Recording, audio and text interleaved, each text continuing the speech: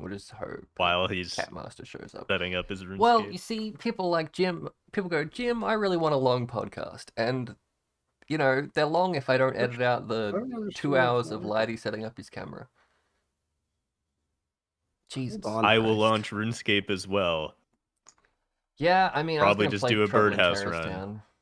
Oh, I found the reason. Or Transport There Tycoon, we go. the other. Oh, you're the Duke's Eye. There we go. Yeah, what the fuck is that? That's one of the new bosses. It's the Duke. It's Duke Succulus. Yeah, I saw you. Not how I would have pronounced his name, but something on not Twitter wrong. about that, or something on X about that. Yeah, I was like, how am I supposed to pronounce that without saying suck? That's his name, Duke Succulus. Look a little bigger, actually. Hold on. Hey, Jousis, I need help. I need a lab runner that has clear speed. So it's not a lab go ask runner. Suit Size Small. Last I checked, which was years ago, Suit Size Small played like +1 or +2 bow Toxic Rain because it was easy enough to get enough damage to insta-phase Zaro. So it's like the lowest budget way to run lab that still had a decent clear. I mostly just said super easy lab runner because I want to do Malkun really quickly. So, just a flat movement speed, but also the league Malkun is a bit different. Malkun. Exactly. Because Malkun will actually kill you if you have no defenses. Yeah. And I've asked people, and all they've done is link me builds that are a year old that have 20 movement speed and can barely clear maps as they are. So this is my problem. I just don't. I tried. I took a lab runner and I tried to cram Herald of Thunder into it, and it didn't work, and I gave up. So I'm just asking you because you know how to make. You don't even know how to make builds. You know how to make. You know item interactions. They killed all my fun. Yeah, so one of the guys that I sat there at a bar for 2 hours in Auckland talking Path of Exile builds with. Mm-hmm. We collaborated. I made like a reasonable path of building, and he's like, "Here's how to make it 6 times better." And I'm like, "Yep." Oh hell yeah. We're using that now. I typed in PoE Ancestors to try and get to the Trial of Ancestors page, and it's given me all of Edgar Allan Poe's family tree. Amazing. So it's just /ancestor. I also tried /trial of the ancestors or something, and it's like that's not a real page. If you do /ancestors, it does redirect though. Hey, well, I don't know what fucking. God damn it, Cat. He's the reason I even set this time and date because, sure, Lighty DM'd me however many months ago. Time podcast ? And I completely ignored him because he does it every fucking pre-league. Trying to keep people on a good schedule, I completely forgot that you sent me that. And then Kat said, "Can I come to your podcast? Are you doing it again?" And I'm like, oh, fuck. Completely forgot. And typically, I'm anxious and I'm waiting to start it because I'm like, we'll do it whenever the patch notes hit. And I completely forgot that the patch notes hit because there was nothing in them. Apart from, Ruthless and stuff. I don't care that nothing's in them. They killed They're missing the most crucial information. Yeah, the crucial information being all the gem data and gem information. That dictates everything. Some of the nodes. Yeah, but even then, did they ever change Tahoe's chosen, or does it still suck? What is Vengeance Cascade? There's a large Vengeance Cascade is the return anointable. They basically nuked it because it doubled the range of every bow build. Not the range, the damage. Clear damage, everything. Yeah.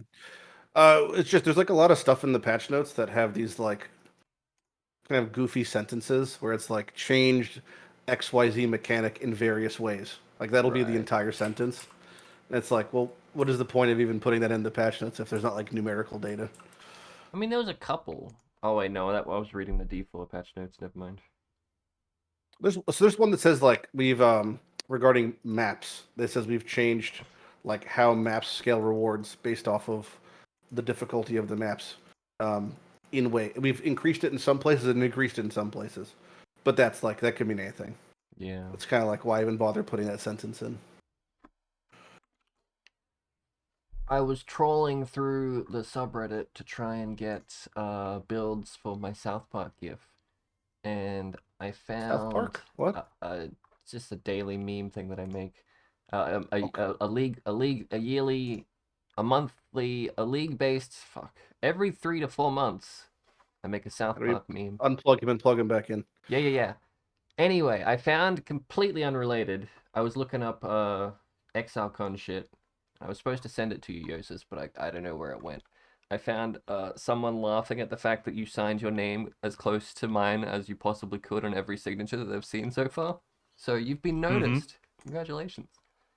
That's all I wanted to mention. Hey, Lighty, The what you think the of very the... first signature we did together, I put mine directly on top of yours, You did a crossing the diagonal. Yeah, streams. exactly across it. I'm like, for fuck's sake. And it And wasn't then that I was like, like... I probably shouldn't do that every time. Nah, it was fine. What'd you Yeah. think of the convention and stuff, Lighty? The live stream, what they do? Um. ExileCon. Oh my god, hype. So I talked with the boys about this. So some people like Iron Wild and Easy Trick Shots were there, and like the perspective of like my viewing experience versus their visiting experience is drastically different because the like the watchability of the live stream. There's a lot of aspects they did themselves like a massive disservice that weren't really represented when you're there. So like everyone I've talked to who went there had a blast, and I had a great time. But watching it, it's like there was more unanswered questions than anything, and it was really strange how it was formatted. Like 'cause people really loved the card game, right? When they were Mm-hmm. there, they had like a lot of fun playing it. As a viewer, I don't give a shit because I can't interact with it at all. And like there being a 10-minute segment about the card game in the keynote section right as it's starting is like, well, that's great. Can I play like a PDF version? Can I buy it? Can I do something with it? Like they're talking about checking your goodie bags, and it's like, well, I can't. I'm not there. So like it just seems like it was very poorly formatted for an online only viewing experience, which is something they could easily work on. But yeah, there's a lot of strange occurrences from the viewer standpoint, from my perspective. Can't But watch. I'm assuming in person you guys had a good time, right? Yeah. Honestly, it's not even the convention that's the fun part. It's the hanging out with people in bars and shit before the convention. Sure. Yeah. Yeah, I generally had fun at both the convention and the peripheral area around the Well, convention. I mean, yeah. I mean, like, I enjoy playing PoE, but I enjoy hanging out with people in the PoE community more. It's not that I didn't Yeah. enjoy the convention. It's that the hanging out with the people and like hanging out with people that have the same hobby as you and who are way better at it than you. That's fun Yeah. in some capacity. Like the I did have a That lot convention. of fun at aspect. the axe throwing. Oh yeah. The convention came down to just like standing in lines. Like I didn't play the card game. Watching people play the card game, standing in lines, and occasionally signing things. That was the convention. Yeah, signing things was actually the most fun part of the convention for me. And it was hard I for only you. signed like 30 things because Yeah. nobody No one recognized me. recognized you. Yosis, You in disguise or what? Like, yeah. Yes, I was wearing basically it looked a bit like either one of the Daft Punk helmets or people commented that it looked like the Quarians from Mass Effect. mm, Um, yeah. You once you figured out in the after party when there was less people around, he just started roaming and just tried to like talk to as many people as possible. I think that's when you did the majority of your signatures and stuff. yep. Yep. At the after party, I put a few messages in the global ExileCon general chat Discord and just started walking back and forth and trying to find people. I don't remember which day it was that I actually found and talked to Dane Brennan. That was half the reason that I wanted to go to like the keynote presentations is because Dane Brennan was there and I wanted to talk to him because I knew him before he was a GGG employee. Is So I that wanted to try to find him and talk to him one on one. is that the guy with the beanie? Yeah, he was wearing a beanie. He was the only GGG employee that That like was day wasn't two. wearing a I card shirt. I regretted so much not getting like a recording of you meeting because like you introduced yourself and he's like, "Wow, I'm a big fan," and then you introduced him yourself again as someone from his past. and like the emotional breakdown on his face and like the quick hug. I'm like, holy shit, I'm moved to tears basically. Like, and I didn't get it, sadly. Well, I didn't want to record that. I didn't know if that was something you wanted to Won't blow share up or the not. spot, bro. Yeah, I'm not even sure like how private he wants that to be, because I was like, hey, you should send me the picture that you just took of me, and he still hasn't, so I don't know if he just forgot or he doesn't want me to post it everywhere. This is gonna be just like when I made my ExileCon video, and Jousis is like, "Can you delete that because you said some shit?" And I wanted to delete it anyway because I got really emotional with my mental health. And I'm like, any excuse to delete it, I'll take it down. And now you're doing the exact same thing, but you don't know whether your friend wants to know that people know you know him, something, words, English. Yep. Jesus Christ. Uh, The layers. the layers. I'll just take this down. I'll leave it up for a day, and I'll get the 100 people that'll listen to it, and then we'll just take it down. That's fine. Mm-hmm. Your YouTube channel. I should probably explain how I know Dane Brennan. It Go was for it. so he started out doing Halo modding with Inferno Plus on YouTube, was part of the same community, and that was years and years ago. And then we were both in the same Discord for Dark Souls 1 modding, and he did a lot of really cool weapon models and stuff that we added to the mod.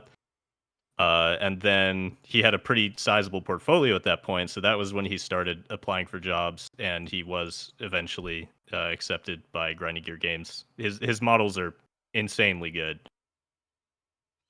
and so I just knew him from the Discord server we were both in, and I saw like real time, like the application process, him getting accepted, him moving to Auckland. Damn, turns out all you need to do to get hired is have a portfolio and actually have done work and Just stuff. have world class 3D weapon models that you made in like Yeah. hours each. Yeah, that works too. Man, wish I no, I learned 3ds Max, but you know, once you stop doing something, you just completely forget it. Or at least I do. Never learned 3S Max. I used Maya and Hypershade in college. That was mostly it. Dude, It was funny. The Dark Souls 1 Prepare to Die edition had like a limit of 65 355 vertices or something on models, and so he made like the fluted armor set from Demon Souls, and it had too many vertices for the Dark Souls 1 engine, so he had to make it worse. Yeah, there was one of our professors in college used to always call people who were making 3D models vert pushers was their nickname, which always sounded almost like a slur against that department. Like these, we gotta make sure. And he was in charge of the rigging department, so it'd be like the riggers versus the vert pushers. It would sound like some weird gang war was happening. We had an assignment because my college course was just anything you could possibly do on a computer, just a little bit of everything, teach you like anything to figure out what you want, and then go do like an actual course on it. Except no one did, and I like fluked and got like an Adobe deal, and they just gave me the master collection for like free or whatever. So I just like, oh, I don't have to learn anything. I'll just do whatever this is. Anyway, we did a 3D modeling course, and it was like make a realistic orc 3D model, and it ranged from someone doing like ILM tier fucking shit to me doing something like you'd find in World of Warcraft to my Asian friend who made something you'd find in RuneScape. It was like he just couldn't comprehend how to get detail and shit in, and it was honestly he could have like applied to a Jagex job with that fucking orc. It was horrific. But I think he made it in SketchUp, which is like Google Earth building creator, basically. Ugh. I mean, more power to him, but yeah. Our teacher for that class was a ex-Pixar animator, but he was like 19 or something. Like he had done freelance work, and the college was like, we can't find anyone to teach 3D, so we're just gonna grab this ex-student and put him in. It was really fun. He kicks my ass in Call of Duty in the lunch breaks when you play Call of Duty on the university computers because you're. That was the best part of all the camps I went to at universities, is they would always have some sort of LAN game set up. The Call of computer Duty course 4 was my favorite. The computer course was like, we have a shared hard drive for sharing assignments. It's a terabyte. It was full of pirated movies and video games. Always. There was no assignments in there ever. And it was always like an executable that you could just copy to your own computer to like instantly start playing COD 4. And the multiplayer lobbies would just spin up every break. Oh. And my teacher dunked on me because I'd never played COD 4 before. So I got a kill streak and I didn't know how to activate it. So I'm typing it in the chat. How do you activate kill streak? And Flash my activate. teacher at his desk, like really far away, scoffed and said, "Who doesn't know how to use a kill streak? Raise your hand." And I'm like, I'm not doing it. I'm not raising my hand. I don't want to be peer pressure bullied Him on by the spot. my fucking college professor. I remember getting mad at a kid who just picked the RPD with Juggernaut and Deep Impact and just held down hipfire the entire time. Hey man, if it's in the I game. mean, he was doing it right. He killed me quite a lot. He inspired you to make horrific builds in Path of Exile. Yes, this is my origin story. One kid one time killed me too many times in COD 4. And that was my supervillain arc. Noob tubes. He didn't even use noob tubes. 50 cal, baby. Really big noob tube. Oh yeah, spam hipfire. We had fun in a lobby where we turned on cheats or something, so you could jump all the way across the map and then had infinite ammo. And so I bound scroll wheel to fire, and I basically 2,000 RPM to Barrett 50 cal hipfire, infinite ammo. That was a fun lobby. All the words. Yeah. So, did you like Crucible? Because I didn't. Is it still running? I liked the notables. There's not much to be said about the release monsters by clicking and holding that hasn't already been said. All I did, like, you're supposed to be able to, like, this much difficulty in order to get this much progress on the weapon. I just put it to 69% every time, regardless. Yeah, it just it worked like out pretty well. Designed to slow us down, and I say that in the sense of every league, quote unquote, is designed to slow you down. But it's like you just have to stand still in a map, try not to get beaten to death by something off screen, and just click and hold a button for 5 seconds before you can keep playing. It didn't seem like it was very fun. Even like a Calandra was more fun, and that was not fun. Because occasionally you could have lakes that had like juicy monsters and you could kill them all and it was fun. Whereas Crucible was like, no. Like the most fun I had in Crucible was running through the actual Crucible maps and not killing anything and getting to the little when box you at the end. get the actual geode, you just run past everything. Like, what's the point? Yeah. I mean, some of them had like currency drop or div card drop on when you kill a rare or a magic, and they were just not worth it. Although, Lighty, I saw you had like 9 videos you put out in Crucible. Was that just you ignoring content and doing your all for one thing, or do you not remember now that you put out? I finished Crucible. I mean, I stopped playing Crucible after 1 week because I got the 3 uniques from the league, and after I identified that there was only one real thing to do in Crucible from a longevity perspective, which was make a good bow. If you weren't going to do that, it really didn't matter. And every aspect of Crucible was basically fighting you tooth and nail to interact with it, not in like a good way, like in a clunky way. So yeah, I just went to standard. Listen, man. So I basically shit's in maintenance mode until Path 2. All right, whatever. It was a throwaway league. Not gonna come back. Doesn't matter. I remember the first few days of Crucible, I actually raided Skara, and I was in Skara's chat talking with him about the league. And he's like, in the geodes, everyone's running past everything. He said, I saw Mathil like be unable to kill everything in one. And he's like, Mathil generally is like, even when the league is overtuned and he's using like a squishy character, just through skill, he's able to clear this content. And if Mathil can't do it, I have no shot.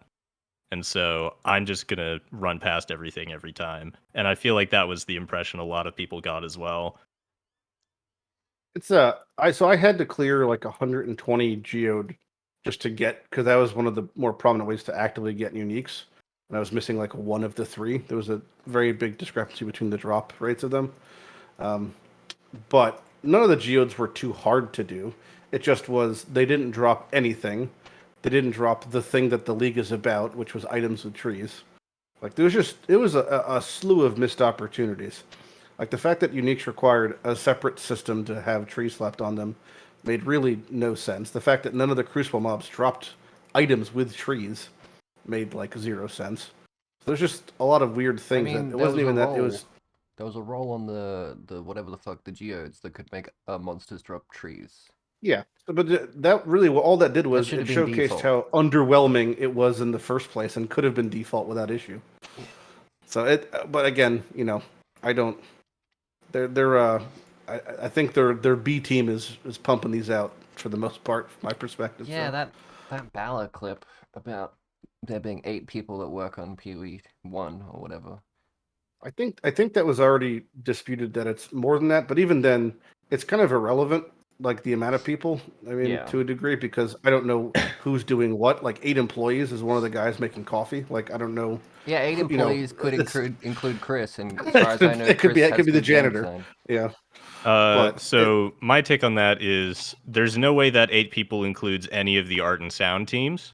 And that's going to be a significant amount of the work, even if that work was already done and they're just pulling from the asset library. The other thing is 8 people doesn't sound like a lot, but when you're making a little adaptation to a big code base and those 8 people are the people that know what they're doing, that's pretty significant. And like if they all are sitting in the same room and are communicating face to face instead of via email and through bureaucracy, like 8 people can get the same amount of work done that 100 people in a big business can do, because there's less. Yeah, and every time you add a person in a big business, it gets like less efficient. Yeah, it eventually, too many cooks spoils the pot, or whatever the phrase is. That's doubly so for anything software related. If you just start adding people, you're likely to end up making it take longer instead of shorter, because people will make mistakes that the core people that know what they're doing have to fix. They could legitimately just do like one of those things that some developers do where they just get a week and they just go make a league mechanic, 1 person, and they could get the best 10 out of 100 devs that have made a league mechanic and just flesh them out and be good for a year. Not that that's like advice or anything, but like the amount of work that 1 person can do, like even just that PoE RL guy making all the timeless jewels, like it's fucking crazy. Ugh, I mean, there's a lot that could be done. A single coder, man. I don't know. I use dev like generically, like the people who make the art are devs. Or the people who work in the kitchen developing are something. Devs. Yeah. I think the bigger complaint not so much is the quantity of people working on the product, it's that the perception of the product had a bit of a handicap as far as this might be subpar because we're working on making this other addition, this huge addition to the game. But now we know that that's no longer the case, right? So because now Path 2 isn't going to be in addition to Path 1. It's a totally separate entity. So kind of from my perspective, any leeway I had with being like, well, this product may have been subpar for 2 years. Well, they're working on Path 2, so Path 1 will eventually, when it combines, will be good. Like that's kind of out the window after watching ExileCon. Well, so I agree to an extent. I think we underestimate how many things are going to be transferable backwards, because they're in the same engine. So any improvements that they make, rather than outright completely replacing something, those improvements are going to make their way to the core game. Path of Exile 1. They very well could, but none of it has. I mean, we got the improvement of the graphical engine. I haven't played since that patch. Yeah, apparently it's really good. The stuff that they've done so far has been graphical in nature. I played yesterday, so if it happened within a day, it looks and feels no different from what I've been playing. I don't really notice much of an update or difference. It's just it takes a load off your CPU and makes your GPU do more encoding work. So it's mostly if you've got a shit computer, you'll notice a difference. Or if you've got a really shit computer, it's horrifically bottlenecking your gameplay. Or if you just have a way better GPU than Path of Exile needs, and you also stream, which uses CPU a lot. Like my particular setup benefits a lot from the change. Nice. Yeah, I haven't really noticed much of a difference. Maybe I will on League launch when there's new stuff happening. But it's just more that I have banked favor basically because I'm expecting things to occur that are now no longer occurring. I'm expecting once PoE 2 launches, devs will come back to PoE 1 because the reason there's so many devs in PoE 2 is because they're making all this new shit and asset-wise. And yeah, to me that feels like, it's been 5 years. Just just we're all on the same page. It's been that's 5 years crazy. since Path Yeah. 2 was announced.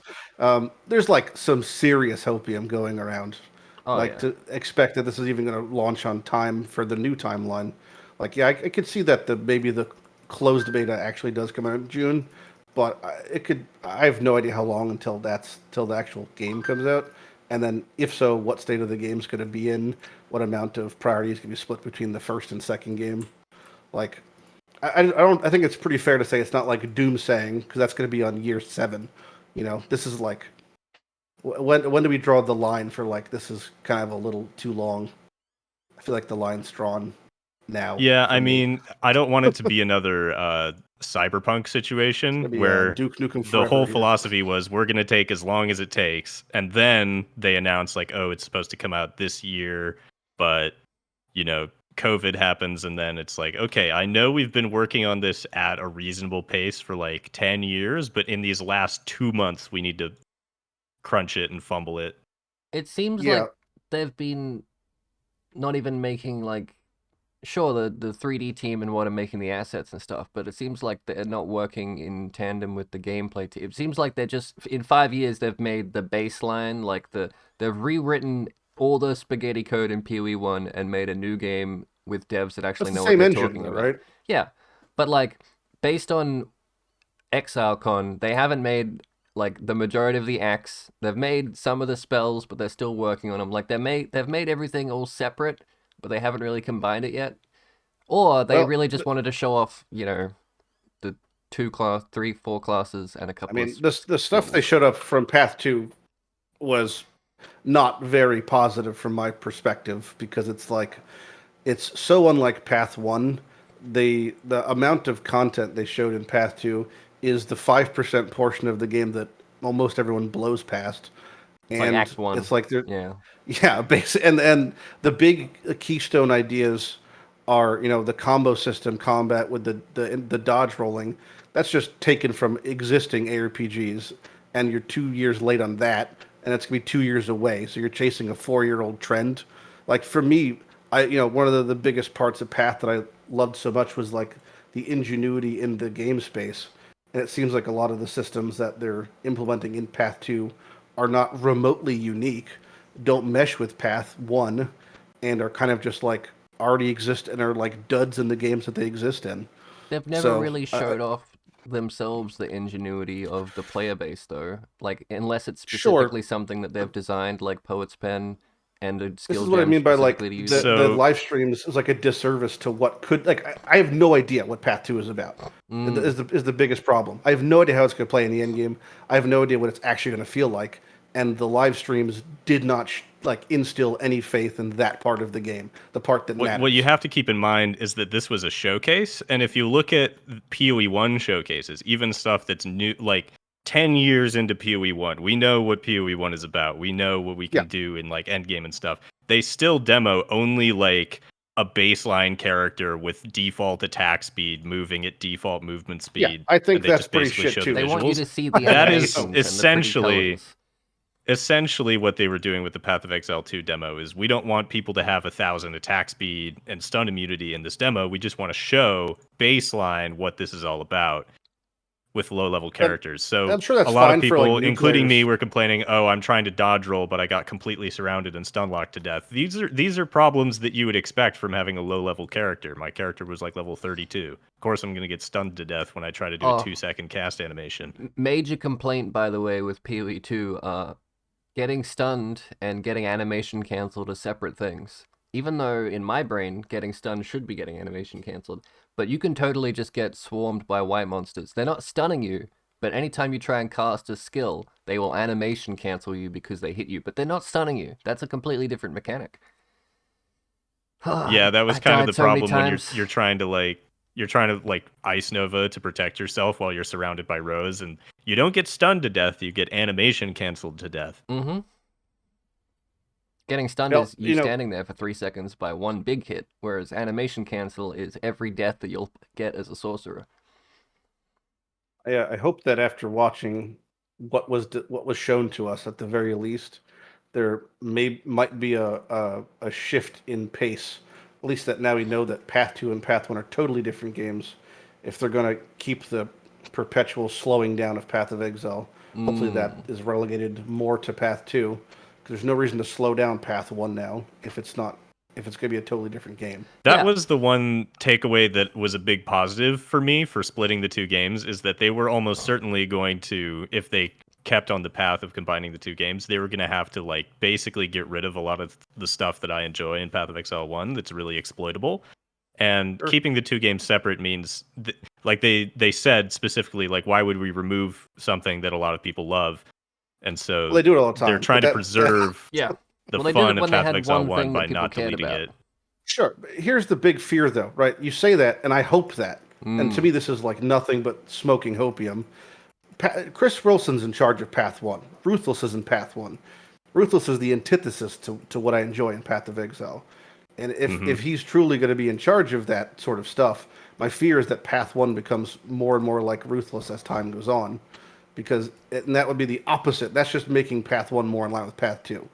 I would have preferred if Chris was in charge of Path 2, and that was the slower game. But I think he's going to keep on the campaign to make Path 1 slow and antiquated, kind of, and everything kind of like sluggish, because that's the gameplay he enjoys more, it seems like, which is the opposite of what I think myself and many people enjoy about Path.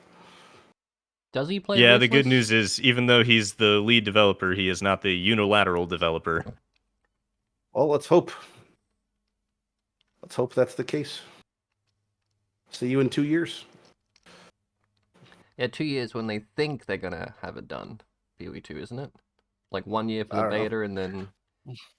I'm curious when their Chinese conglomerate money's gonna run dry at this point, because they're how many years? I mean, like, it's an interesting question. How many years could they realistically delay Path of Exile 2? Well, financially, I think it's really weird financially money's gonna here. run dry. They're still making like millions of dollars with the Chinese version of the game anyway. It's not like it's a lump sum, and when it runs out, Tencent's gonna like shut the company. Pull the plug. Yeah. Cut the cord. It's not as if they're spending a ridiculous amount of money on PoE 2. Like, they're not doubling the amount of money that they're spending on development in order to make two games at once. This is what we're complaining about, is they siphoned stuff from Path of Exile 1. They continue to run it. They continue to make a similar amount of money, but they are also on the side developing a second game, I mean, they basically doubled the devs, for didn't they? overhead cost. They doubled like the amount of devs they had before they started PoE 2. They did acquire quite a few new across. people, but that's not on the same level as developing a whole other game with a different engine or something. It's the same engine, but they are developing a whole new game, though. Yeah, but it's similar enough that they come from the same base. They keep the same engine because it's what they've like learnt on, and it's what they can code anything they want into it easily. But they're new employees. Couldn't you start a new engine? Yeah, but like all of your people that actually know what the fuck. Okay, they're hiring people that know what the fuck they're doing, but all their old team have learnt and know this engine, and it's the one they really like, and it's probably the main reason is it's the one they've built their server infrastructure around in multiplayer, and networking peer-to-peer and shit, well, not peer-to-peer, peer-to-server is a fucking clusterfuck. And the feasibility, like most game engines doing what PoE does with connecting to a different realm/gateway, there's a reason that you can't transfer your servers in WoW without like paying money or whatever. Or like, I mean, RuneScape does it as well, but RuneScape probably made their own engine. You know what I mean? Like, Coded Path, yeah. Yeah, like the reason they're using their own engine is probably their networking. And I don't know anything. I talk out of my ass, but having tinkered with trying to make a peer-to-peer game, holy shit! If you could just do it from the ground up, it would be so much easier, and they probably have. Fucking mind-blowing. The other reason they use their own engine is because using an existing engine is expensive. Not just like you can use Unreal Engine for free, but you have to pay them like 10% royalty. Yeah, if you get over $1 million in earnings a year, you actually have to start paying quite a bit. Cool beans. Yeah, they don't have to pay anyone. I mean, yeah, oof, God. I like all the like tools that they have for visualizing like their shader effects and their skill gems and all this shit they use behind the scenes, and it all just plugs magically into their quote unquote engine. It's really cool. Like behind the scenes dev tools and stuff. I mean, they showed off a couple. I really liked the shader talk where they just talked about the waves at the beach for like half an hour. Am I the only one who liked that? Well, I like it in I'm sure concept. I not the was only not one. there. Right, sure. The problem is like, I'm a true consumer of the game. I Mm, don't honestly, I couldn't give half a shit about what's happening behind the scenes. I don't care about the who, what, when, or why. I care sure. about the delivered product, which is why I'm on the probably the edge of the spectrum of people who are most offended by things that happen in the game. It's because I'm sure they have all the good intentioned reasons and whatever, but from like just a pure consumer perspective, most things that happen are more upsetting than understanding, because it's like I was promised this and I didn't get this, or this was supposed to happen at this time and it didn't happen, and like I don't really care why it happened. As like the person, I just want the thing to happen that was promised. So when So you when I don't get see that, it's like upsetting. this auto battler, you don't see like the Karui theme of it. You're like JPEG squares, click the No, I button. see the Karui theme, but what I don't care about is how they spent 40 hours pulling tattoos from a local Maori tribe to make that. That I don't care about. I don't care about the behind the scenes. I'm like, oh, that looks cool. That's Karui. And honestly, the Karui lore part I like a lot. What I don't like is seeing like things like the fighter or the warrior or the monk in Path 2, which to me seems beyond flavorless in the world of Rayclast. Like why that wouldn't be something more, or like the mercenary. Why wouldn't be something more in line with like the lore of PoE is crazy to me. I'll just make new But lore, new future lore. it could make new lore. I'm just saying that wasn't shown. That's exactly what I'm saying. Is like I can only go off of what I've been presented. So it's like I'm sure there's a lot of things happening behind the scenes, but like none of that's in the most polite way. None of that's my problem until like it's presented to me, which is like there's so many non-final product things in motion here with Path 2 that Yeah. it's like so hard to judge. Like as much as I'm a Debbie Downer at parts of it, it's like I'm just as hopeful for the it could be good, but like there's just zero certainty.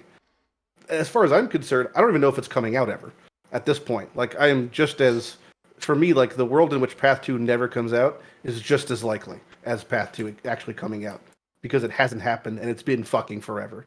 So I'm hoping it comes out because it's been so long, but we still have years to go.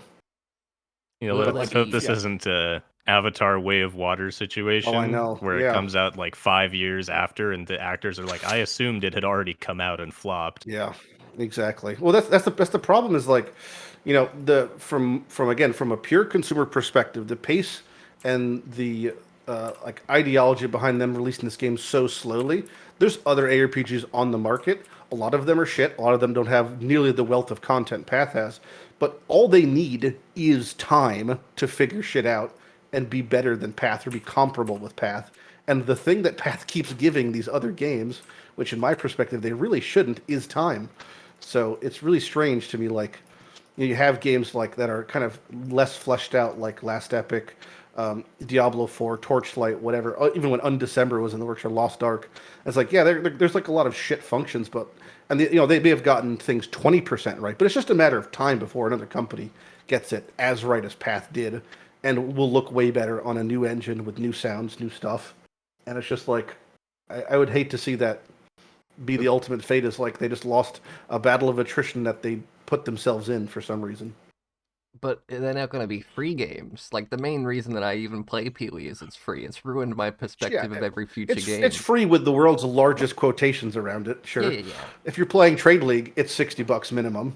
I mean, realistically, to purchase tabs and stuff, I have no problem with it being price tag. I personally, I've said this multiple times. I think Path 2 is going to cost money. I don't think it's going to be free, which people like say that's crazy. But again, I've had people say, I bet my left nut Path 2 will be free. I was like, you told me a month ago Path 2 and Path 1 will be the same game. I would have said, obviously, but they're not now. So it's like, it's only crazy until it happens. Nah, So, I guarantee you it will be free.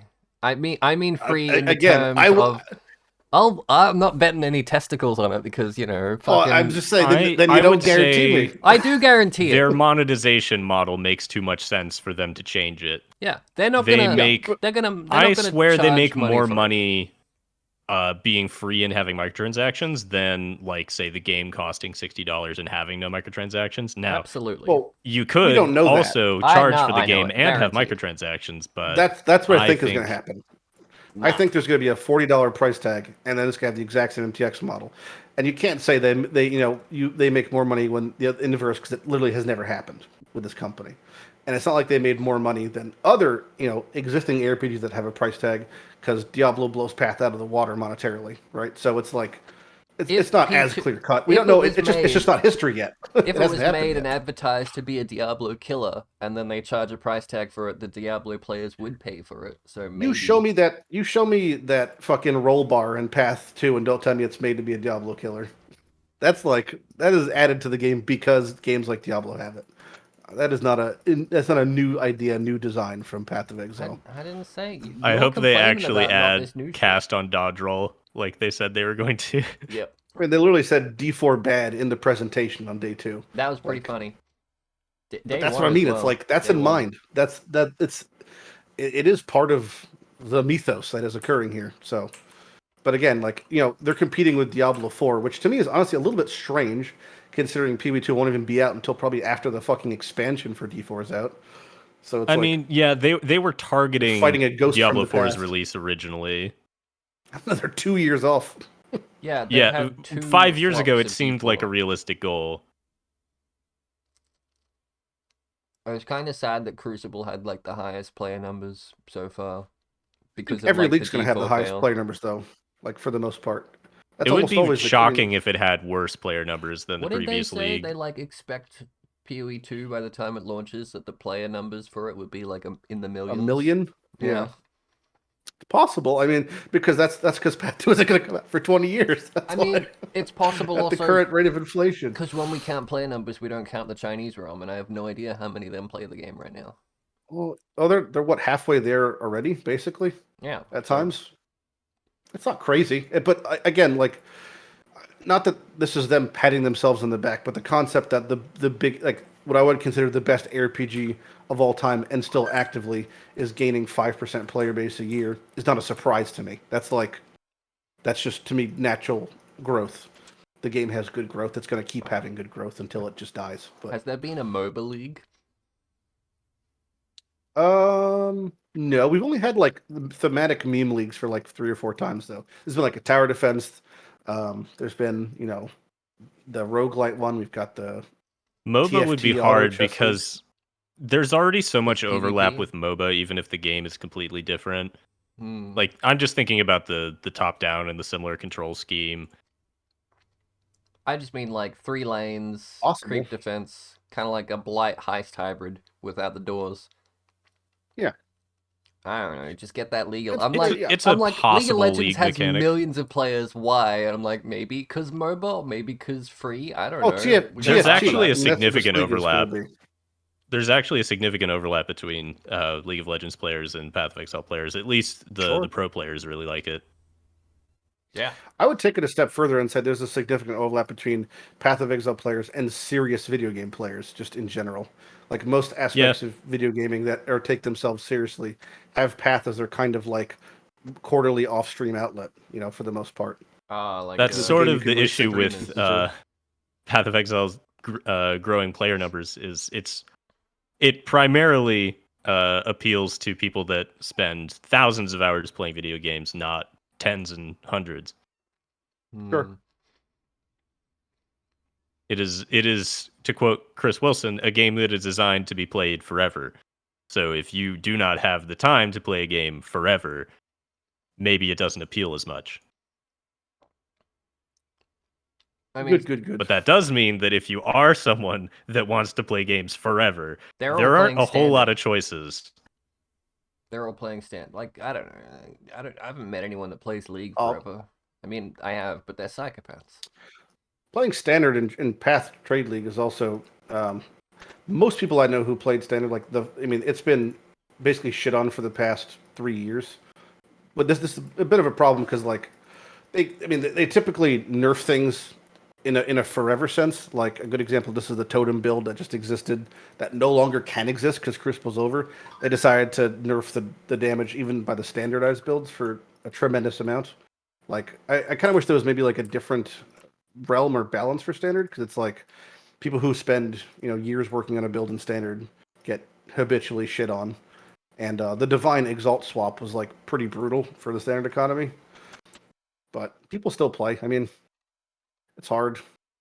You won't be able to play standard if you don't play Path 2, though. All that shit, because all that shit's gone. Your 10 years of work will, or at that point, 12 years of work will be no longer accessible.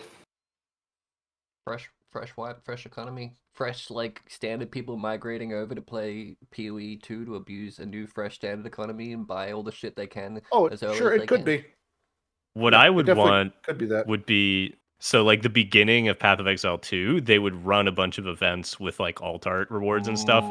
Just kickstart the like the good old days. Like if you were able to get in early and get like alt arts at the beginning of Path of Exile 1, you made money. Yeah, if now, 2 years, three years down the line. But you want people to so I think there could be significant incentive to do events at the beginning of Path of Exile 2 that would have like exclusive stuff. Tell them it's going to be. It's not like I'm encouraging FOMO, but I think it would get numbers up at the beginning. I think Path encourages FOMO on its own pretty heavily. Just especially if you're playing, even the concept of if you're not there on League Start in an econ game is like you're pretty much shit out of luck is enough FOMO, I think, for most people. Like if you're in trade and you miss like day one, like if you look at any like the big trade streamers, it's like, oh, you missed week 1, may as well quit. See you next league. It's like, I mean, it used to be like that, but like since the X Divine change, it doesn't feel like it anymore. Like you could come in 2 weeks from League Start and still get a drop that, like, it used to be day 1, this item was worth maybe an X. Day 2, it's 10C. Day 3, it's worthless. Yeah, I've always felt the opposite because I'm not the person grinding the valuable stuff. I'm the person grinding currency to then buy the valuable stuff off other people. So I actually, usually at League Start, I'll like get my character to level 90 and then it's like, well, I need 10 unique items for my build and they're all 10 divines right now because no one has them. So I'm just going to wait like 2 weeks and then I'll come back and play more, because then I can afford my item. So it's a spectrum. Also better for if you're anyone who likes to heavily engage with the league mechanic, you may as well just take the first three weeks off, because after the almost always patches will hit. There's like 2 to 3 balance patches almost for every mechanic, where it's like it's going to be significantly more pleasant to interact with quality of life wise, after like week 2, 3, 4. Was there anything in Crucible that like I'm looking at the changes for Ancestor. Crucible was basically abandoned after week 1. I don't mean like patches. I mean like I'm looking at Ancestor and there's Sanctum coming back and all these new keystones. Was there anything in Crucible that wasn't Crucible that could have tied people down to keep playing? I can't remember anything. I could probably just type in there's Crucible. Atlas shifts. You can look at the patch notes, but there's Atlas shifts, skill balance. Vengeance Cascade was one of the biggest ones. The bow meta. Yeah, the change to return mechanic. I forget. Did the Atlas passive tree wormholes? Did those exist before Crucible? Yeah, that was Crucible. That was Crucible. They didn't really change much, rework? To be honest. Breach and Abyss rework. Yeah, Breach was nerfed into Oblivion for all intents and purposes. Yeah. Someone posted a really great 1,000 Chiula log they ran, and it was like horrendous. Like the rate in finding like pure Chiula or whatever the highest Chiula breach stones post change. Like getting blessings was like 1 in 80, some atrocious number. I feel like that was their way of nerfing poison summon raging spirits, was to just make it impossible to acquire. Could be. The build worked totally fine even without that. It's just one of those things that I think it was a collateral change that kind of they may just have happened slightly, but I don't know. I don't know if that was the real intention. You have to ask one of the 4 employees.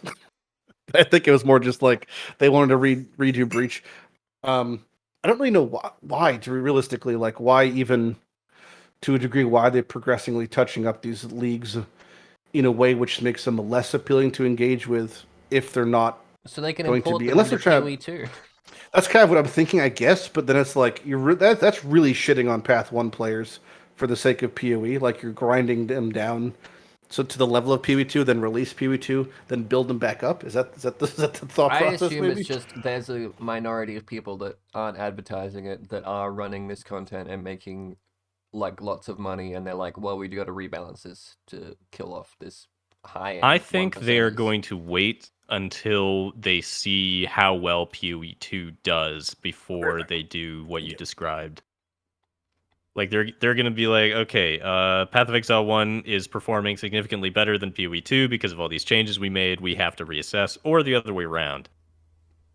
It's like they want to have two different overlaps in the Venn diagram. They don't want them both to be covering the same basis. Right. Having two games that are pretty different in order Similar, to cover a different. wider Like, even array Ruthless. of people that like the game. Yeah. That makes a lot more sense than having two games that are the same and the same people play both of them. Like, honestly, I really enjoy Ruthless. I just don't like the map progression. Just the fact that you can't get maps and you can't get AUX to roll the maps, so map progress basically is halted. But if PoE 2 is in difficulty of Ruthless, but not as shit endgame mapping, then that's an overlap and I'll play it. I mean, they're not making PoE 2 for me, but I mean, like, if they just if they end up with 6 different PoEs and they're all a little bit different and they're all different overlaps, instead of making one game that's just a big circle of we've dumbed it down to like Zynga poker tier League of Legends crap, you know? And like everyone hates it because it's so easy and it's so generic. Instead of making a big generic game that covers every base, just make a whole bunch of little games that each have their own little niche. And then the hell did I come back to? A really tiny circle in the middle. It's PoE Royale.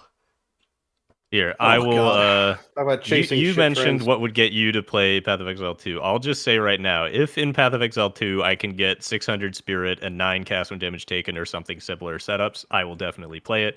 If you can't abuse that mechanic at all, I probably won't play it. I was saying that each new PoE game is just a Venn diagram of like previous things they've done, and then here's a new thing. Bad wording, like PoE 1, Ruthless, and then PoE 2 somewhere in the middle, best of both worlds. That's the copium for me, but it could be something completely different for other people. Oh yeah? Eating? Eating, yeah, you don't face cam and you don't talk during that. Who's streaming their gameplay? Is that Jousis? That's me. I'm playing RuneScape. You got to figure out a way to put that in your camera because I can't access the stream. Oh, it's backwards in my shit. It's fine for us. Eating. Is it? Yeah, it's fine for us. In case people watching the video can't see any of my gameplay footage, all I'm doing is Blast Furnace. I mean, I can see the JPEG. It updates every like 5 minutes, but I mean, I'll play Path 2. You're not missing much. I'm moving back and forth the same 15 tiles. Yep. What I'm curious about is the 5e. Like, I would love to see, and it's such a shame they didn't do a like roadmap for Path 1 and Path 2, like a Kevin Feige style Marvel roadmap.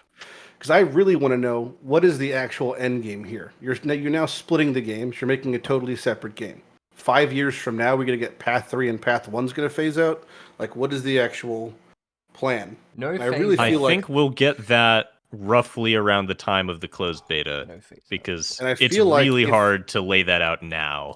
I do feel like, though, if I asked you this, if I presented this question, Jousis, 3 years ago, you probably would have given me the same answer. I mean, yeah, probably, because it makes sense to not be able to. It makes sense to not be able to predict the future until you get close enough. Yeah, but they don't have to you're still making changes to your process at this point. They don't like telling us anything. If there would be anything on the roadmap, people would metagame. Oh yeah, that's also huge. That's a huge deal. If you tell people something and then you change your mind 3 years later, they will be mad. Yeah, sure, but I personally, as a pure consumer, total radio silence for years at a time over large scopes of things is just as disconcerting. It is.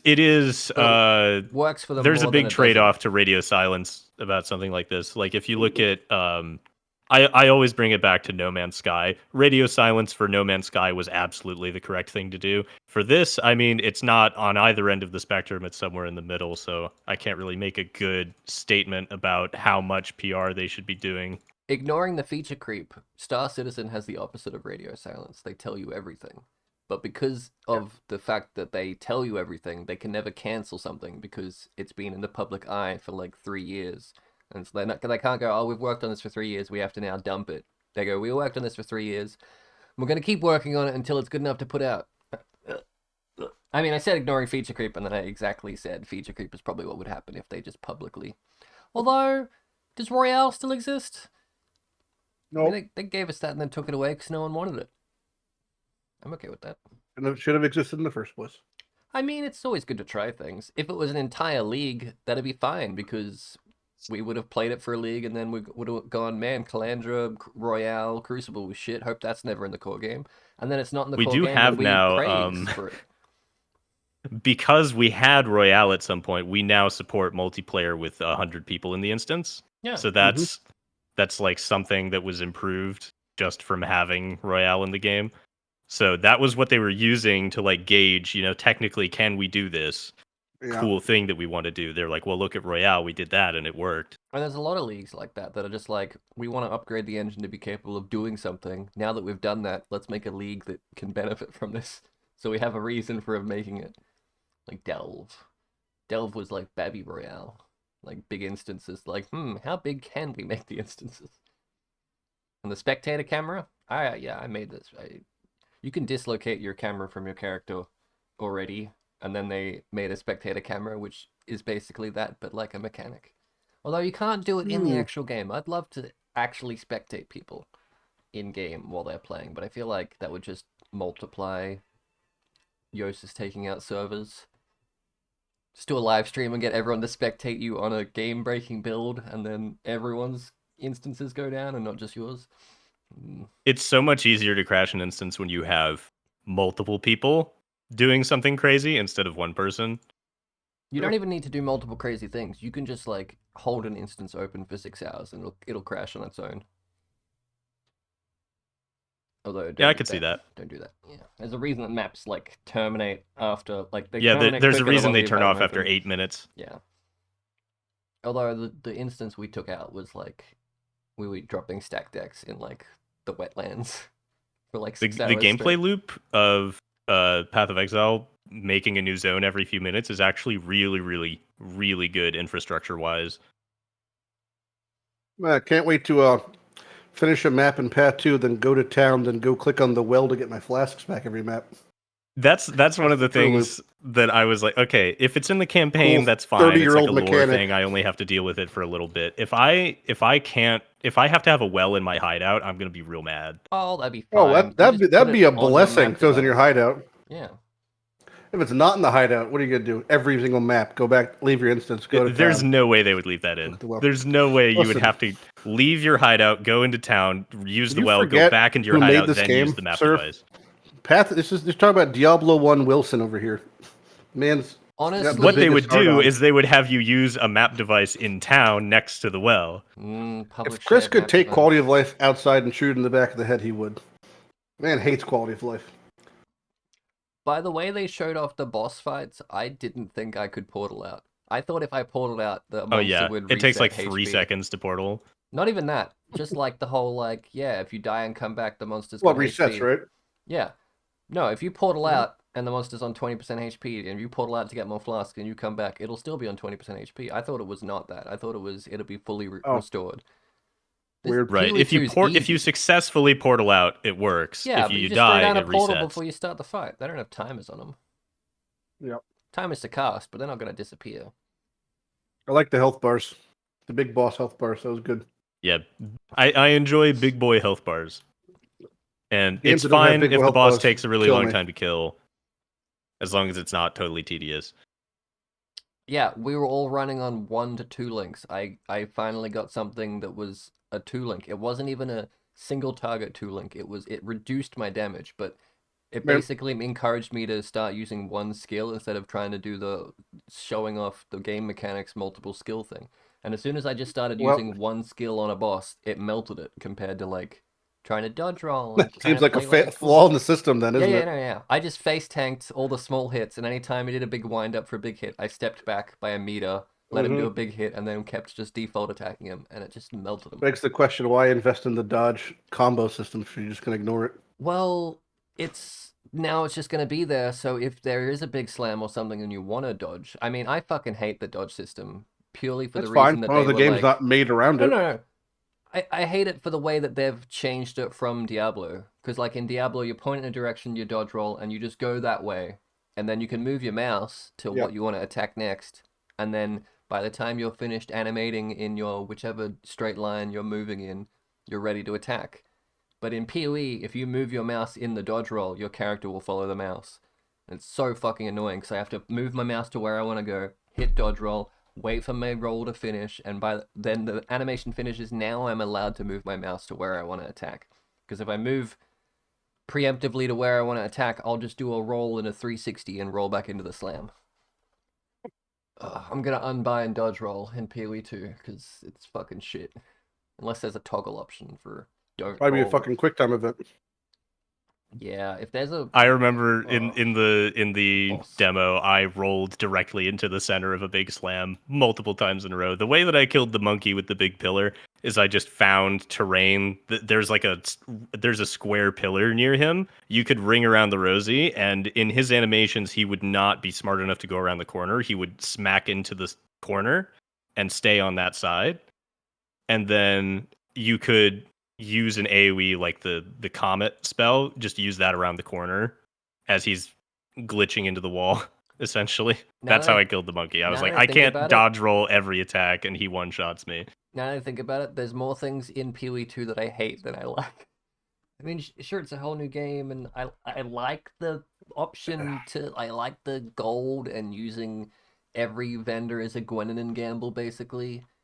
Like but Diablo has that. Oh, they stole that, and I like the identify all button in a vendor to identify all the Really, items in your inventory. I But don't know why that Diablo doesn't has just that, and they why doesn't stole that that. just exist in the real game? Well, Like, if yeah. there's an idea like that, that should just be in base path. Well, hey man, send a letter, send an email, and go, what the fuck? You're gonna merge this shit across. Give me our identify all button.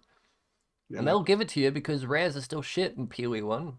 You know, more power to you. Although suppose you could pick up like 60 jewels. Yeah, still not gonna be worth it. But yeah, fucking the things I like in PoE 2 are small quality of life things. The things I hate in PoE 2 is the gameplay. But like not all the gameplay, but just like anything they're trying, like this roll mechanic. I did a zone that just had puddles of water, but you couldn't step in them. And it was just like, we've taken this entirely cool beach large area, but you can't step in these puddles, and they're all like Like the Brian King area. yeah, it's just a clusterfuck. The Brine King area, except instead of looking like coral that you can't walk through, it's puddles that you totally should be able to step on, but you can't because Forget that puddle's 5 years of work, son. you can't roll over them. You like it. There's another thing that I noticed in the demo. So obviously they spent a lot of time on melee. Melee felt pretty good, but then so I played the Sorceress and the Huntress, and I really tried to use the lightning spells on Sorceress, but the cold spells were just 8 times better.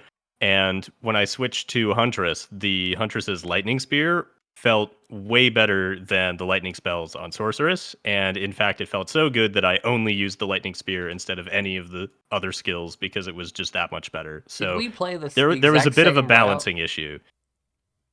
Because what I did was I played Sorceress first, died 14 times, and some guy was like, you can do it, Jim, and I'm like, yeah, I can, and then I like character selected out of that and went and played the spear character. Wasn't really enjoying it. Discovered that lightning spear skill, which seems fucking amazing, especially because they tied it to Herald of Thunder, and it was beautiful. And I cleared with that until I found like the stabby one, which was like stab something 3 times in quick succession, and I just held that down on everything, and it murdered stuff. Oh, that lightning spear I tried skill using the was single so target fucking stuff, good. but the boss in the Huntress section spawned too many ads. You had to use AoE skills too much. And the hyena one made me feel like people standing behind me in real life were laughing at me because the sound design was so good. What? I did not have sound during the demo because I was wearing my stupid helmet. Right. It was terrifying. I thought people were mocking me, but it was just a boss. But if there's a boss that has, like, people knocking at your door or something, like, I could see that fucking tricking me.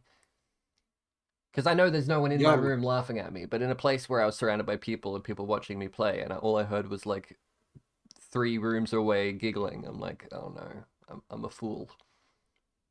The other thing I didn't like about the demo was that I wasn't... like, they made a point of saying that there's no gem vendor in PoE 2, and so you have to, like, get the gems from either quest rewards or drops, or getting, like, uncut gems. And so I was like, well, I want to use what they used in the showcase an hour ago, but I couldn't get the support gems to drop. I only got one support gem, which was Return, and I was playing Sorceress, so it wasn't very useful. I really wanted to get any sort of meta gem to try to experiment with, and I just did not get one for the entire demo. Yeah, Jousis like, Jousis watched the reveal. He's like, I know what I want to do, and he went straight to the gameplay, and he didn't get the gem. He was like, I want, like, cast on shock or whatever it was. He didn't get shit, and you're just like, ugh. Cast on shock, unless... like, I wanted to read the gem because I wanted to see, like, oh, does it prevent the spells that you cast from then also shocking? Because if not, that's the easiest loop in the game. Yeah, of course it would. Of course it would prevent that, I mean. But if you have multiple meta gems, like, say, for example, you can have cast on shock and cast on ignite, then you can just make one of them ignite and one of them shock. Like, there's got to be a way with 9 sockets and however many meta gems and all this spirit that you're able to use, there's got to be a way to do something like that. And so I wanted to, read stuff, try to figure stuff out, and I just didn't have access to any of the cool stuff. Flicker Strike is now power charges. That's pretty cool. I want to play Flicker Strike PoE 2.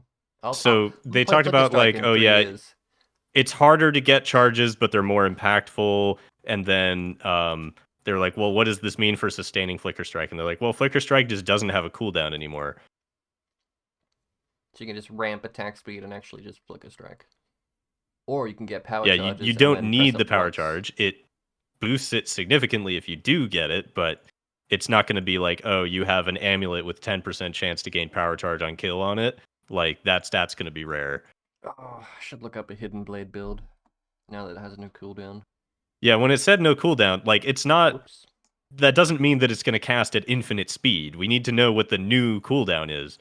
Yeah, but, like, now I can, like, ramp up attack speed and get it to near infinite. Not that I want it to be infinite, I just want to make an auto bomber. Like, well, see, auto bomber. What it did was it triggered every cooldown while phasing. So now that there's no cooldown, it's not going to trigger at 0 cooldown. How do you trigger it now? Like, they didn't explain. They just said it no longer has a cooldown of 0.5 seconds. Does it now have a cooldown of 0.25 seconds, or does it not have a cooldown, which means that it isn't triggered anymore? Or does it mean that it's triggered based on your attack speed? You didn't say. I thought they said it was based on your attack speed, that it just ramps, but maybe I'm just hopium. If it's based on your attack speed, that's actually very useful. The only use I saw for it before was to have a Mjolnir in your main hand and just automatically trigger Mjolnir and be lazy, except that meant that your build did less than half damage. Ancestors patch notes. Not ruthless. I can't find it. I found a Destructoid And so article. The way to do the Mjolnir thing is you need to have, like, phasing Watcher's Eye, like Wild Haste or whatever. And if you gain phasing permanently once and then never lose the phasing and regain it, then it will only shoot one weapon as the hidden blade projectile. So based on what is in your main hand and your offhand, you can choose only shoot Mjolnir or only shoot hidden blade. Mm-hmm. So you could just make every single hidden blade only Mjolnir, and so it would trigger 100% of the time. Yeah, it doesn't specify anything. That's poop. It just says it no longer has a cooldown of 0.5 seconds, which could mean anything. It could mean that the skill can't be triggered. It just doesn't exist. It's kind of what I meant earlier when I was like, these patch notes are fucking scuffed at parts, because it's just like, it's the antithesis of information. That the negative doesn't necessarily mean the positive. Like, it's all this partial info. It's skill balance. Like, I understand not balance. showing this is every single possible tattoo. Like, have some excitement, but like, They've already shown you all the good this ones, is an item basically. that I know how it works already, and you changed one number. I need the information. Well, if it's to be able to determine whether or not I'm going to use it. It's not in unique balance, so that the modifiers on the unique item probably aren't changed. So whatever you said about phasing is probably still true. I mean, yeah, that's still true, but I need to know how does it trigger and what is the cooldown. Which they explicitly mentioned the cooldown, but they didn't. They said it no longer works how it previously used to. Is basically what they said. Cool. We used to say wait for patch notes to make builds, and then before that was actually wait for manifestos, and they phased those out pretty much. Now it's wait for patch notes, and now we wait for patch notes. We get them, and it's like, well, without the exact information like the gem stuff or the unique balance, you still can't even. Now we're just waiting for like the day before League. Wait for game. Because if you were wait for game, wait for release. Wait for someone to get a hidden blade drop and read the description. Yeah, they've probably rebalanced how rare they are now as well. I doubt it. It's a curio case replacement. They're all about the same rarity. Yeah, I'm just implying that anytime they make a unique change, they're like, mirror tier, done. Head onto tier, done. That's the balance. We've made it slightly interesting. Good luck getting it. I would love unique balance. One day.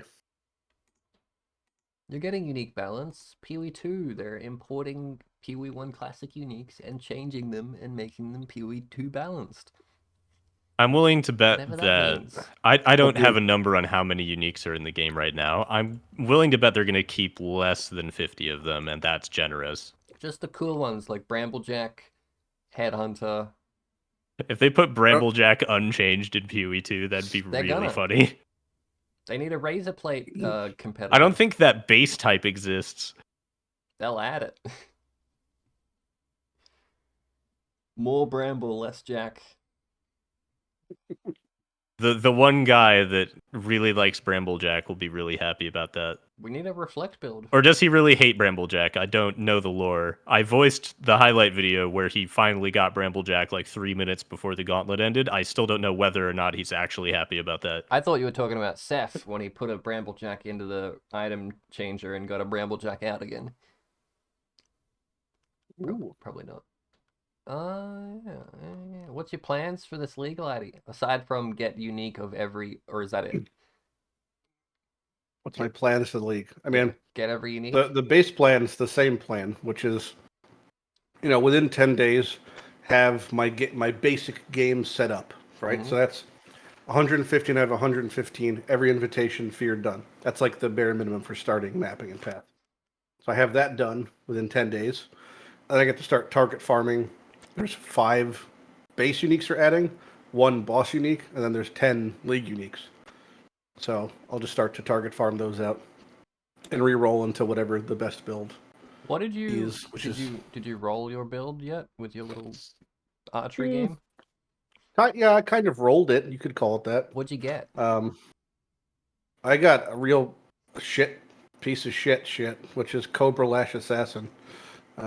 That's not that bad. It's not unplayable. It's definitely on the squishier side. Let's put it this way. Our definition of what a good build is and what your builds are might be different.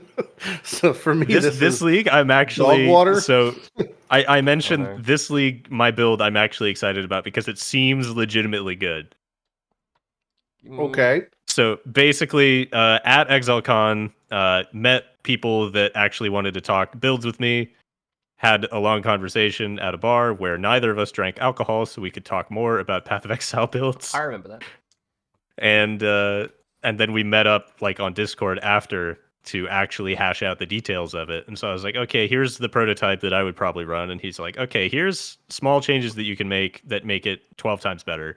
And it actually looks pretty good and playable, and I'm going to try it. And there's a reasonable budget. The only problem is that it requires some uniques that are going to be difficult to get at league start. However, it is at its core a poison proliferation pathfinder, which is one of the easiest things to just use, I don't know, poisonous concoction or something and do baseline a few 100,000 DPS and just be good for the first 2 weeks of the league. Hey, if you want to make it have like 300 or 400 movement speed, you know, you can just let me. It has give me the 200 POV. movement speed, but Oh, it I is can crank that permanent up. 200%. Hey, you should give me that POV. Just coincidentally, I won't. It's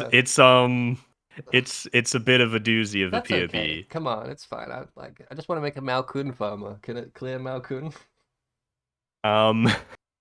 It's quite tanky. Yeah, it should and 200% movement speed, and the only problem is you do have to actually self-cast occasionally to do damage. Yeah. Like the loop itself, I got like the bare minimum to clear like packs of white mobs as you walk through the map. If you want to actually like do any damage, you're gonna have to self-cast. I didn't expect there to be a loop. I would just heard poison, prolif, and high movement speed, and I was in. Yeah, poison spellcast loops kind of limit your options significantly.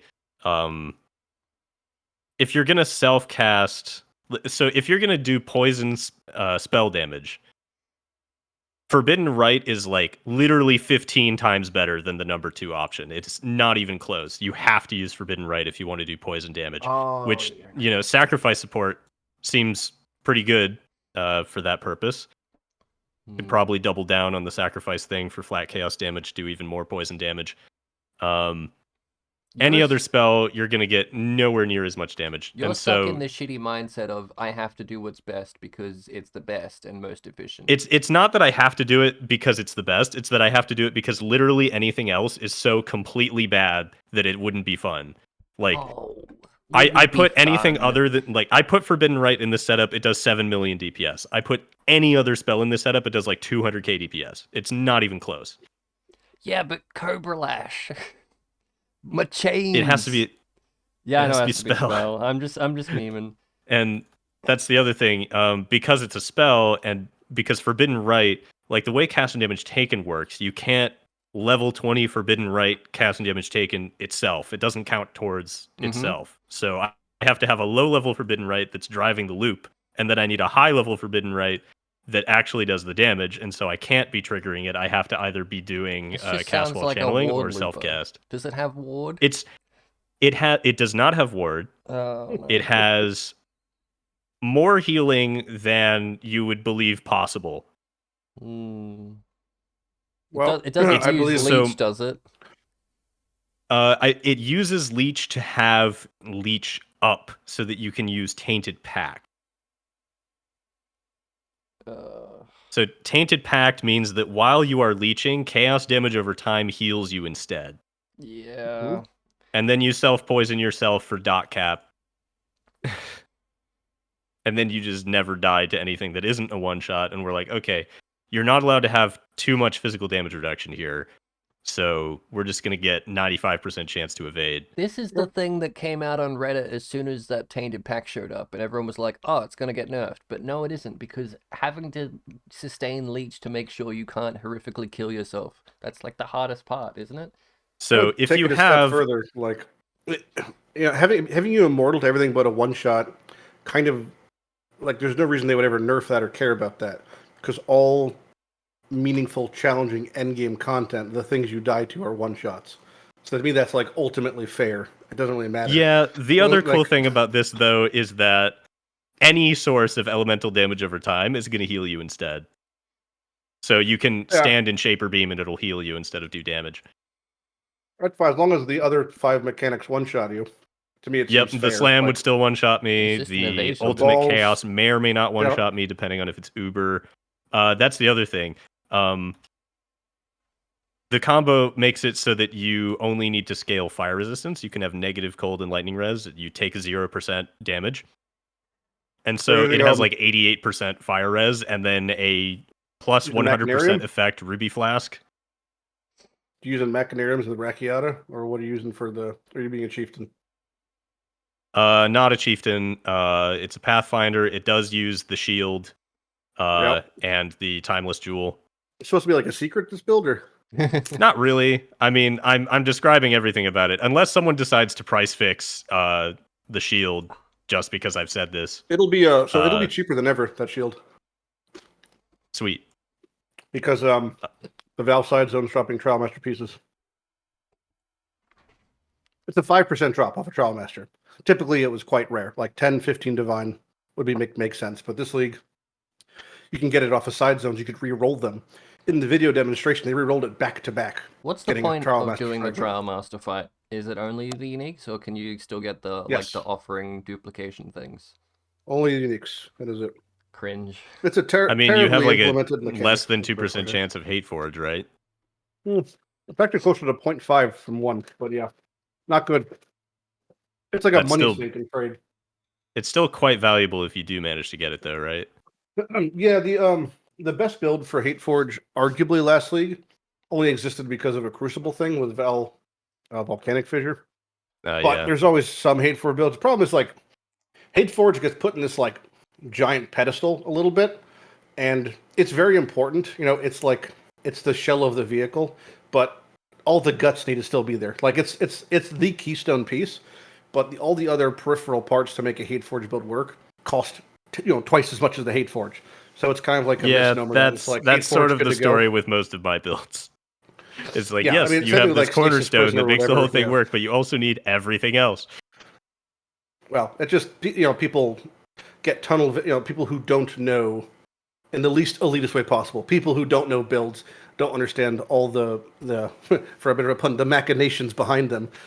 There's like all the parts that keep it together. Like it's not just bones; you need the glue and the ligament and whatnot. For things like Hate Forge, there's so much. Same thing with Omni. Like people think, oh, get an Omni, get a big bow, victory. It's like, no, you need like all of the expensive rare gear to craft. You need all the things. There's so much going on that behind the scenes. It's like big builds cost big money. This is why I'm shit at the game, because I just see the two things and like, why is my build not working? You could play, I mean, so anyone who's in Trade League, I'm just going to say a blanket statement that still works. If you play Explosive Arrow Elementalist and you sink 4 Divine into it, you could do all content in the game fully. Every Uber Pinnacle boss, everything. Like, there's builds that exist that could just do it all. It's just that, some people like to turn left. Jousis likes to turn right 3 times. You still get to the same spot, but it's like just a fancier way of doing it. So, it's... I found a build on PoE Ninja that has 30 million damage and it's Flicker Strike, so I'm just going to play this. Does it have Forbidden Shaco? Most No. of them don't use Shaco anymore, actually. It's too annoying to I've never played with Savior, and I never, played with good Savior, but I suppose I could play with shit Savior and try it. 30 million DPS, though, that's usually a level 35 Ice Bite with Ice Bite. Paradox But it could also just be like an Echo Forge or something. Or, to be fair, this was Crucible League, so weapons were a bit better, so tooltips were a little bit inflated. So it could have been... there's no Crucible trees on the weapons. No. You can't... Can you even see them, though, from here? Yeah. You can see them in PoE Ninja. Okay. I mean, if you technically go to PoE Ninja and you look up Flicker Strike, there's ones that have probably 1 billion damage because of how... Oh, yeah, I just sorted my DPS scales. And he had more than anyone else, so... Oh, there was a thing that I forgot to mention earlier about the build that I'm doing, which is to get 100% leech uptime. The amount of flask effect I got on the Ruby Flask, so I had 100% increased flask effect, which means 30% of damage taken gets leeched as life. And so even the 300 damage that you take from Skeleton, from Heartbound Loop, was enough to have 100% leech uptime. Just from the Skeleton. Nice. What? Big Skell. Is there a way to leech from your minion damage? I went Googling and I couldn't find anything. There is minion damage leech to life. The Baron does that. Just the Baron helmet. The issue here is that we're trying to get 100% leech uptime when there are no enemies. So most Tainted Pack builds just say, oh, if I'm near an enemy, I'm hitting it because I'm using Flicker Strike, and therefore I am leeching, and therefore I can self-poison myself or something.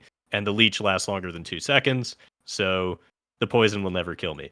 But we're doing a loop so that we have 100% uptime, so we can run Righteous Fire and have negative chaos resistance, and it'll heal us for more damage than it's doing, so we don't have to try to sustain RF with life regen. Is there any other minion leech that's not zombie specific?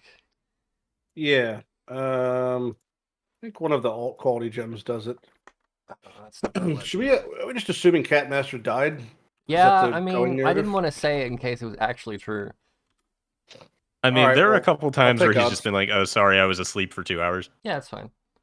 I didn't ask him what the time zone was for him. I just said, "Does this work?" And he says yes. So it could be anything. I blame I could have Europeans. slept in. The fuck. When in doubt. The EU fails again. Leech. Yeah, then again, I also don't want to be like, I'm sure he's fine, because we had a fun time with trying to meet Zizaran at ExileCon. What? What are you even saying? So, we went to Zizaran's meet and greet, and we were like second in line or something when the meet and greet ended, and we saw Chris and Bex instead, so that was fine. And then I was, messaging him after. I was like, we got to meet up at some time before the con is over. And so we went to the race. We were both in the audience for the race, and we were like, okay, let's meet up afterwards. Zizaran had a seizure at the end of the race and had to go to the hospital.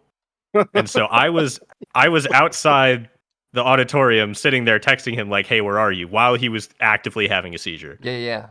Didn't you And feel so we're bad? waiting there for like Jousis. 10 minutes. And we're like, I hope nothing happened. And then someone comes out and like says to me, something bad has happened, and does not elaborate.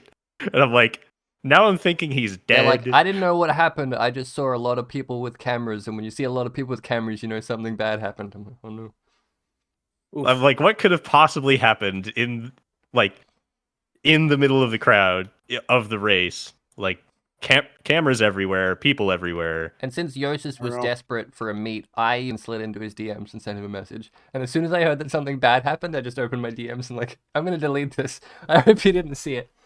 Like, no, I didn't. So I should explain. What he told me was that he tried to suppress a sneeze. This is apparently, you may have heard this as like an old wives' tale, but yes, you can suppress a sneeze so hard that you hurt yourself a lot. And he apparently had a seizure. What they believe was due to the pain. He essentially like pulled something in his rib cage that made it feel like he had a broken rib, is how he described it. And so suppressing the sneeze caused so much pain that he just started seizing. And so they took him to the hospital. He made a full recovery, probably fine. And then we tried to meet up at a casino after he got out of the hospital, and he didn't show up. But it was because he was tired or something. I don't know. Yeah, and so the next day we finally actually like met up. This was so we were trying to get him to go to dinner with us, and he's like, we are somewhere else grabbing a quick bite before heading to the casino. So we're like, okay, I will just go personally meet him at the casino. And this was, I was sitting next to Jim in the restaurant we were at. Jim was suffering, which what we later learned was COVID. You're glad I didn't go. And so I showed up. No, Zizaran got COVID independently before I showed up there. So we both got infected with COVID from two separate sources before meeting up with each other. This is the first time I've had COVID. I probably got it from Jim, but lots of people at convention got it. Yeah. Jim was showing symptoms before everyone else. It took like another 3 days for me to test positive. I thought I was car sick because I do get car sick, and we went on a magical hobbit adventure across the country. And we got out of the car, and I'm like, it usually takes me half an hour to start feeling good, and I only got sicker like throughout the day. I'm like, I think I'm dying. What's happening?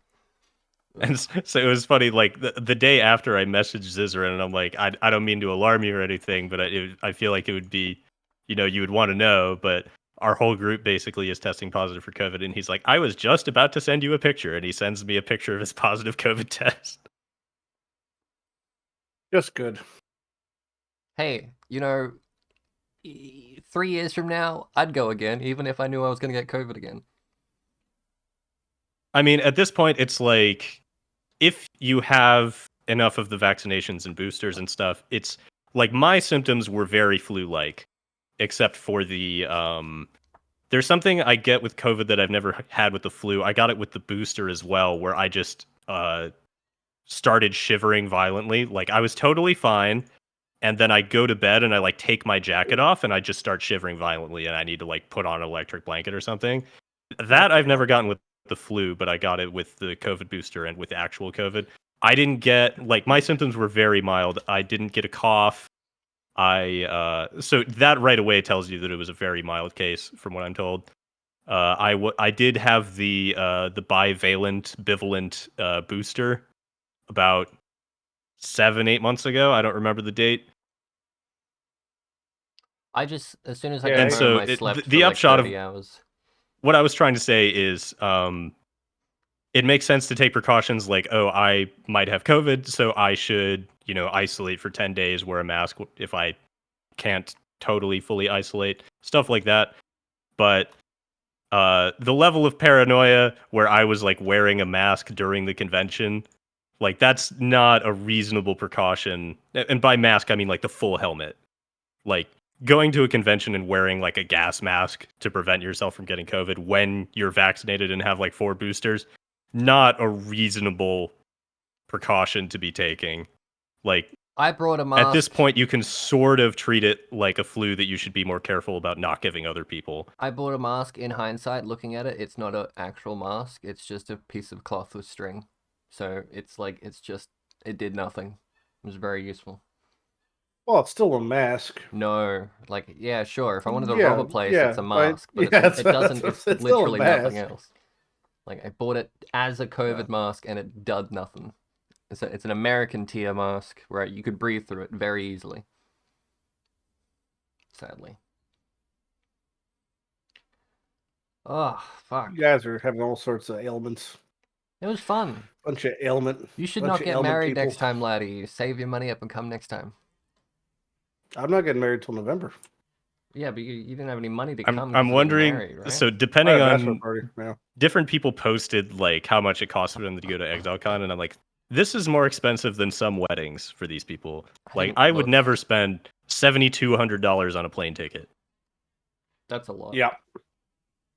No, it's like 2,200 or something for me, just to fly. But then there's all the other stuff. Yeah, I'm gonna do the math real quick. I mean, I'm in the northeast of the US. I bought the ticket a full year in advance. Like as soon as ExileCon was announced, I went through all the stuff, made all the reservations, bought the ticket, the cheapest one I could find. It ended up being, I think, like $1,500 for the plane ticket. Makes sense. Round trip. Yep. And then also the hotel and the ExileCon ticket itself. It added up to round about $3,000. So that would be a very cheap wedding, from what I can tell. But that one guy on Reddit was like, "Here's what an ultra VIP would spend," and he's like, "Oh, you'd add $2,500 for the ultra VIP ticket, and then $7,200 for the plane ticket." And I'm like, "Damn." Yeah, no. If you flew first class, it'd be 7,200. He said it was like business class, and it was from New York. Yeah, JFK would have been probably 5,000 to 7,000 for first class. Business class, I think it might have just been first class. You're probably calling it business class. Yeah, they just call it business class. There's economy plus for most airlines. That's like more leg room, but those are like $100 more, not 10 times the price. And then, depending on what you were able to get at the convention, you may have actually profited, because those hideout codes were going for like $1,000, $1,500. That's wackadoodle. That is. I saw that they bug fixed the hideouts also in the patch notes. There was grass blocking them or something, and so they trimmed the grass. Mm-hmm. So people got mirror pins that I haven't checked the price of, but they seem like there should be roughly a few hundred of them in existence. 350. 350 of them in existence. There's 100 for each person that had 50 backup, is what I heard. I figured how much money I spent on the entire trip. It's $2,001. Exactly. And this is Australian dollars? Yeah, so that's like even less American. But, don't use that fucking logic, because my video games are way more expensive than they need to be because of that shitty logic, and I hate it. Yeah, I mean, I just want to be clear about the amount. So mine, because my plane ticket was half the price, was $3,000 US. Some guy paid $7,200 for a first class New York ticket. 3,000 just for the plane? No, 3,000 for the plane and the hotel, and I went for the one that was the closest to the convention, which was more expensive. So that's like 4.6 Australian, or 4,600 as Americans say, because they're weird. Okay, Zed. I'm just, I just prevented myself from having a whole spiel about different languages pronouncing numbers weird. That's fine. You guys say pecan instead of pecan. In French, instead of saying 80, you say 4 20s. Plays it. Yeah. I was in Paris and I saw a guy shit in the sidewalk. Cool. That's great. Was that your bachelor party? No, I was just backpacking through Europe after college. Oh, cool. You've actually done stuff with your life? That's Yeah, crazy. you've had the actual experience. Yeah. Hey, Jousis, you want to go backpacking through Europe Absolutely now? not. Let's go to A lot Ukraine. cheaper than going to ExileCon. I don't want to go backpacking anywhere. Why not? I don't want to put on a backpack and You go don't have into to my actually own use a backyard. backpack. Yeah, I got pissed on. You got Red light pissed. district. How much you pay for that? Oh, yeah. It's actually free. Yeah, That's crazy.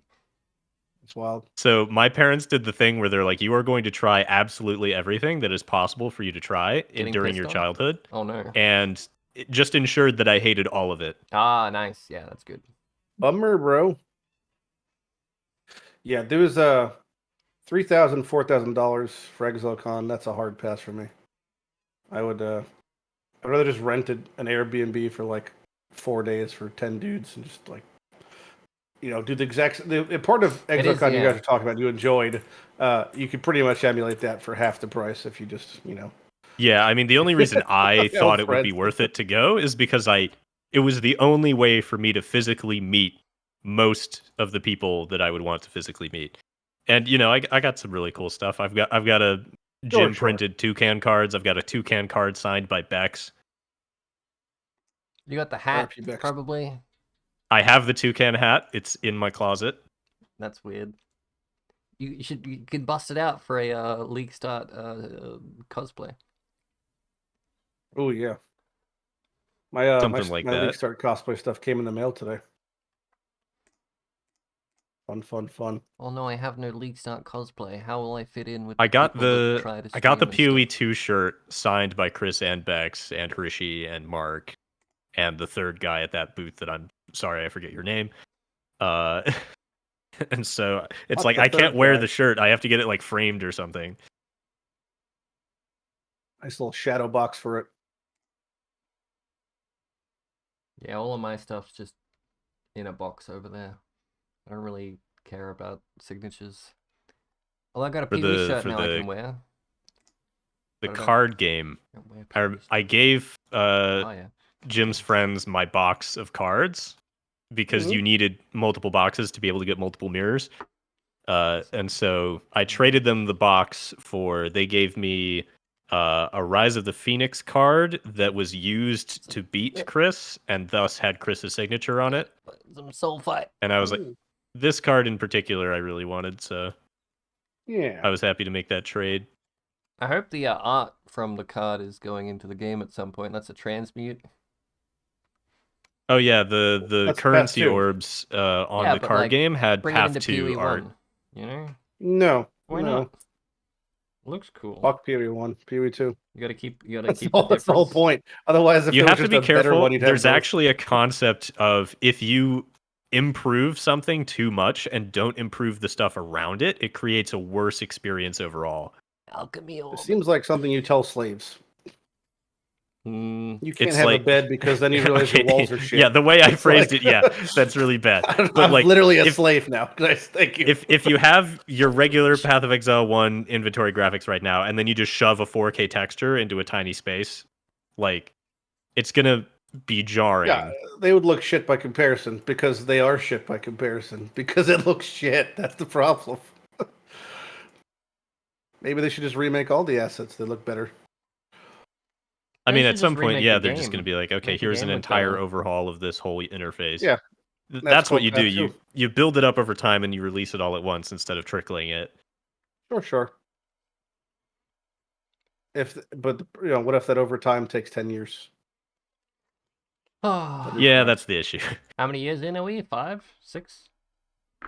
5 years in for Path 2 lobby. It doesn't count because COVID made everything seem like we skipped 3 years of our lives. Not my problem. Yeah, those 3 years don't exist. 2 years. It's still not my problem. That's the thing. Not my problem. I'm not saying it didn't happen, but it is also still not my problem.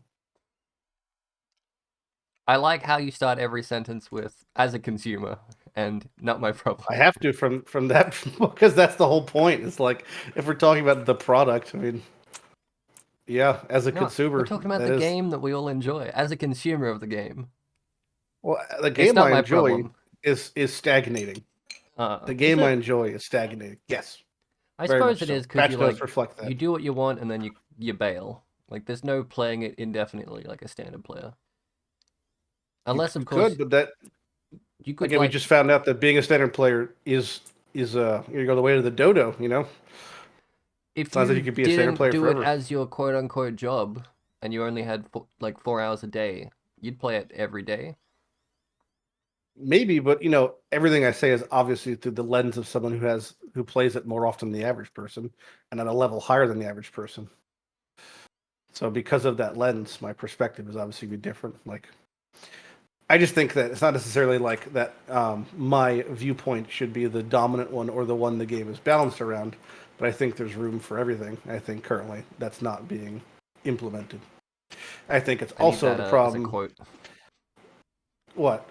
I need to extract that part of like I am an elite gamer, but the game doesn't necessarily have to be balanced around me. That's very basic. I say it all the time because if you don't say that, you sound like an asshole. Basically, well, sure. You can't I need that as a preface right at the beginning, so when people hear you talk originally and keep saying, "As a consumer, this game sucks," no. It's all from the perspective. It's like everything I do in Path is all from the perspective of solo self-found because every other aspect of the game modes, like. All other versions of Path are way too easy for me. There's trade quality of life, Lighty. Do you see it? Yeah, it was really shit, to be honest. Like I liked it because some guy made a tool specifically for it. I saw, yeah. And that guy got dunked on. Every single person was like, this seems like it would be cheating because it's using OCR and auto. I don't know, this is a gray line, and then they just No, see, that one, I know the TOS around this, and that one tool is actually totally legal, and then they're like, oh, someone made a totally legal, totally reasonable tool for trade QOL. Let's just spend literally 1 hour coding that feature in and dunk on that guy. Well, I don't think it was. We could have done it at any point in the last 5 years. It's anytime there's something. It was so funny. Oh, anytime there's something like, oh shit, we didn't think of that. They're not wrong. Is it? I don't know why they don't just add it then. Like that's just really like. I mean, we've all seen 1,000 examples of when they implement a UI setting, and then within 4 minutes on Reddit, there's 40 different examples that look better. Then it's like, all right, so why don't you just take the better one? And then literally, I feel like GGG as personified is sitting on a throne going, no, I don't want it. I don't want to do it. Did you see the this party one? This one was because it was easy. I saw the party color thing. If that's what you're going to talk about, that one. Did you see? It was like within an hour. No, yeah, it was like the better one. Shit. They're not better. They're shit. They're it's way better. They're rainbow colors. They were like something from a fucking WoW plugin. Oh, I'm sorry. Let me go to the MTX store and put on my clown costume and walk around. I'm aware. JRPG I'm aware. But like the UI, you are disconnected, the base game that they want new people seeing and like streaming and clicking in on isn't all the go to town right now. Go to any fucking town. I know how much of a hypocrite I am. Beyond hypocrite. This game, any sort of aesthetic pride this game had, shipped out long ago. You know what'll happen? It used to look like Dark Souls 1. Now it looks like we're playing fucking Final Fantasy 14. They'll add the custom UI with pretty colors. Like they could just take everything that people put on Reddit, they'll add it, sure. put it in the MTX store and charge money for it. That's how we'll get it. And then people will complain that they're not getting their cut. Oh my god, that's terrible. Yeah. Oh, let's not go the way of the Skyrim modding community where they started charging money for mods. Announcers. What's that stupid? Basically, what it is. Max Roll GG or whatever, where you can buy MTX and the streamer gets a kickback. Nexus. Nexus. There you go. Fucking, I'll make my Nexus UI mods MTX that you can buy in the store, and get my 10% cutback of the $10 reskin JPEG. I'll do it. I won't do it. I'm fucking lazy. Also, that doesn't exist, but we're talking theoreticals. How much do you reckon that... Oh, you're an SSF guy, aren't you? How much do you reckon that pre-cheat Hinakura, see what the crafting result orb before you use it kind of thing's going to be? A lot. Someone said mirrors, but I don't believe that because it wouldn't be a mirror. Because that doesn't make sense. It's not as good as an Eternal. No, it's not as good as a mirror. It is because of blessing orbs. That's what really fucks it up, I think, ultimately. is you could use that on the item and you could bless it and keep going. Like use the bless to re-roll it. Yeah. Yep. So you can actually basically perfectly craft anything with it because of blessed orbs, because of implicit orbs. You could do things that won't hurt the item indefinitely. So what would it be there? Like 5 divine each, maybe? Like the same as It could the be 5, catering 10. orb? It's honestly, dude, it's up in the air. It's like the price of the reflection tiles got to like 40 divines. It could be like that. It all depends on the balance and The the reflection scarcity what? they French. The If reflection tiles in theoretically Kalandra. you could Right. use them at a very high rate. So like you use it and it's like, oh, your slam's not going to be good. Blessed, use it again. Blessed, use it again until you get the like 1 in 200 slam that you're going for. So that means you use 200 of them in like 5 minutes. Right. So they'd And be so expensive one even guy just could because use they're all of churning them through and them. drive it up to mirror cause. Yeah, the churn rate's the question, right? Because it's without question, every league there is a best new item made. People like, so I don't understand personally why in trade league every time someone shits their pants about the best new bow, as if it doesn't always happen. Every single league there's a crafting mechanic, and yet again it'll happen in this league as well. There'll be a best new something. They'll make a perfect something. Some group of 5 people will get 20 mirrors, buy 1,000 of the things, and do the best new something. It's going to be the same case. I think the churn rate is going to be the real question. So if there's a lot of them, they might go for 3-4 divine, but you might be having groups of people buying out the markets. In which case, it's going to de facto to like trading for them on Discord.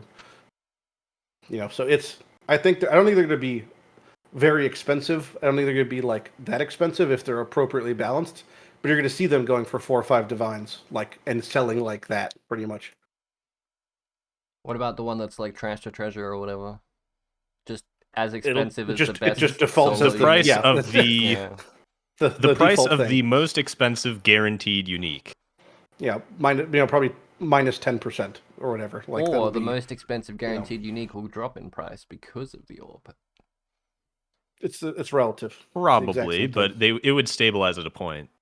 Where's It's like Catmaster? if the oppressor didn't exist or something, You're then also there's going to be a bit of a wonky currency thing going on here because Sanctum, even though Sanctum is being introduced in a much worse state, realistically, right, when mechanics are reintroduced into core game, their spawn rate is somewhere between 8 to 12%. If we're assuming it's going to be relative to that and the way you access it, although people can run it in bulk, it's still going to probably be like that.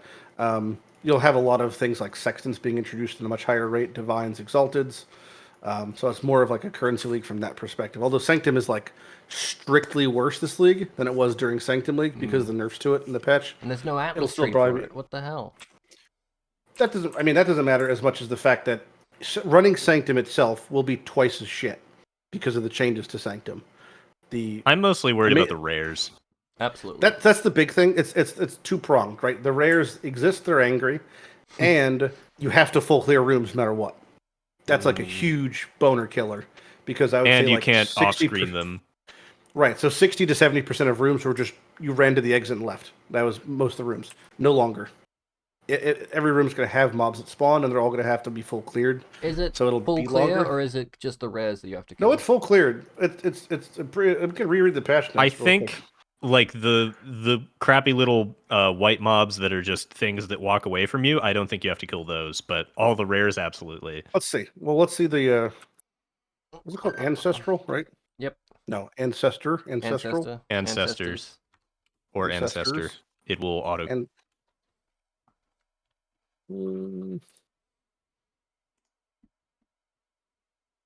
I why have I gone found to the April worst way to Fools. find this? Yeah, I'm on the wiki somehow. I'm gonna click up every version history until I get the patch notes. How the fuck to get to the patch notes? I'm in 2018. Send help. News.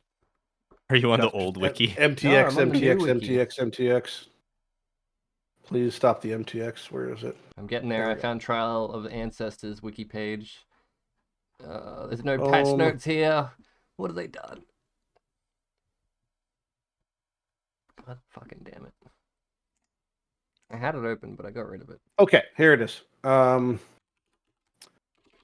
Completing a room now requires killing all rare monsters present. So it doesn't have to be white mobs, just rare monsters. So theoretically, if the spawns are always the same for where the rare monsters are, like it's still something you can learn and figure out the quickest way through.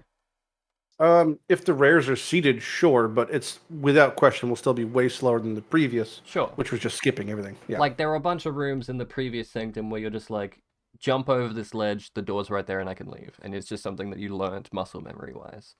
But now it's Yeah, going to there's be also, like, 5 rares in the there's- room, or whatever. But it's actually even worse than that, and this is because of a totally open-ended patch note, of which I've been complaining about endless amount of these, but like there's the one sentence that just says we've added more hazards and room variety to Sanctum. That's the complete sentence. Added that could be yeah, that's like we want people to rares. experience this for the first time without reading into Yeah. the patch notes. Yeah, it really begs the question though, why even have it in the patch notes? I guess it's like just a red flag for fun, but Well, hardcore warning. Hardcore warning. If you die in Sanctum in hardcore, you're dead. But if you die in real life, you're yeah. fine. I think if you lose resolve, you don't die, but you can die. Sure. You can die. I've died in Sanctum before. There's like the Sanctum section is so up to interpretation. There's another sentence that just says relics have been reviewed and rebalanced. Mm-hmm. Well, okay. No. What does that mean? It could mean anything.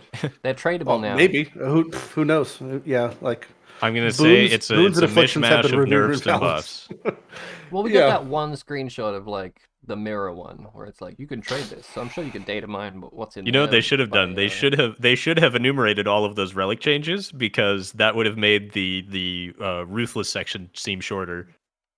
They should have had a fucking spoiler. By the way, tag I will. That you could toggle. Yeah, they could. I would have put it in a spoiler tag, and also people are like, oh no, the ruthless is taking too much dev time. If you actually read all of those, most of it is just either making a number smaller or just deleting something, which does not take very long. Here's the problem with that, right? It's I agree with you and I disagree with you because there's a major problem, right? So like, it's not that the issue is that Ruthless is taking so much dev time over Path of Exile 1. It's that the fact that there's a whole slew of changes that is minor numerical changes and small mechanical changes to like all these skills and ascendancies. You're right, it doesn't take much dev time, which is why it should be happening in Path of Exile 1 priority over Ruthless. Yeah. Like Ruthless is not the priority. It should never be the priority. And what I'm saying though is that these changes were so low effort that we wouldn't be happy with them if they were in Path of Exile 1. I so disagree with that. Because all these were deleting things, which is a lot harder, a lot easier than adding a new thing. I don't think so. I don't like saying that like the Inquisitor no longer has the 50 strength and intelligence. You could easily just have it say the same thing but the inverse to a buff to that ascendancy, and it would not break the bank. Okay, it would not ruin the game. Deleting the 50 strength and intelligence would be about the same level of effort as changing it to plus 100. However, for a meaningful change, a meaningful buff to the ascendancy, usually you're not just making a number go big. You're adding some sort of new mechanic. So like in I'm going to use Chieftain as an example and make everyone mad. They added like the nearby enemies are covered in ash if you've been stationary for 2 seconds. That takes significantly longer to implement than making a number big. Yeah, but I think that I still think the opposite is that I don't think that what you're describing is leaps and bounds for these changes, but I think a lot of little changes do make a very large impact on bridging the gap between what has been the same starters for the past 3 years and not. And if you were to do small numerical changes like make that 50 to 100 on all the ascendancies on a variety of gems, being things like Glacial Cascade has 10% more damage. That stuff would make a massive change. Haphazardly go, this ascendancy is very underutilized on PoE Ninja. Let's just randomly crank some numbers up, and that'll get people playing. I think I understand that strategy. That's not haphazard though. That you've just implemented a strategy for it. That's no longer haphazard. But like, let's say, people aren't playing Berserker. Let's change it from 40% more damage to 60% more damage. Like, yes, that would get more people playing Berserker. I think it would have some negative side effects that they would at least like to think about rather than just do it without thinking about it. I think, like, for example, that would make that particular. And I think that particular Forbidden Flame would be really expensive, and everyone. What you just said is the definition of balance. You just described balance. You just described bringing something that is at to the bottom closer to the top, and then bridging the gap between what isn't used and what is used. That is the definition but I'm of saying balance it's a little bit ham-fisted to be like, nobody's playing Ascendant, let's give one of the Ascendant nodes 100% more damage. Like, that's really ham-fisted way of going about it. Sure, but that's fine. It would get the result versus no result. It wouldn't be a disaster, but I feel like some level of effort above that is warranted. Right now, we're getting no effort for the most part. Yeah. So that's I would accept that over that every day of the week. If that happened every 4 months, you would naturally cause equilibrium by virtue of that happening. If you took the lower 5% bottom end of skills, actives, passives, abilities, classes, uniques, and brought them more in line over the course of a year, you would achieve balance as a byproduct. That I don't philosophically disagree with. Yeah, but we've not had really any of that for long chunks of time, and to see that represented in Ruthless in such a quantified, huge chunk is what's upsetting to a lot of people and upsetting to me, because even obviously the numerics are totally skewed. It may occupy a large chunk of the patch notes, and like you're saying, effort-wise doesn't represent the same amount, but any amount of effort put into Ruthless when it comes to any amount of balance, numerically, mechanically, or what, should be prioritized in Path 1 first. It is the core game. The amount of players percentage-wise that played Ruthless versus Path 1 is not even close. The reason that this isn't happening, other than what I've already described, is that they want to do passes. Instead of one developer going rogue and saying, oh, this ascendancy is underused, I'm going to buff its numbers. They do everything in passes of like, they have a meeting or something, and they're like, we're going to, focus on this, and we're going to make a whole bunch of stuff that's in this category, and then deploy it all at once, instead of being like, let's just every league do a bunch of random stuff to a bunch of stuff that's underutilized.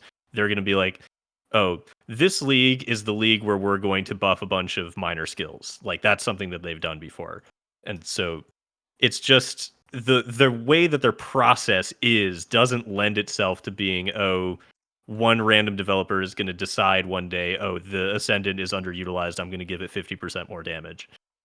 They could, if they wanted to, just go in and be like, we need a whole bunch of changes in the patch notes, let's make some trivial shit to please people, but they don't do that, because they don't need to. What would be to please people? It would be to balance the game. It's not like a them versus us situation. If your argument is I think that they're missing patch notes. You want it's not a quantity thing. There is the devil's advocate of being like, they don't want to because they don't think that there's a problem, and they're not going to cater to people complaining directly. That is the very pessimistic interpretation of this. How many people played Explosive Totem and Vengeance Cascade separately? Like, they're the two things that got majorly nerfed, right? Was there enough of a meta for them to only make two small changes? It was more the visibility of it and the strength of the option itself. Like, even if only one person had played Explosive Totems, they still probably would have nerfed it, because that one person proved that it was unhealthy for the game. Yeah. It was a tremendously represented, but the same effort it took to nerf those two obviously problematic, overpowered mechanics, you could have buffed, many underpowered mechanics in the same aspect. But it hasn't happened. It's something of a priority, I guess. They believe that if something is obviously extremely overpowered, it needs to be nerfed right now for the longevity, the health of the game, as opposed to, nobody has played Conversion Trap in 10 years. It's an immediate priority that we buff it right now or the game's going to die. Like, it's not equivalent. I agree that it's a priority issue and that the priority is Path 2 and Ruthless over generic PoE 1 balance, because it's good enough right now. But to me, like, it being good enough isn't good enough if it's the same good enough for the past 3 years. But that's why I say it's stagnating. All the new balance and stuff is typically just new power creep found in league mechanics. I do agree. What if that's the case? That'd be fine. Well, it is the case. The one thing that I will give Reddit right now is that a lot of people are saying just a bunch of buffs to a bunch of underutilized stuff would breathe more life into the game. That's the most coherent take of anything that I've seen on Reddit so far. People are getting, you're getting all these new skill gems, and you're getting all these new tattoos and league mechanics. We don't have the numbers yet. Yeah, we don't have the numbers yet. It could be that this fundamentally makes older skills They're for not some going to introduce a reason much league more that just viable. has nothing in it that's shit, unless of course it's Well, Calandra. I mean, the Calandra. Well, I think they have. They've done that. So I think a lot of times Crucible was an wouldn't. example of something that's like, But they didn't in it Crucible. technically There was has this things. ridiculous buff. No, for there an was old skill. the scope of Crucible's power was so ridiculously narrow compared to what a change across the board to a variety of skills. Like you're helping the tools, but you're not helping the player. Is the problem. You could buff Crucible so that weapons get stronger. That's just a massive band-aid for the guy playing Glacial Hammer. It doesn't make Glacial Hammer stronger. I'm saying you could fix the root cause versus the secondary effect. Yeah, I'm not saying that like the way that Crucible was implemented was the best way to do this, like at all. But I'm saying they did release a league, Crucible, that indirectly or directly buffed underutilized skills by having like a Crucible node that made it do 300% increased damage or something like that. But if like that was a good thing. Now let's try to do something similar that may be a thing in the new league, and we don't know that it's not. If you buff the base skills, then you can't do as broken shit in the league mechanics as a band-aid that you can then take out of the patch game. Why can't you? Well, then you're gonna do a harvest, and then when you take it away, people are gonna get angry. Yeah, but you don't have to take it away. If you want your slow, sad game, you have Path 2. That's the whole point. If you want to be slow, play Ruthless. If you buff base gems to make them bearable, then the shit that you add in a league, no matter what, is going to be more broken. The entire so you will have to take it away. You're playing a power fantasy ARPG. If you want to be neutered, you choose to play the version. Scaling power scale shit until the numbers are literally trillions. Yes, of course you can. You make the player stronger. You make the enemy stronger. Why not? Why would you say it's not a good idea? That is an actual issue. Okay, I will. They make the player stronger. I will defend this. You actually cannot get numbers that are in the trillions because the engine doesn't support it. And so at some point you do actually have to put a hard limit on that. We literally have pinnacle bosses. Pinnacle bosses are a representation of the environment catching up to the player's power scaling. They just slap on Uber, add 3 zeros, and you have the fix. Like, no, see, that's the thing. They don't add 3 zeros. They make it take 70% less damage so that the numbers are smaller. That's arguing with semantics. You get what I'm saying? It literally has already. The history that Jim is talking about that cannot be has happened, and it has existed for 3 years. So, like, that literally doesn't make sense. You're trying to neuter the power fantasy out of the power fantasy game. If it's already been, then why are you asking for it to be more so? Because that's the whole point of a game evolving to this point. You want it to be infinitely a ramp, like a logarithmic scale of no matter what, it's going to be more every league, we have to get stronger, the game gets harder. No, it can be a little bit more, like we've got, but it doesn't have to be increasingly more. It's only a little bit, the whole point is it's only a little bit more if you're playing the right build at the right time. It doesn't have to be. It could be a little bit more fun, a little bit more power for everybody if they just bring up the floor and add the ceiling a little bit more. They choose not to. They do things like make it so, you want to play this chunk of content, you have to play a certain skill if you have a certain amount of time to invest in the game. That's why things like Explosive Totem exists. Literally, they introduce a race to a game that's basically uncompletable unless they introduce a build to the game that can complete it. The race leaves, the build leaves. It literally has happened. It happened right now. I mean, there's a whole reason why these things occur. It's like, you're pushing a solution to a problem that is being manufactured. If they want in this particular instance of the totem build and the ruthless race, I don't believe that was the intention of either of those things. That just ended up being the way that it worked out. Players just figure out what's the most broken and roll with it. I don't think they understood how broken that node would be when they designed it, and they didn't have enough time to play test it for feel. And the race being ruthless was kind of a mistake in retrospect, and they acknowledge that, and they're like, the next race is not going to be ruthless. Sure, but so those two things I feel like just sort of happened. It could be, but from my perspective, and I don't mean this you particularly, but you in this situation are continuing to make an awful lot of like excuses for why these things have transpired. Yeah, I don't want to make too many excuses. I just want to provide logical explanations for why that may have happened. I'm just saying, like, it's like there seems to always be, and no pun intended, some slippery excuse for why XYZ has transpired and why YXZ isn't happening. When it is a reasonable thing to assume that you shouldn't ascribe to malice what can be adequately explained with, I don't want to say incompetence, but I'm unforeseen there. I don't think it's consequences. malice. I think it's nothing but incompetence and nothing but rushing. Like, I think it's a lack of time It's and throwing effort put shit into at that a wall section. and seeing what sticks, but they don't get to see what sticks. The players figure out what sticks by figuring out what Sure, shit but I'm that's being saying they thrown at them is could actually be decent. testing the shit. Like, to don't me, have this is another example. Well, it does matter because, like, I didn't say it didn't matter. I said they don't have to, because the players they are don't the people have that to. are testing the Of course, shit. they don't have to. But again, that's why I don't want to say as a consumer, that's not my fucking problem. Like, what happens behind the scenes, it doesn't matter. That's like testing is going to as the be an person, issue for all software forever. In this Sure. particular case, you can hire 1,000 QA engineers and test for 3 months before a league comes out, and you will still not. It's difficult to describe with words how much a player base of 300,000 players playing the game for 3 months completely dwarfs any actual testing that you do internally. There's no possible way to reach that level of testing without making it live.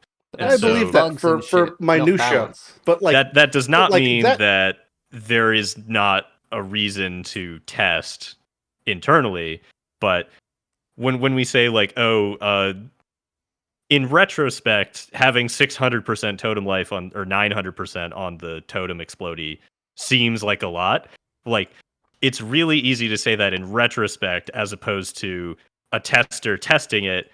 You cannot say like 100% of the time someone should have caught that in testing. It's really difficult to describe the problem with testing stuff like that, but I'm telling you it is completely reasonable for that to have slipped by. Because also when they test things, they're not making fully functional builds. They're dev cheating in random right, shits to like they're variables where showcasing they Act think 1. that people would get to. They're like, feasibly, players could theoretically get to this much totem life, so I'll cheat in an item to do that, and I'll test it against monsters and see what it feels like. I don't imagine that they're going to catch the minutia of every era. I'm not accusing them of being able to do that even, but the net that they're using has two big holes currently. Like, the holes are way too wide. Things are getting through consistently and constantly, and I imagine a lot of that reason is because of Path 2 and because we got the B team working on Path 1 from my perspective. But again, like, it still happens. So I imagine, in coming back to balance, like, if something like that can just happen, I don't see why they can't just do large balance sweeps, because something like the totem build existing rocks the game in such a substantial way, in such a systematic way more than having that Inquisitor node be 100 stats versus 50 stats. Like, right. I think they're trying to avoid having both of those things coincide. Like, let's say, in addition to the totem 900% life thing, they also buffed all totems to have more life. That would have made the problem multiplicatively worse. And so I guess there's something to be said for doing them in passes at a time instead of all at once. Sure, I think it's a double pronged thing. Yes, it will cause one league of extreme turmoil, but I think it'll get all the skeletons out of the closet at once, for lack of a better term. Like, them pussyfooting around for 5 years while making a second game, for when it comes to balance, is all fine and well. But you could just like fire sale the whole process if they just made sweeping changes. You'd find sweeping errors and you'd be able to fix them, I think, in a similar way. Like we said, they're just numerical changes. You could tweak them down just as fast as you can tweak them up. But it's such a faster way of finding the answer, because you literally get to find the middle ground. They double all the shit numbers, and then they could equally quarter them the next league. Then you have the answers right but there. They have to double some other shit numbers to make up for the fact that they're killing a new thing. Congrats, you've described them doing their job. That's called balance. Like, you've got a whole bunch of people that are suddenly interested in a ship conversion trap build, and now you've killed that, and that was their favorite build of all time, and now they have to learn a new thing. You've now described Standard League. Now this happens every single quarter. People. Yeah, well, there's not Jim, enough. They're There's not enough doing people playing Standard League for them to care about it, but they don't want to piss off. There's the more majority people of their playing player Standard base in League by a metric ton than there are playing Ruthless. That's Yet fine. it receives far more attention. Yeah, but that's my point. It's a priority issue. They have mass amounts of misdirected energy. Like, that energy could be spent on something more productive, like core game balance. So what we really need is separate balance for League and Standard. You could, but what's the point? They're making Path 2. Yeah. You want them to bounce 4 games at once now? Yeah. Like, that's So, crazy. I agreed They with could barely everything bounce that one you game. said, except for, quote, massive amounts of misdirected energy. I think that's a little bit exaggerated. Only when it comes to balance. I wouldn't not say like the game, just like balance. Yeah, I was saying, like, keeping in perspective that people currently think that they have spent an inordinate amount of dev time on Ruthless instead of the core game. Keeping that in perspective, I don't believe that the quote mass amount of misdirected energy is they spent too much time working on Ruthless as opposed to PoE 1. It's not a matter of spending too much time. It's, again, any amount of time spent balancing Ruthless when Path of Exile 1 isn't balanced, I think is a waste of time. I'd love because to see the priority numbers. is Path of Exile 1. I'd love to see the numbers on how long these Ruthless changes even took. Because it doesn't seem... The problem is, Jim, if it's a small amount of time, it's that much more painful. Because they could have spent that small amount of time doing the same thing to the core game.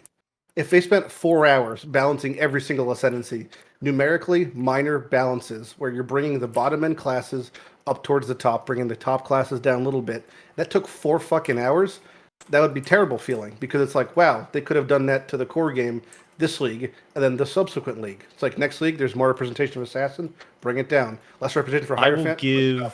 I will give an estimate of how long I believe that to have taken. I don't want to know. It's gonna be too painful because if it's in the fucking hours, it's gonna be like even more sad. The less effort. So it depends on how much they workshop the changes. Okay. So if one person went rogue, then it probably didn't take very long at all. But if they had like meetings on like, how are we going to make these changes to Ruthless, then that basically multiplies it by 10, because then you have multiple people in the meeting and it's taking that much time. And so without knowing their internal process, I can't make an accurate estimate. But I would say if someone went rogue and decided to do all of this themselves and there was no discussion, I would estimate roughly one person one day to make those numerical changes and delete things and then make sure that it didn't break everything. 15 devs actually play Ruthless, but each want their build to work, and it's not really working in the way that they want it to, so they made a change to their own character. Like, the other thing that I will say is that there is a concept in estimation where however long you think something is going to take, you multiply it by 2 and you increase the unit of time by an order of magnitude. So if I think it's going to take one person one day, what you should say in the estimate is it's going to take one person 2 weeks, because I took one day, I multiplied it by 2, and then I changed the unit of time 1 up. So if I estimate intuitively that something is going to take one person one day, what I should say in my official estimate is that it's going to take 2 weeks. Okay. Because that hire 14 makes people. It safer. Then those 14 people could get it done in one day. It's like I can cook a chicken in This is what we talked about earlier. That is not true. If you take something that takes one person 14 days and you assign 14 people to it, it will take at least 14 days. No. It's going to take at least 1 day, maybe 2. I guarantee the way that software development works, that is not true. Yeah, I mean, any amount of time it took, to me, isn't the issue still. It's the issue of prioritizing. So that's the only problem. Like, we agree that we can walk and chew gum at the same time, but you're saying that we are not walking, we are just chewing gum. It's just any amount of effort put in Path of Exile Ruthless should be first put in Path of Exile the base game, unless we as a community all agree that Path of Exile 1 is reasonably balanced for perpetuity. I mean, it's just, if you were to poll, 100 people about Path of Exile 1 and ask them, what problem would you have about balance, and any of them had answers that weren't, I'm happy with the game, then there should be work being done. No one's going to be happy with the game ever.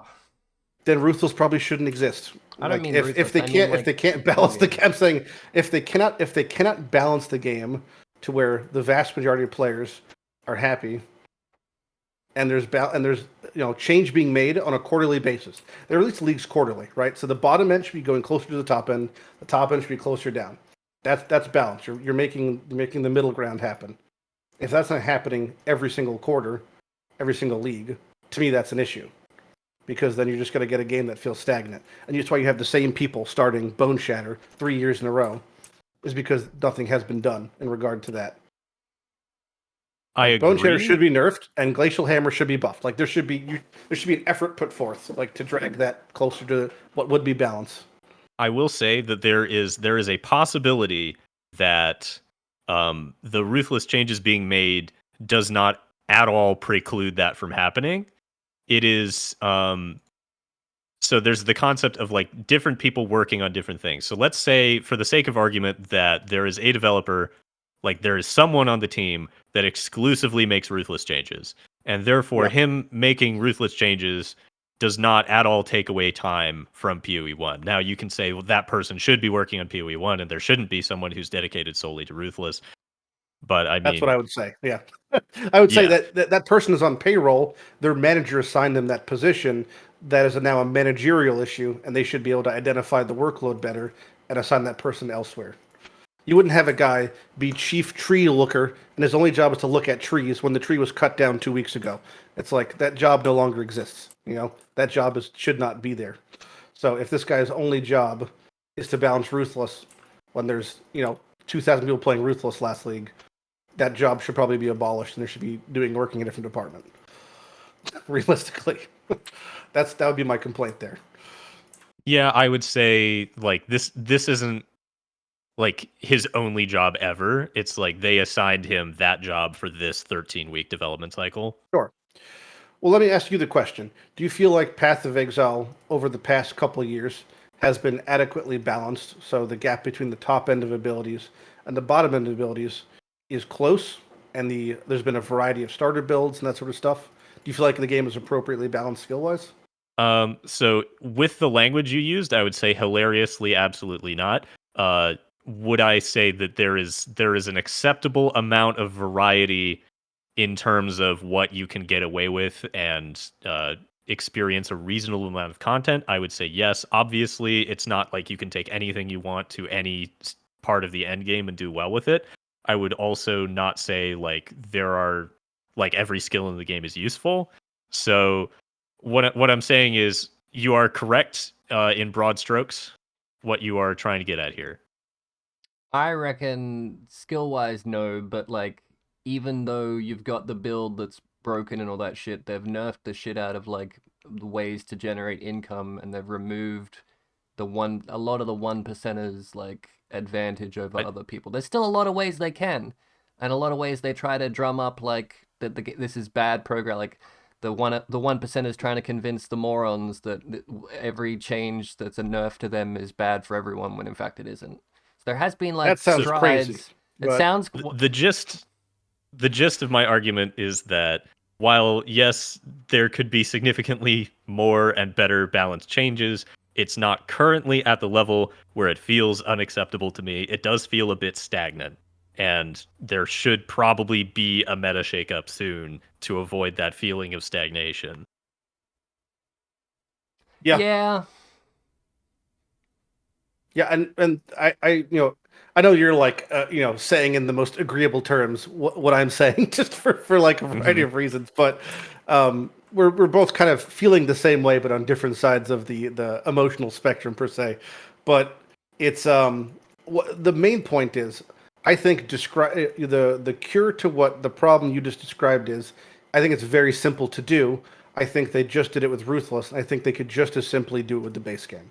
I try my That's the best to main be a point I wanna drive counterpoint home. to Like, whatever My anyone only says. argument against what you're describing, which is to just have a giant buff of the floor and then fix it later because it won't destroy the game to have strike skills suddenly be incredibly good. The only thing that I would argue against that is that there are some things in the game that need more than just a numbers buff to feel good, and I would say Sure. stuff like strike skills would be a good example. Like Yeah, they could just revert what the we chains to strike skills last experienced in the PoE 2 demo, the way that melee was fundamentally changed and the way that strike skills were fundamentally changed, that is something that I would welcome as a way to quote unquote buff melee strike skills in PoE 1. that would not just be a numbers change and would be a significant amount of work. And so I'm also, Hopium, that's a thing.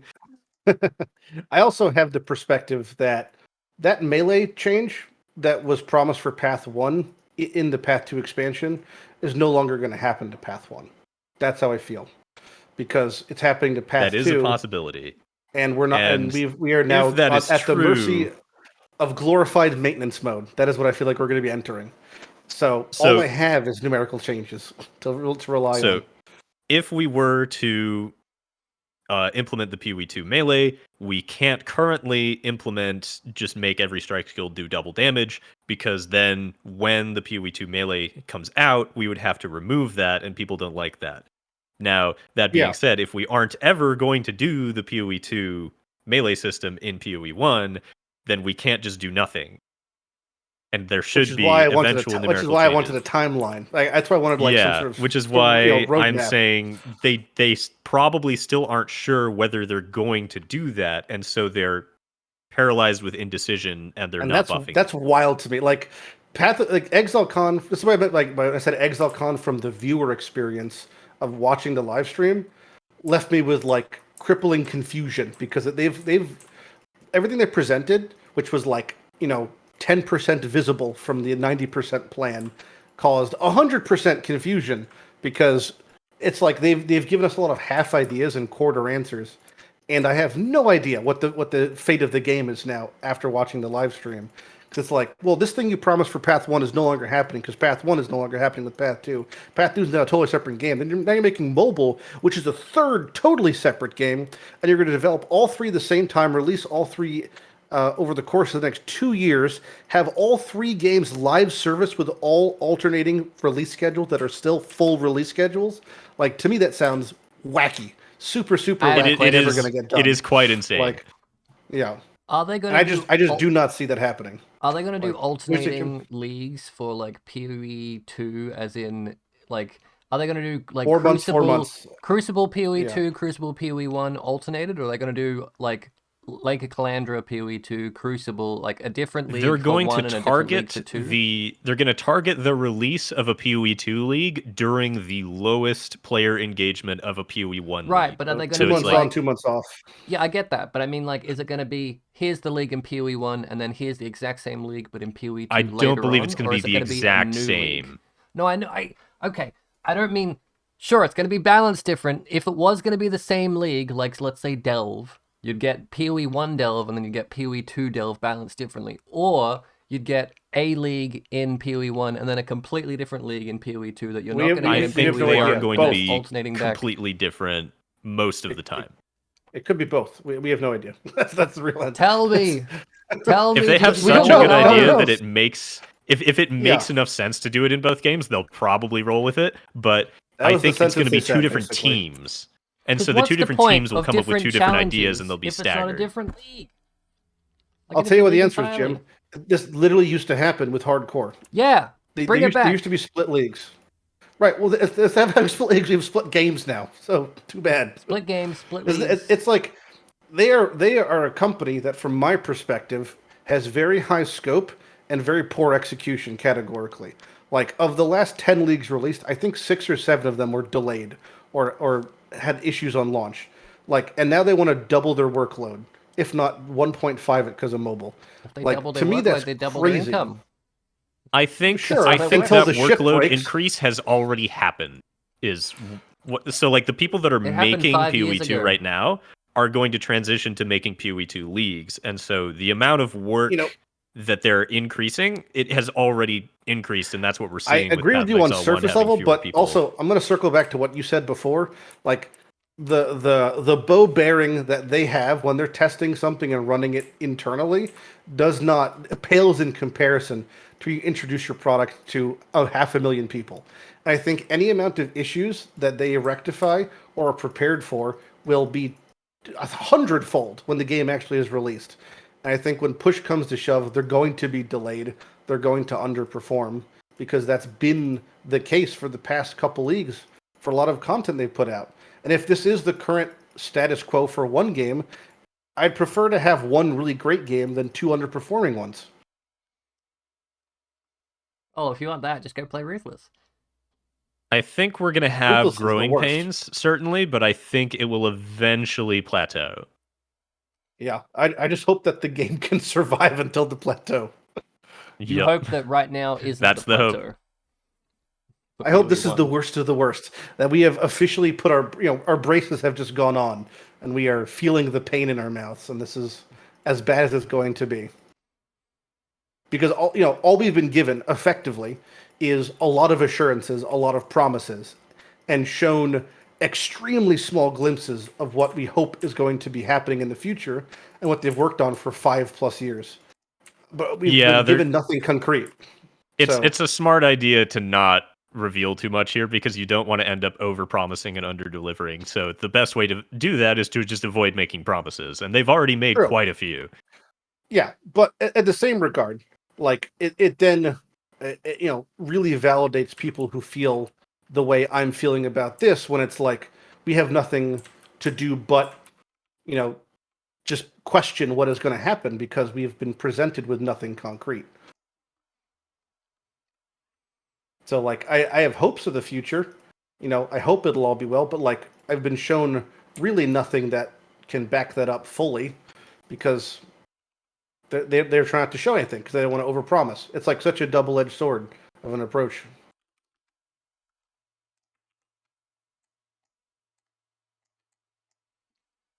I'm amazed that we actually talked about Path of Exile for 2.5 hours. I just noticed there's like a small elder clone or whatever in one of the ancestors you can summon for your fights. Yeah. He looks like elder. I don't know. I'm looking elder in chains. Asset reuse, baby. Yeah. And there's like a large mole creature. Fuck, man. God. Like some people probably would get annoyed if they're like, "Oh, this enemy is just a reskinned elder or something." But I'm telling you, that's it's probably happened when you're doing development work. If you can reuse an asset, that is the holy grail. if I can just take like the shaper model and slap a different color on him and use him as like, I mean, obviously you want to avoid doing that for professional reasons, but like. If you can get away with doing that and it doesn't leave a bad taste in everyone's mouth, that is amazing. Have you seen Grandma's Boy, the movie? I don't believe so. It's a comedy, but at one point there's a game dev in the movie. And they're like, someone's asking him, "What do we do to make the elves in level 4 or something?" He's like, "Take the gnomes, make them tall, make them green." It's like, yep, that's pretty much it. Yeah, if you can do that, that saves you so much work. And then you can go on to doing something else in the game that's worthwhile.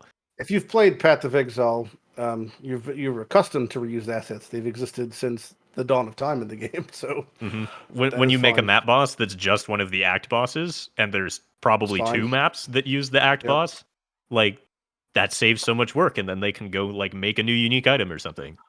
I'll take that 1,000 leagues in a row as long as there's more numerical balance for any skill that we were talking about skill balance. You can go to like PoE Ninja, for example, and there are skills that report under 0% active skills. Like those should be probably buffed numerically. Blight is at less than 0%. Wild Strike is at less than 0%. Earthquake?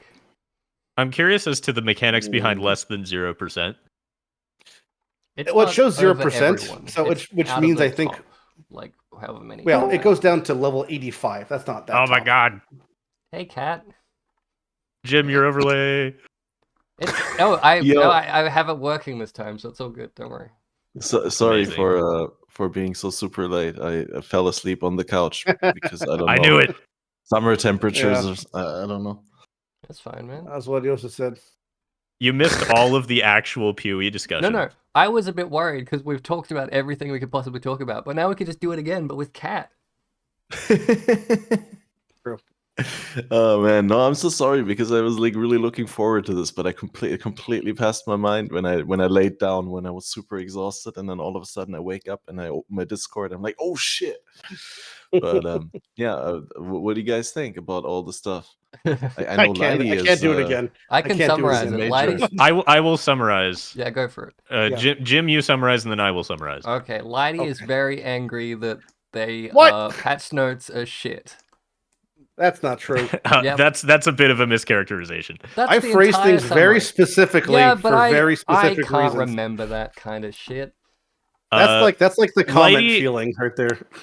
He essentially believes that we need the meta in Path of Exile 1 is a little bit too stale, and we should focus on shaking things up instead of shaking things up in Ruthless, because Ruthless should be a lower priority than PoE 1. That is fair, yes. That is a fair summation of the last, I believe, 45 minutes of what we were talking about. Yes, that is very true. I find myself in agreement with that assessment. Podcast I don't have over. a problem We're with this done. existing. That's It can Just end exist. it I there. don't care if it exists. Just don't want it to exist at the behest of PoE 1. I am a PoE 1 defender. If possible, I'd like that PoE 1 and PoE 2 have different supporter packs, so I could purchase supporter packs Yeah, for Path 1 and of not for course. Path 2. Well, they'd still work in PoE 2, Although I have but some, they'd I have some introduce real, different I have supporter some packs. real wild takes about Path 2. Like one of them being, it's going to cost money. Another one being, there's not going to be stash tabs. That's my other point. I didn't say that one yet, but I don't think Path 2 is going to have stash tabs. There's I think I certainly have going to one. be fountains.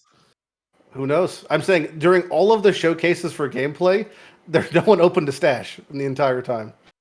There was a box, Which- and you could click it, but it popped up. You do not have stash tabs at this. Exactly, which is why I don't think there's going to be stash tabs. Also, early on, they showed I think that would be an Quicksilver issue flasks, but then they legally removed with them. people that bought stash tabs. Yeah.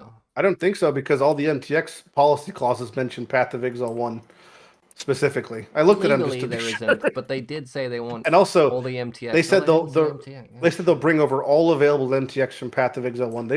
They mentioned stash tabs, but I didn't see it like be anywhere but legally. You also They didn't did see say a passive stash skill tabs. tree, and it doesn't mean that it's not going to be a passive skill tree. They in did PoE. show one in the keynote showcase. They showed a passive skill tree with the weapon swaps, but not in the gameplay but demo. they that's couldn't what I'm open it. No. But at least that's something. I'm saying we didn't see a stash tab at all. That's saying. Not to me, not it's even like, 2019. No, I don't think there was one back then either. Yeah. They did also, say they like, want to showed bring it. the stash tabs across there. I think there's a technical I'll believe reason it for that. when In hell that freezes over. the demo was a freestanding thing that probably did not have much of a database attached to it. And to have a stash, like, they've tried to explain their database technology for stash tabs, and it's completely mind-blowingly insane. Like, not setting up a stash for use in the demo, I think, was purely technical. Just to not have to do that. Like, it would have been so much work. Could be. I'll buy it for now. I'll allow it. One more written off reason by Jousis. Fine. I'll go back to my It is a shadows. possible explanation. I intuitively don't believe that they're going to say, oh, the stash system in PoE 2 is so fundamentally different that the stash tabs that you bought in PoE 1 are not applicable. I don't think that's the case. 1 second. It is a feeding- possibility that I will not rule out, but I would doubt it. I would not put money on it. I'm To feeding me, the like, entire also- ExileCon live stream into an AI to summarize it. So let me see if they mention stash tabs. The fountains existing from Diablo 1 is so characteristic of Chris's archaic ideology from ARPGs that I think he wants us to go back to the 4-stash and mule character meta from Diablo. That's what I think. I think he wants to go back to those days. I will not that's rule those out the days. possibility. Those terrible, terrible dark times. Microtransactions. So you mean there Also, will be we're stashes. gonna have gem stash tabs again. All right, let me qualify. There will be stashes, but not specialty. Like, you'll get 4 blank stashes. Like, that is the stash system. And one of them is going to be filled with skill gems because there's no skill gem vendor. Correct. Like, I think it'll be. But then you can prefab socket the limited supports system. into the skill gem, so it's slightly more optimal storage wise. Yeah, like I think they want to have stash tabs be a real considerable resource, like room being a resource, like the old days of ARPGs. So you're gonna have muled characters, that sort of shit, which to me is beyond going backwards. But I think that that's so characteristic with a lot of the decisions in Path 2, going backwards in progress, that lines up, that comes full circle and lines up with what they're gonna do. I Just found go the totally wording. backwards. The wording is everything you've ever purchased or will ever purchase in the future will be available in both games. Everything's that's such ever an open-ended purchased. Except for things that don't fundamentally apply. Like that there is are skills that are immediately unique to They PoE2. could say stash Yeah. tabs don't apply in PoE 2, and then that's it. Sure. They Unless it's could hyper-specific choose to to the do that. content. You can't transform into I gotta a make sure I bear. tweet this takeout just like the money one, so I can archive it for later. I can rub it in people's faces. What I if was they right. had bear transformations in PoE 1, and then they'll have to import the MTXs across? Oh, extra you mean work. vice versa? It would be so much work to make bear transformation in PoE1. Just transform the delve crawler into a... Oh, wait, they already did that. Oh, shit. I didn't even realize before I started that sentence. Yeah. Bear crawler. You could make a skill gem that just, like, basically makes a model of a bear and forces you to do, like, a charge animation, and then it makes your character model invisible for the duration of that skill. Like, They that would already be have- easy compared to actually doing the full thing that they did in PoE2. They have MTX that gives you a skill, so why not just give you the bear MTX that gives you a skill of being a bear in town? Kind of like how the spider MTX, the pet spider, makes you a spider in town. That is a possibility. Fucking, I've solved it, Chris. But that means could we have get also stash been tabs, their right? their way of designing the engine for druids effectively. Yeah. Is like they were just testing out. Like almost every mechanic in the past 2 years, in a way, has been introduced and used to test for adding to Path 2, like expedition vendors, etc. It could be the same way that the Spider MTX was used as a way of testing out the bear rolling Like- around. the back end. Like for, you now for, have to for talk rogues. to Nico to get your flasks refilled in Delve and Ruthless. Well, yeah, It's there's a testing guy. of I the mean, fountain yeah. system. Well, they had like, for example, Ruthless was gold was effectively use case testing for the gold system in Path 2. So A little bit, but like minimal. I think people always take these tests different than the developers mean them, right? Like maybe they're just testing how the people react to it. Like what is the Sure, people's it's still behavior testing. if something like that exists, right? Like Well, they were already, they probably built the gold and Horrendous, the I mean. mechanics and the vendor interactions with gold for PoE2, tested it internally Before for Ruthless, PoE2, yeah. and then went, okay, They were like, let's put just this in a see, Ruthless how does the test. community feel about gold as a thing in Path of Exile? And they're like, well, there wasn't sudden and total backlash, so it's probably something we can get away with in PoE2. Do you know And I then they found had also- it in the demo, and they showed everyone, and they're like, there wasn't sudden and total backlash. I have to find where it exactly is. There was the news article that mentioned Ruthless that had the keynote sentence that no amount of development in Ruthless will take away from Path of Exile development, right? I went back and looked at that news post last week after ExileCon, and they added the 1 after Path of Exile. So it specifically says no amount of time spent in Ruthless development will affect Path of Exile 1. sneaky. Which is like, it's like, yeah, well, it's because we're testing things Ruthless for Path 2. Well, this is being used for Path 2 testing. So it's like a little minor verbiage loophole, I guess. It could just be used That as is something we failed to consider earlier, is that the person making the Ruthless changes in PoE1 is a PoE2 dev. Yeah, well, that would honestly make more sense, because odds are they had the idea that Path 2 and Path 1 were split probably at least a year ago. So what they told us was true from a certain point of view. From legally, but yeah, we didn't know why. that's kind of like a silent fuck you in a way. Like, we're not technically wrong, but also we're speaking from the future. So eat shit. Have you talked about all the aspects? Have you talked? No, we talked about gold. Have you talked about the new currency, the rework currency in PoE2? Not entirely. No. We did not actually talk about Chaos Orbs. Chaos Hard to orbs say, and the though, fact that alterations and scours won't exist, right? So like, Yeah, but the there's items no are more crafting relevant bench than they either. drop. No, It's no, which is I good. agree with it as a way to make loot more valuable. Like a lot of the time, you'll get a rare item that has 2 good mods and 2 bad mods, and you're like, well, it's far too inefficient to try to craft this into something good. It's better to just start over with a completely different item. In Now, PoE2, that makes a it's lot like, of sense, though. yeah. So I, as someone who crafts wrong in Path of Exile 1, so what happens is people give me their currency when they're done playing, and so I just have a billion exalts and annuls, and I'm like, well, I need to use all of this. I can't just hoard wealth. I need to just completely waste all of the currency that I've been given. So a lot of the time, I will craft something by annul exalting it, and I can attest that it is surprisingly effective when you have enough annuls and exalts. And Yeah, and so this the is idea that a Chaos Orb is going to be able to do that means that it is completely reasonable to find an item on the ground with 2 good mods on it and craft that into something very good. it's a totally indicative of new age ARPG, which is the direction Path 2 is going, right? It's more the Diablo 4, last epic type way, where you find an item that's 2 out of 4 or 3 out of 4 good enough, and then you finish it off with an amount of currency. Like identifying it's the big struggle, and it's putting emphasis on finding loot versus making loot. That seems to be the way that Path 2 is going, which would make sense considering the combo system, the dodge roll, everything else is in line with that new age ARPG. So the crafting system being overhauled in a way more simpler, way more user-friendly way makes total sense. It is just in opposition to what is Path of Exile, which I almost feel like they should make the game a different name almost at this point, because it's like so un-Path of Exile to have the crafting system be that kind of simplified. Another only important seen, thing like, to 2 mention is that aspects they said that they overhauled the mod pool. So, for example, if you're a null exalting using Chaos Orbs, you're probably not going to get +1 mana gain on kill 6 times in a row Yeah, much on an smaller eye mod level pool. 85 item. Sure. It makes more sense. It's kind of like how in D4 when you work an item, it's only like you're identifying items in the ground much more actively versus crafting them much more actively, because it's like you want to keep grinding. I mean, it makes sense even more so with the name of the company. Like, think of it from an identity standpoint. Grinding Gear Games, the game in which you grind for gear. It's not crafting gear games. Like that, it makes more sense to be killing shit to get loot versus sitting at a bench for 4 hours and running the numbers in Craft of Exile. So I totally get it if that's the direction they're wanting to go.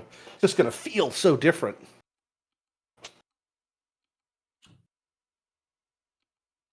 Yeah. I'm looking at like graphical errors in their trailer. So, I think it's important to note here that all of this discussion, all of the massive sweeping changes that they're talking about, and the fact that it's a separate game means that somehow we've gotten through all of these things and not concluded that this one particular thing is going to completely ruin the game. Like, Well, yeah, basically, because you need to judge these all from within, or like in the context of PoE 2, like with all the other changes. You can't just take any number of changes, like the Chaos Orbs being changed and the alterations in Scout being deleted, and imagine how they would be in PoE 1, because it's just so completely different from the experience.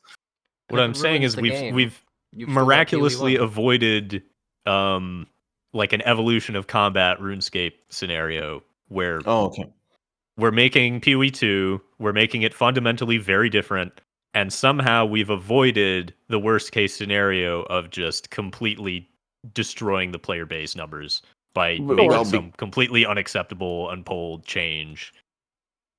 Well, essentially, because they promised us that PoE 1 will still be around and will not be replaced by whatever they come up with for PoE 2, which both gives them more freedom in the sense with the community, but also in a technical way. Damn, what if there was like promised polled RuneScape, polled ruthless changes? That'd be good. Oh my god! I mean, I think put any ruthless change to a poll, it would be completely bombed. Only if you really, played but like that 100 kind of hours proves of the point, though, doesn't it? Like, I mean, I think the polling system in RuneScape, like you're talking about EOC. I don't know if Cat necessarily got it, but referring to RuneScape 3 and RuneScape OSRS splitting, but like that maneuver, I think, is really anomalous in the game state. Like that they pulled off a fucking miracle. The fact that they're split games, both have incredibly large player bases and are getting full service updates. Like that is an anomaly, I think. And I don't think that anomaly is going to happen. I think if you were to put a polling system in Path of Exile 1, it would be the best thing for the game, and it would make the game drastically different. And it might not be the game that I love at that point after all those changes, but I think that's honestly the best case for the game. I think every game should have an active polling system like RuneScape. Because like you said, you try to pull Ruthless being added to the game right now, fucking it would fail in a blaze of glory.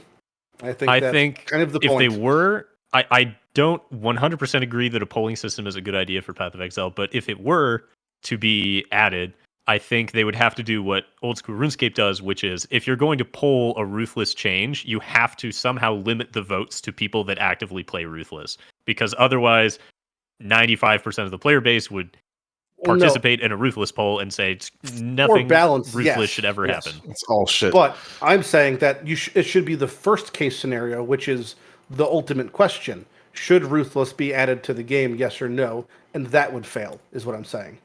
That is I think that first question should have been asked. It was never asked, I think. Because I think the circumstance in which it was introduced, I think the players know exactly what they want because they're the players. I think the devs made a game that's too close to home now, and they're afraid to make changes. I think GGG would not be comfortable with giving the polls actual power. Like, there's something to be said for polling an idea and then being like, we'll take this feedback into account, as opposed to old school RuneScape is literally, if this does not get 70% of the vote, we will not do it. I'm saying if any company who's afraid to give their players polls power probably deservingly should be afraid, and that to me sounds like a dictatorship amongst the game. Like, at this point, this game is it's not their garage game anymore. It's bigger than them. I think they're failing to acknowledge that to a degree. Like, to a certain extent, yes, but also to a certain extent, if you give too much power to the players, they will create a monstrosity that's bad, that even they will, in hindsight, agree is bad. This feels a lot like we can't give you this because it's in your best interest, is a lot of the things that a dictator would say to their subjects. If the idea originally comes from GGG and then they poll it and the players say yes or no, that is a good poll system. If the idea is we give players the ability to suggest a change for the game, then that's horrible right. Well, that's idea. what I'm saying, like the RuneScape polling system. It's like, they put forth suggestions and we vote on them in the same way that we can suggest things and then they could be like, oh, that is a good idea, we'll put it up for perolling. That's how it basically operates. The other thing is you have to do this so far in advance, and a 13-week development cycle does not lend itself to this. So like if you're 4 weeks into the development cycle and suddenly the players say no, don't add that, then you just don't ship anything. Them doing events and stuff is like a poll in a way though, like Ruthless with Gold or Infinite Delve and shit like that. Is it not? Like they can look at.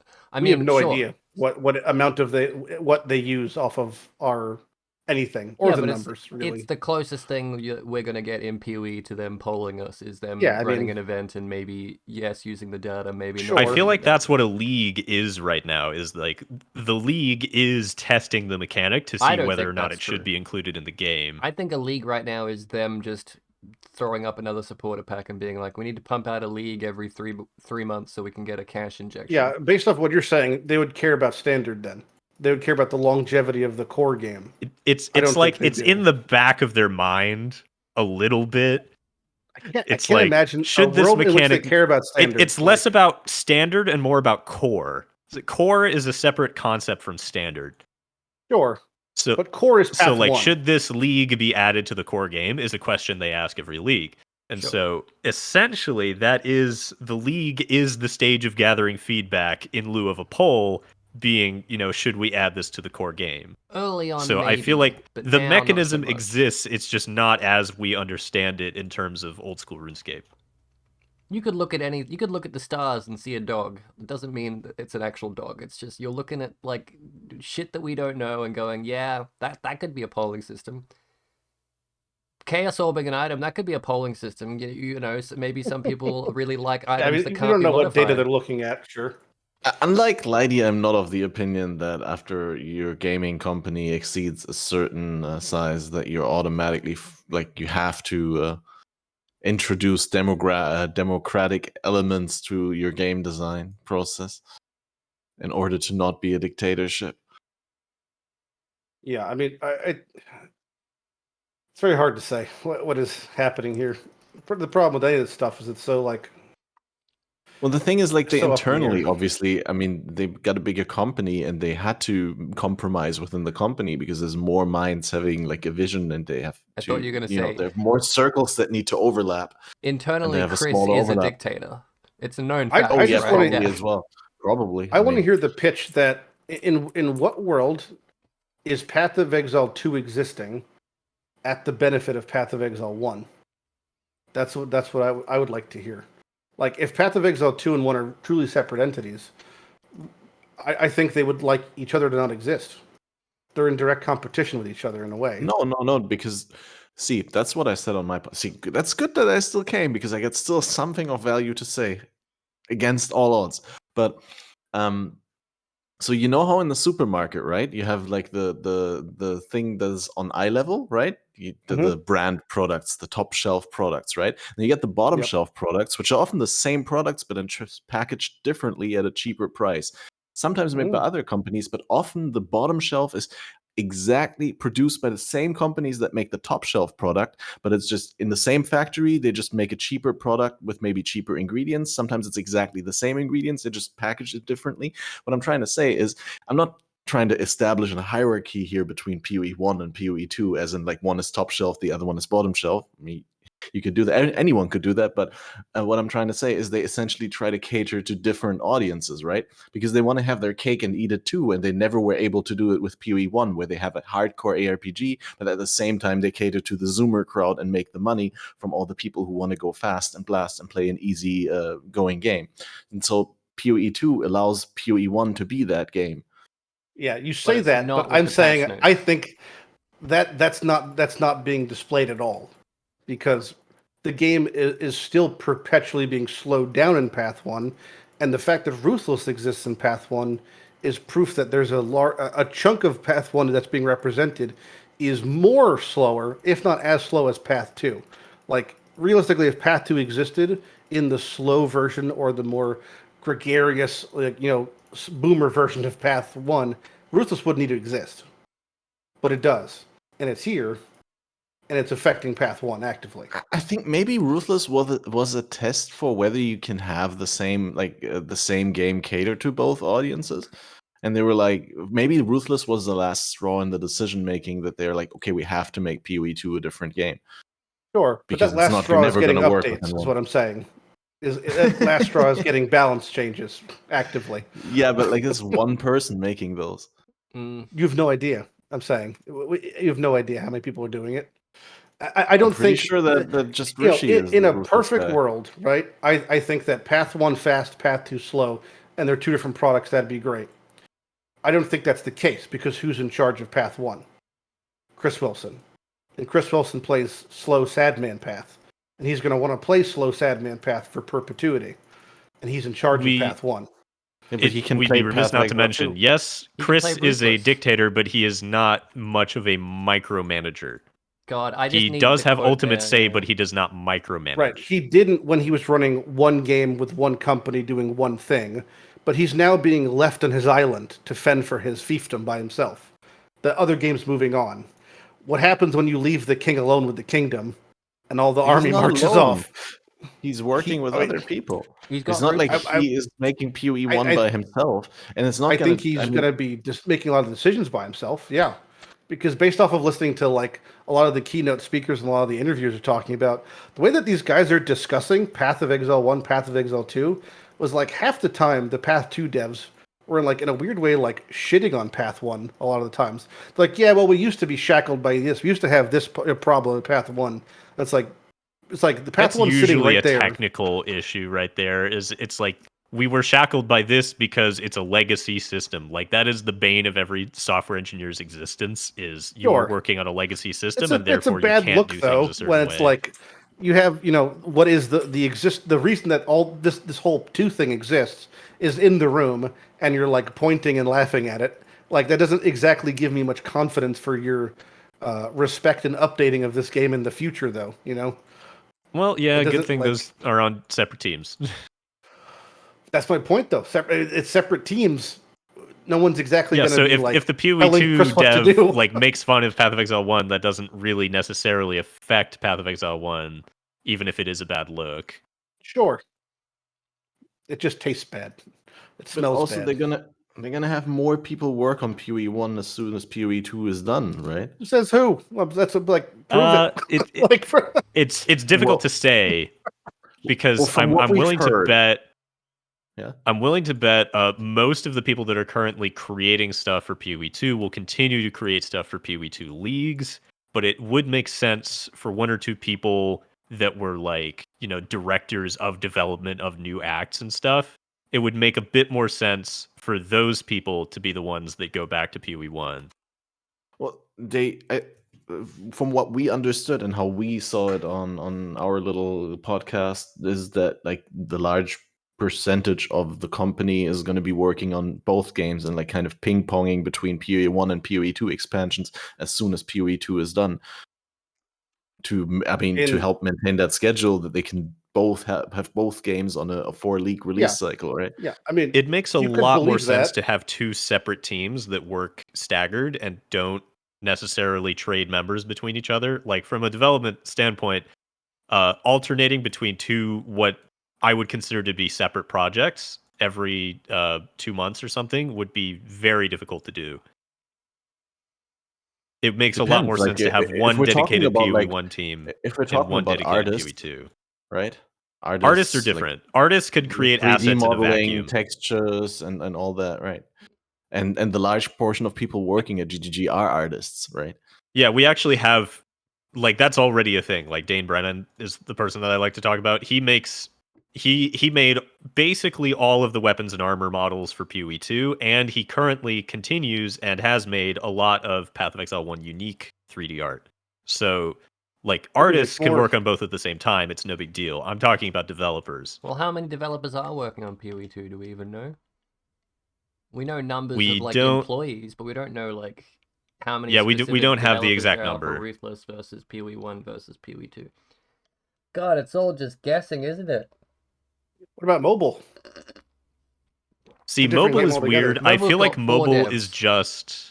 Have you talked about mobile at all? I made that number up. Not really. Lighty complained that it would probably be taking development effort away from PoE 1. I don't believe that's the case. I think the majority of the work that's being done for PoE Mobile is just getting it optimized and graphically rendering on a phone, which is a completely separate job. When I say take development time with PoE 1, Path of Exile Mobile is owned by GGG, so any amount of time that they spend money on that piece of shit idea is taking away time from Path of Exile 1. No, because people that make mobile games can't make other games. They hired new people to work in a like you would not hire a person that is working on PoE Mobile to do dev work for PoE 1. It is a completely different skill set. I understand that, but I'm saying as the company has spent money hiring somebody, that means you could have just spent that money getting one more person to do balance for Path 1. I think this is back to the too many cooks spoil the soup. It's so if you think of the PoE Mobile team as just an investment, as opposed to like, oh, they no longer have the money to hire another PoE 1 dev. It's like at a certain point, you have enough PoE 1 devs and you're not looking for more of them, and you as a company have the assets to make an investment. What complaints do you have about Path of Exile as a game? Do you have any complaints about Path of Exile? Well, for the sake of argument, I could be like, oh, well, I'd really like to see, more content come out more quickly. I'd love an auction house. Could you hire a guy that could help with that? It's difficult to say.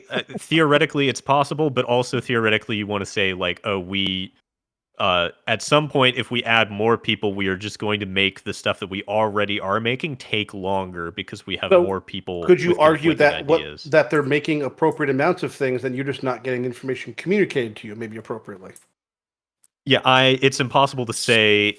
Like from an outsider's perspective, even I could just be fundamentally misunderstanding, even if they did tell me. Yeah, but I'm saying that they could have someone to help you understand. From their company, they could hire someone to present information to help you understand. I believe that is what the community team is supposed to be doing soon, and now I don't know the details could spend the money hiring the one guy making mobile to hire a new community representative. Is what I'm saying. I'm saying we can walk and chew gum at the same time. I'm saying there is no universe in which the money that they spent on the PoE Mobile devs somehow precludes them from hiring someone for PoE 1. I think they absolutely have enough money to do that, and I think them hiring people to do PoE Mobile is going to make them more money than if they had not done so, and therefore they would have more resources with which to spend on PoE 1. I mean, in the end, PoE Mobile is just a funnel to get people onto the real desktop crack. Yeah, It's like make it accessible to people that do not have the desktop. You say that, Cat, until Path Mobile becomes bigger than PoE 1. It's a strong possibility. In which case, PoE 1 is now the shit pile, and Path Mobile is now. So I think it's possible that PoE Mobile. I didn't play the demo. I think it's possible that PoE Mobile is just a mobile client for the PoE 1 game. No, it isn't. It's a totally separate game. It's a totally separate game. Okay. PoE It's a 2 third game they're making. Mobile. Yes. It's an origin story of Valdo and Dominus. Yes. Yeah.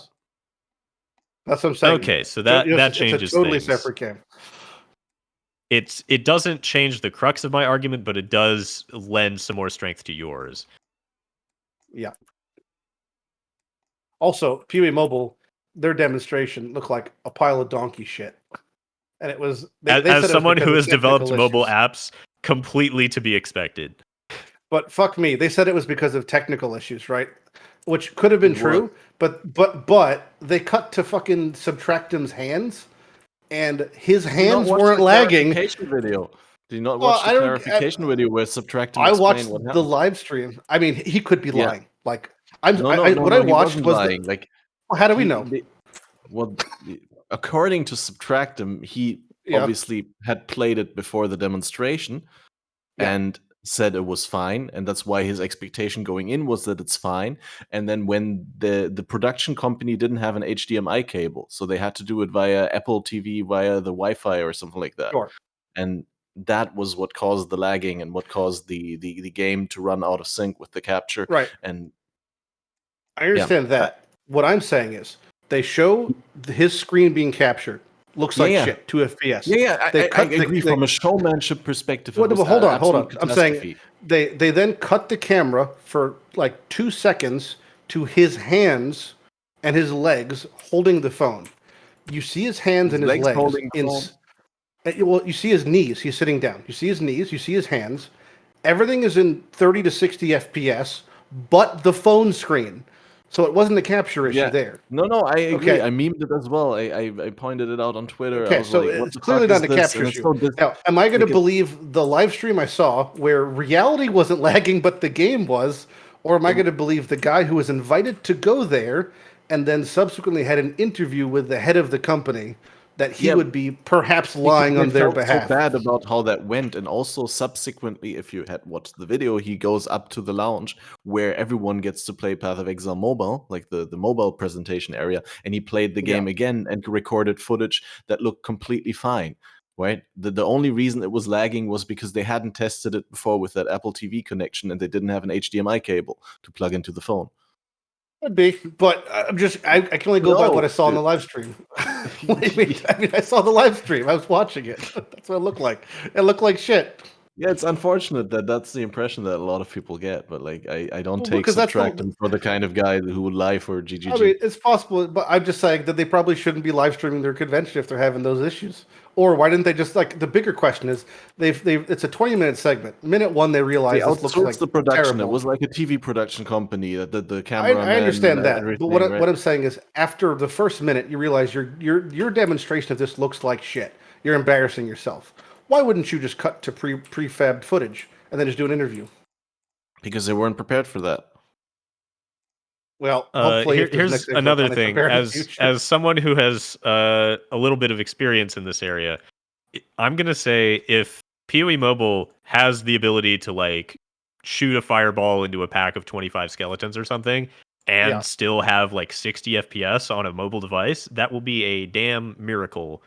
You have no idea how powerful mobile devices will be when that piece of crap finally releases. I mean, this is some Star Citizen fucking conversation right now. Oh boy, it's definitely gonna run badass. It's not because my phone costs $100, and my phone's a piece of shit, and I'm not going to upgrade in 5 years when they bring out the game. Yeah, the real you're not going to play mobile. You're not the target audience. Of course he is, because the they're going target to make PoE Mobile have someone that has 3,000. There's going to be a PC client. It's going to be just like Diablo Immortal. They're going to try to shill out for $100 million in the first year. There's going to be a PC client. I played Diablo Immortal. I played on PC because my phone doesn't want to run like a fucking 1,000 degrees. It's just going to sell on. It's just going to sell on PC. There's going to be microtransactions. There'll probably be a fucking battle pass like there is for the base game. It's literally just a money stunt, and there's a good chance that money stunt is gonna get bigger than Path of Exile. And that, to me, is one of the secondary threats of why PoE Mobile, I would prefer if it didn't exist, because things like that is going to engulf the game that's already being engulfed by its second, But then we'll get PoE Ruthless Mobile and PoE 2 Mobile as well. Oh, I can't wait. It's going to look like fucking Dwarf Fortress. PoE Mobile 2. PoE Mobile I think of this as... Try to think of PoE Mobile as PoE China. It's like a separate thing over there. We are making money from it. It should exist in isolation. Yeah, should. If it starts making PUBG numbers, that's going to be impressive. We have precedent for something potentially being more successful than PoE 1 and also just not affecting it at all. I realize now, most of the things that... So I'm like, I give you an example, and then you give me the reason, Jousis. We've been doing this for like 3 hours, and I've been doing this, right? And most of the times, I feel like your reasoning really, really starts to sound like trickle-down economics, where it's like, Path Mobile is going to get more money. It's going to be a bigger thing. That money's going to get funneled back into GGG, and then, of course, it's going to be better for the main game.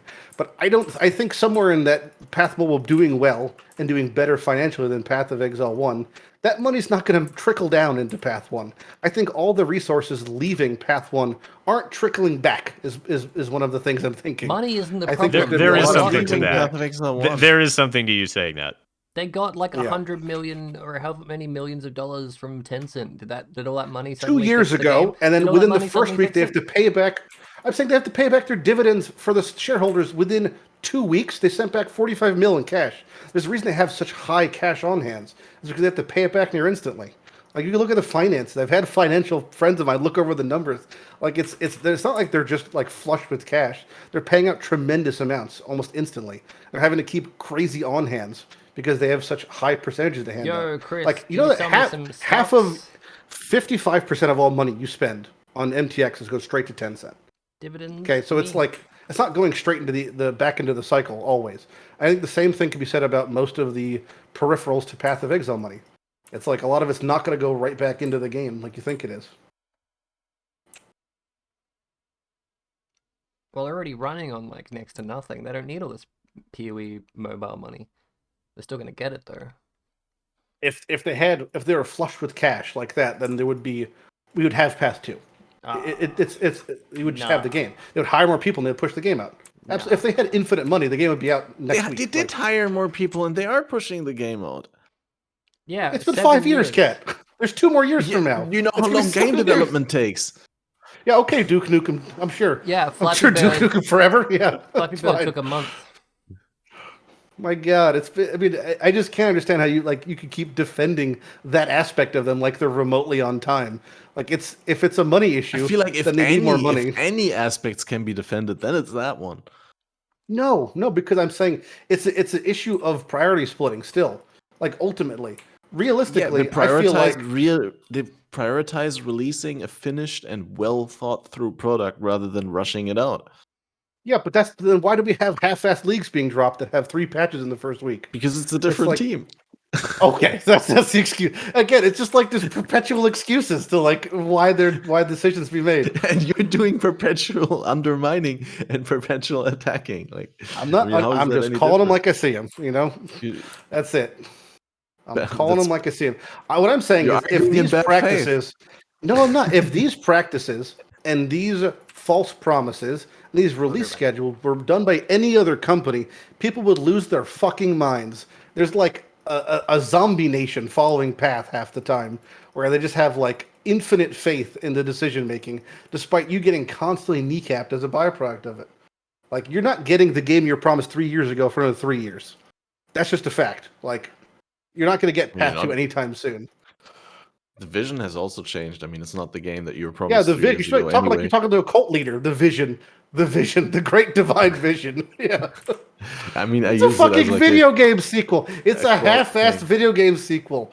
You're gonna get Kaplan. You're gonna get Jeff Kaplan, and all the fucking PVM's gonna be removed like Overwatch.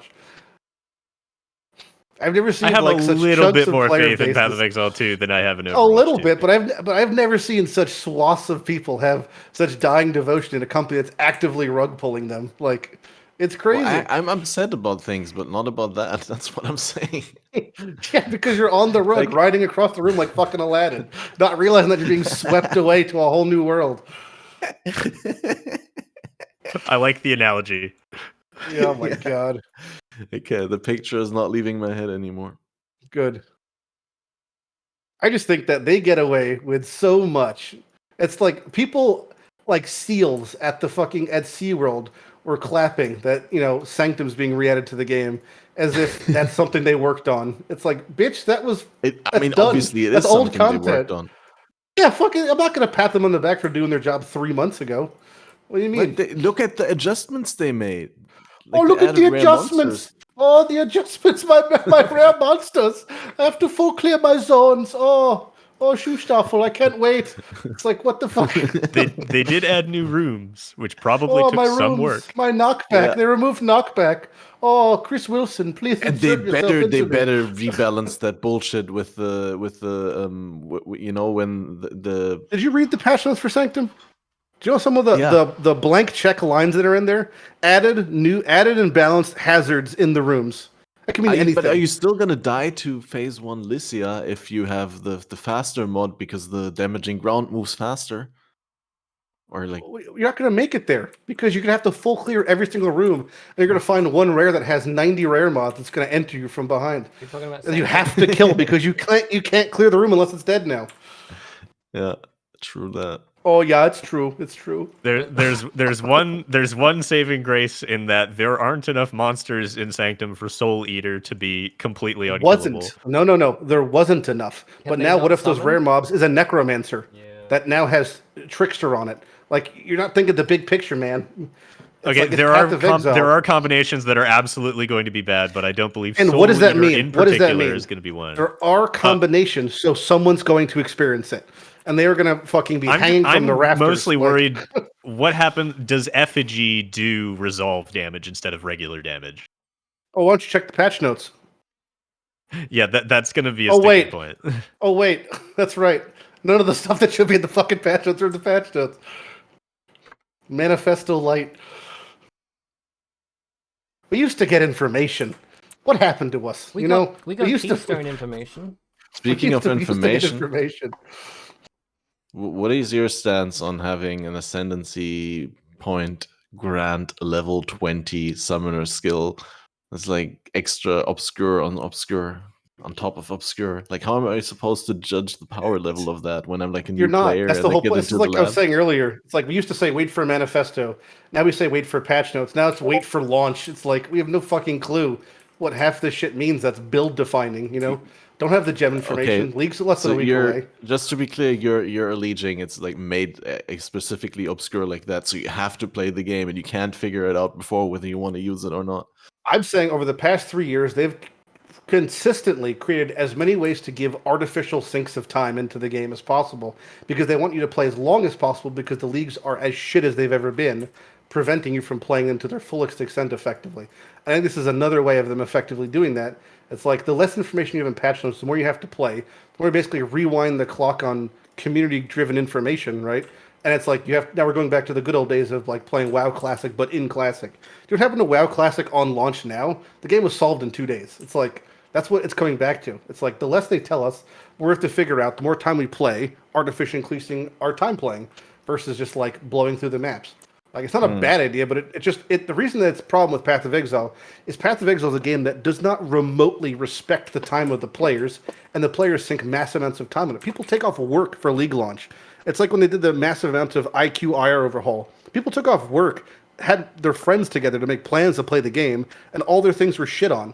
You remember when like Empy and them quit playing for that weekend? Like, in the subsequent league? Yeah. Like, it's the exact same situation. If you don't respect the player's time by telling them, at least in a game like Path, what changes are going to be made that could totally alter how you spend your time in that first weekend, it's like a slap in the face, basically.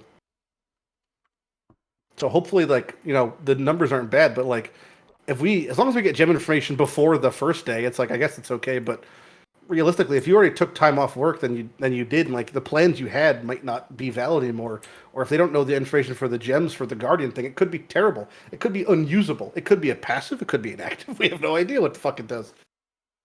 I will say that this is not a scenario that GGG likes, what you've described, where it's like something was miscommunicated so severely that people that took time off work to play the game are now dissatisfied. You must understand that this is not something that they did on purpose. This is not. They should probably maybe hire someone for communication. Maybe get some money from the mobile budget. That they could the one off. In particular that we're thinking of, the one where MP's group quit because there was no loot.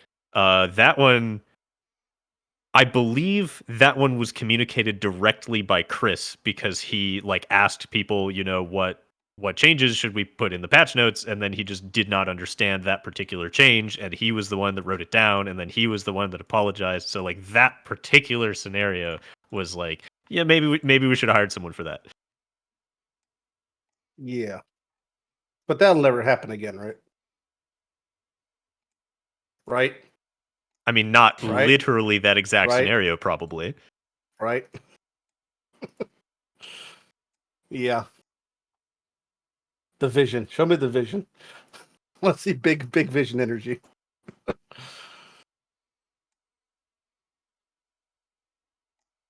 you think they could have spent the money on Ruthless to hire somebody for communication? I still believe that they have more than enough money to be able to hire more people if they want to. They've hired people for communication, but those people they're just aren't doing the a same shit people. job. No, they aren't the same people they don't go dev to dev and ask them what they changed patch notes wise. The way they do patch notes. How many devs are there? How long would that take? A half hour? in the office, a half hour maybe? No, it'd take longer than that. It'd take ridiculous. You walked up to a dev and said, "What changes did you do in PoE 1?" Okay, if there's only 8 devs, it'll only take a day maybe, but still. Well, okay, so how long would it take? That's 2 very days? inefficient. Usually you have people and you're not going to get accurate data because you have a team lead report. They're only going to remember the thing that pissed them off. There could be something in the patch notes that is very trivial. So we're only hiring disgruntled 3 days, or and that's all they're memory going to remember. Employees. All our employees are disgruntled and have shit memories. They've said that their internal documentation is shit compared to the PoE wiki, and they said that their internal documentation of what changes they've done is pretty shit, and that's why the patch notes. Why are you taking pride in their inadequacy? I'm not taking pride in it. I'm just explaining it. I'm explaining that hiring a community person isn't going to fix the patch notes, and hiring a patch note person isn't going to fix the fucking patch notes. Why would that not? That doesn't make any sense. How is this?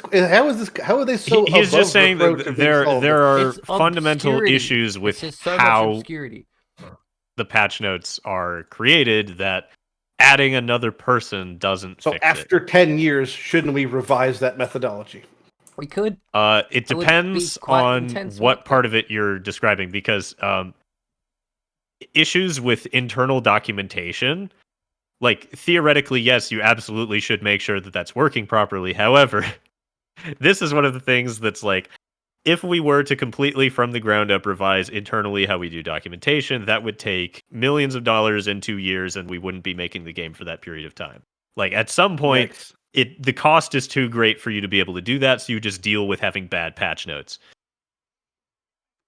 That's where we're at now. We're at acceptable. We have some level of technical debt that is responsible for the patch notes being not as good as they could be. Now it's just this problem will exist for my lifetime. Good luck, grandchildren.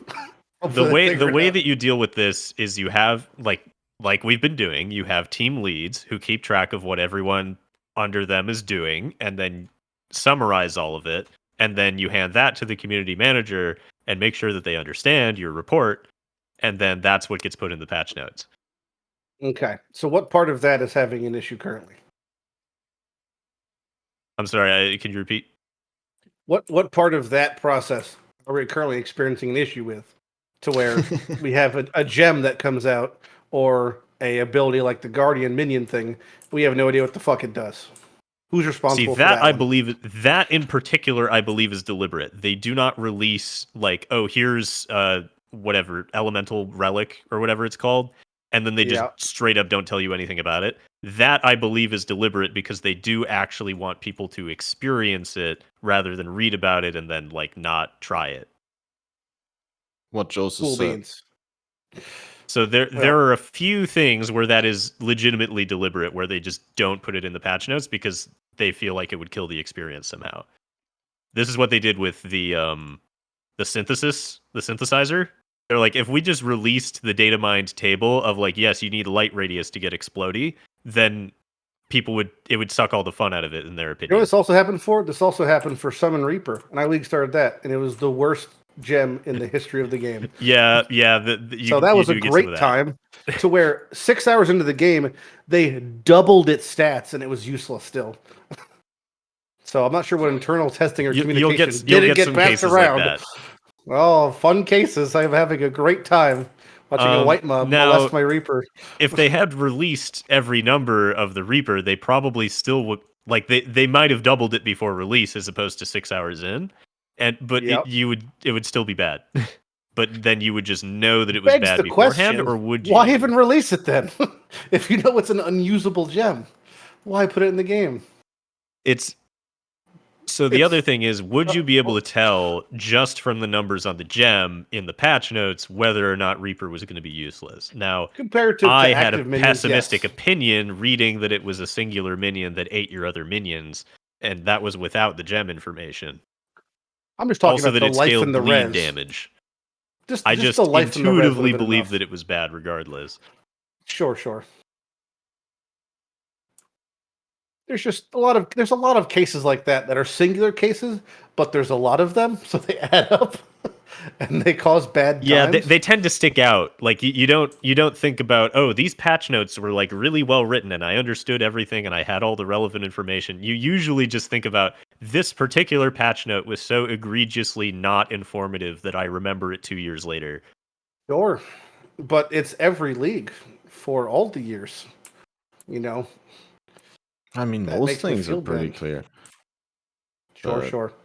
I mean, I could pull 10 examples from patch notes right now that you couldn't explain to me if you tried, if you want.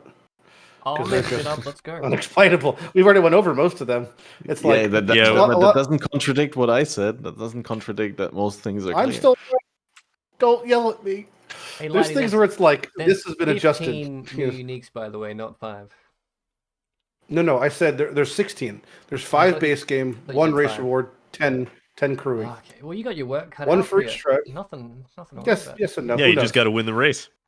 Quantity. Well, no, the race one is from last year's race. Yeah. The current race being added, they're doing div cards from now on. They stopped making uniques for race rewards apparently going forward. And they stopped making user submission div cards, only race reward div cards. So there should be no more div cards submitted by users unless they're old bank ones, and there should only be ones from race rewards going forward. Because at some point it's like, if someone can pay, like it used to be what, like $600 to be like, hey, design my div card. At some point you're losing money. But yeah, it was. But so like for example, like my friend he's on our Twitch team, Ironwild. He didn't have a unique purchase, but he purchased, or he was given a unique purchase. But on the process, he was shopping around for one, and they're a couple grand to buy the ability to make unique for those who still have some out there. And the same thing for div cards. They're going for over $1,000 roughly. So if you want to buy a second market div card submission, you could. They're just significantly more expensive. That's cheaper than what I was offering GGG, and they told me no. Time to go. Well, because they're not accepting new ones, they just have to honor the existing ones. Yes. Correct. Yeah, it's just they don't have the time because they're making 19 games at once. Yeah. Yeah. Or you could just be me and apparently inspire designs without having to do anything. You can do that too. Yeah, you could take someone else's. You could, you could submit ideas. They also accept that. If you just pitch them a great idea for a div card that maybe served a purpose and could maybe replace an existing one. If it's like trimming the chaff, it seems like at this point they'll take anything because they're just trying to cut down, existing amount of div cards. There's too many. There's too many div cards. There's too many. They really shouldn't exist in the first place. What honestly. was the original plan for them? They serve anyway? A very strange purpose. I feel like the plan was to first of all have different areas have different loot, so not every area has the same loot. It makes sense to be like, oh, cemetery can drop brother's gift or something, and so therefore, if I want to go for that specifically, I should farm cemetery as opposed to completely like blurring every map together. That's one of the goals of divination cards. I believe I wouldn't make a broad statement about loot balance, but I think what they wanted was for some things to be limited target farmable. But they killed it with Arch Nemesis, though. Like loot Well, conversions. to be and fair, shit. a lot of things died because of Arch Nemesis. That's irrelevant. at There's this a reason they point. effectively removed it. Yeah. I guess Bisco's is good for hunting div cards now then. Yes and no. They change their IQIR formulas and what it means for div cards constantly. Yeah. Also tiers of things constantly. Yeah. And you'll never know. What do you think So about just that give keystone up. that's like your quant is now rarity ×3 or whatever? It depends. Depends how if they change the tiers and the relationship to loot at all this league. As of last league, terrible. But like rarity changes the like the tier of the Arch Nemesis drop. So you just need like a little bit of quant, like 70 quant, and then just a fuck ton of rarity. But like so you get your map quant, and then you get Wandering Path, and then you've got like 90 quant, and then you times it by 3, so you get 270 quant added onto the 180 rarity you've already got. So you get like 500 rarity just by default. Then you get like 70 quant on your character, then plus another 300 rarity on your character. So then you can have around like 70 quant and like 1,000 rarity. You reckon that's enough to get divines dropping again from loot goblins, or I don't know how much. No amount. There's no way that mechanic's allowing you to get 70 quant and 1,000 rarity passively. I think you're misinterpreting what the keystone does. No. Okay, Wandering Path to get all the quant nodes and the map modifier nodes, so that then your map itself only has rarity. It'll have around about it'd be like 9, like around about the maps will have around 400 rarity ish, and then your player will have player quant, which can't be converted into rarity. So if you run a magic fight, a generic cheapish, 70 quant, 300 what does rarity, the keystone say specifically? Modifies to quantity of items found in your maps, instead applies to rarity of items found in your maps at 300% of their value. So you get like 50 quant on a map that turns into 150 rarity on a map. Yeah. Map quant only, not player quant. I'm not sure that's worth it in some scenarios. If you're target farming uniques, maybe. I just mean like for Arch Nemesis conversions where rarity changes the tier of like currency or something. So if you get the fabled loot goblin, how much rarity did the people that were target farming in Arch Nemesis need to get divines and shit? 400, but you want like 1,000. So you could get, if you actually build like a proper quant character, you could easily get up to 1,000 without going overboard like the culling strike. I still don't think that thing's working the way you think it is. How do you think it works? If you go from 700 rarity to 850 rarity and you sacrifice 50 quant, I don't believe that's a good trade-off. Well, quant ratio is like 4 to 1 typically, but I think that's working for all quant, isn't it not? The way it's phrased. Specifically, the quant modifiers on a map, not the ones on your player. So it'd modify only your map quant, not player quant, and not. I don't know. It reads weird to me. Fair enough. I think it's converting all quant to rarity. I think it's converting all quant to rarity. Converting quant to rarity makes sense if you are looking for specific, unique, targeted farming, as opposed to loot goblin to divine orb. Like, first of all, it's possible for you to run that setup and then go the entire league without finding a single loot goblin, in which case you've wasted your time. Yeah, I think it's more for finding low-level uniques than anything.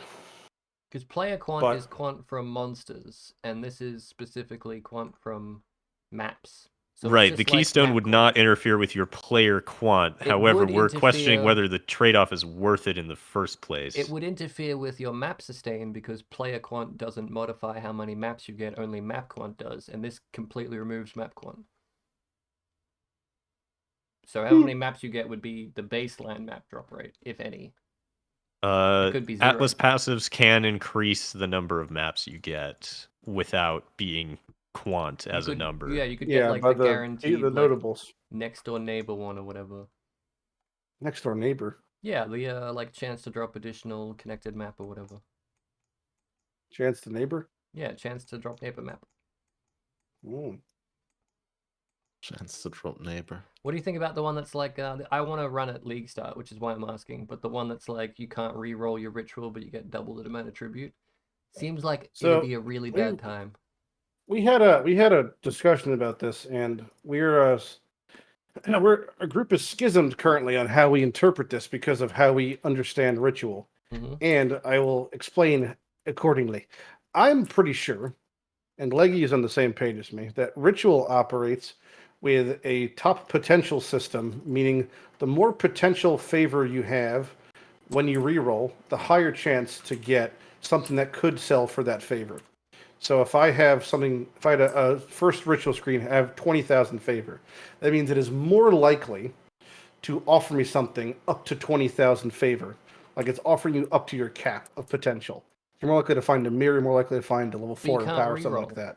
Or sometimes you can't reroll. Than... I'm saying the first window is going to be offering a higher quality of things because you have a much higher top end. Like your range is higher. It's the same concept of stacking strength in RuneScape. The higher your max hit, more likely you're going to hit higher because you have a higher top end. I think it's the same way. That is how it works, though. So I think it's the same way. So if you have, I mean like ritual. In a lot of cases, whatever, yeah. A higher hit is better than higher accuracy in most cases, DPS wise. Yeah. I think it's the same thing in ritual, where it's going to be you'd rather have one window and you have much higher amount of tribute because you're going to be offered twice as good quality things on average. Another thing, the reason I would take this node is it minimizes the possibility of you being offered a mirror and not having enough favor to defer it. Correct. Yeah, I think you'll only. Yeah. Oh well, we're having multiple. Are we listening to what Jim's talking to his mom about? I don't know what Jim's doing. I didn't want to talk over it if it's important, if it's relevant to the podcast. I muted it on the not. recording, or at least I tried to. Sorry about that. No, you did. It's fun. What were you saying? Well, so what I was saying, especially if you have like something already locked in, like a mirror or like something expensive deferred, then you would want to pick that Atlas passive situationally, so that you have a higher chance of being able to defer it when it comes up again. Yeah, I think it's very good. I think ultimately it's really good. I mean, you could take both, and then the other one would be like crazy. 3 dead nodes to get the other one, but you could then, it would get rid of the downsides on the one that's like 50% more, 50% less, or whatever by completely removing. It sort of encourages you to buy the entire reward screen instead of being like, oh, well, I have 2,500 favor and the only thing to buy is transmutes or something. I'm going to reroll and hope that the 500 gives me like a ghastly eye jewel or something. No, just buy the whole screen. Don't even think about it. Yep. Which I think honestly is going to artificially promote your currency per hour in a trade league setting, because very often you're fishing for something and skipping over that nickel and dime currency that will subsequently add up, I think, in this situation. So I think almost always this is going to be beneficial if it operates the way we think it does. Yeah, I want to go blue altars to get divines, or a chance at divines, and then just go ritual gumball to make up for the fact that I'm not doing red altars. Ritual gumball. Yeah. What a cool band name. Thanks. Welcome. Although I can't get double blue boy progress, or really anything, because I'll be doing wandering paths, so it's sad. Double blue boy. Yeah. Nice. Thanks. You're welcome. You play SSF, Cat, or are you playing trade? I'm playing softcore trade with the guild and all. Ooh. What are you league starting? I don't know. Because you don't have the gems, or you just you don't know? Honestly, I probably want to level with a Marauder, Spectral Throw, Volley, Chance to Bleed, and then try and respec into a Fire Conversion Reap. But I don't know where you get the 50% Fire Conversion that previously was on Chieftain. I would obviously go Juggernaut now, and then do Forbidden Flesh and Flame shenanigans to grab one of the Chieftain nodes. Just gloves. That node is going to be so expensive. Gloves plus Avatar. I mean, Fire. there's other good options. The one that gives resist is also pretty value if you want to use a lot of gear with other suffixes than resists or unique items. So it's important to note that the patch notes version of the Chieftain Ascendancy is different from the one that is still live on the page Yes. for the Yes. So they added more stuff. One of them being It's the not a redeeming quality. it's not a redeeming quality, especially for the build you're going for. But I just want to make sure people know that the node that converts damage to fire damage also adds flat strength to the same nodes.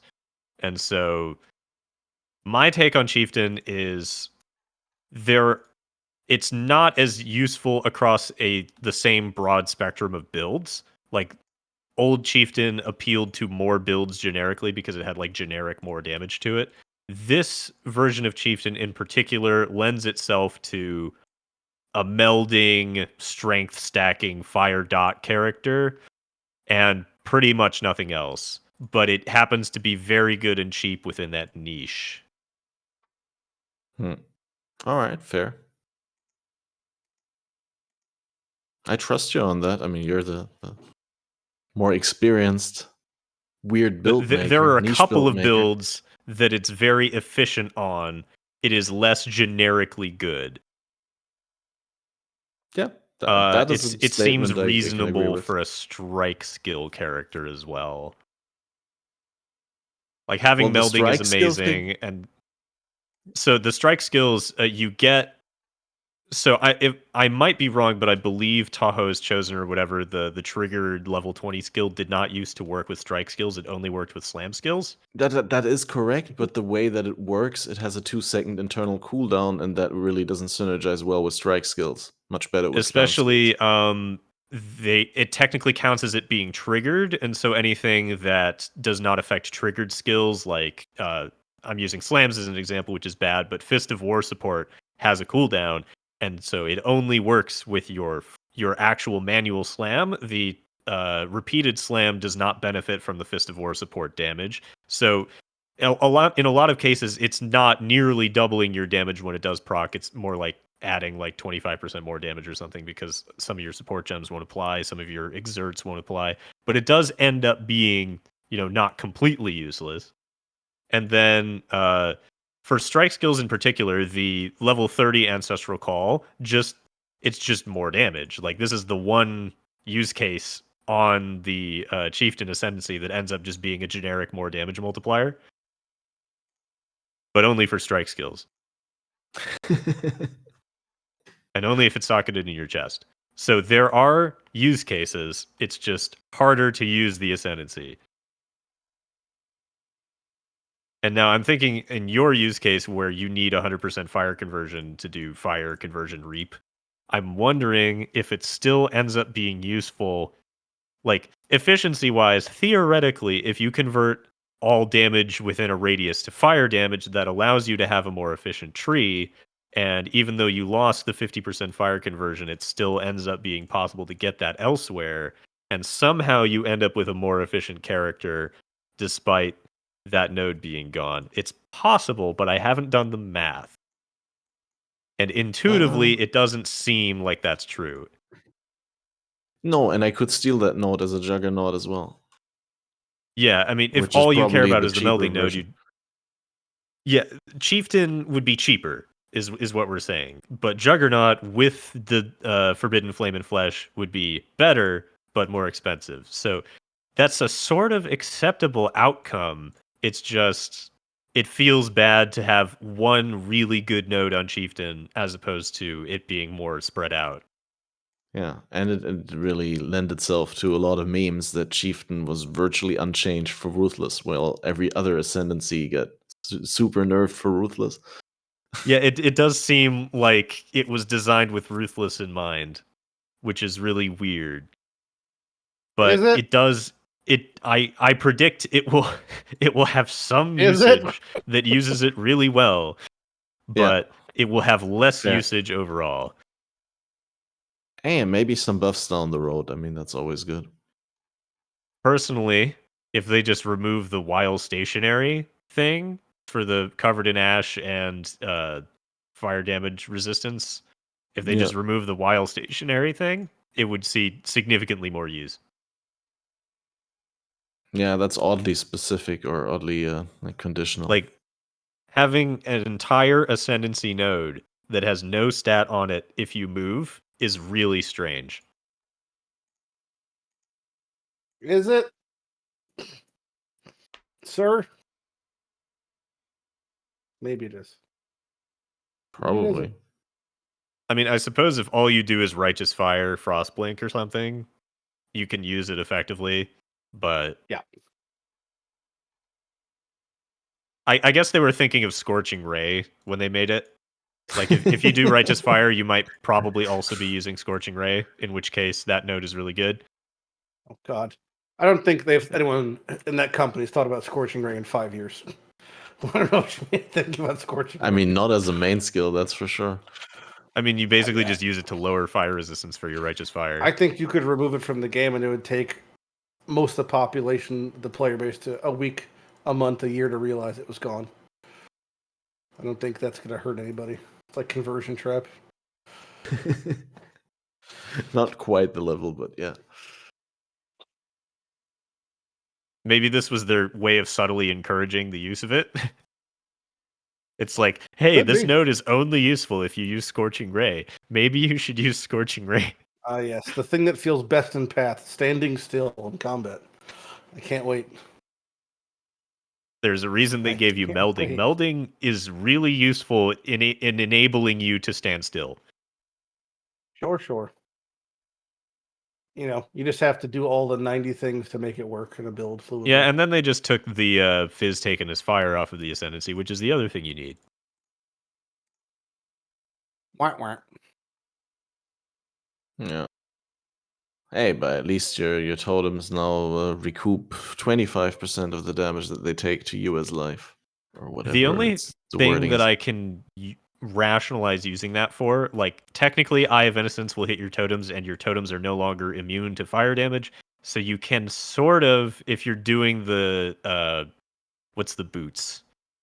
Torch Oak Step, that's sort of useful on that build in particular. Other than that, unless you're for some reason doing Forbidden Right totem still on a Chieftain, I don't see any other use case for that. As I've established from my Well, there's this years of new playing support self-damage gem, builds. right? Oh yeah, you could technically, but that's What was the sacrificing life. That may not be Flamewood support. Oh what no, support? the Flamewood support. The support gem designed for skills that summon totems. When the totem is hit by an enemy, it triggers Avenging Flame, which deals area damage.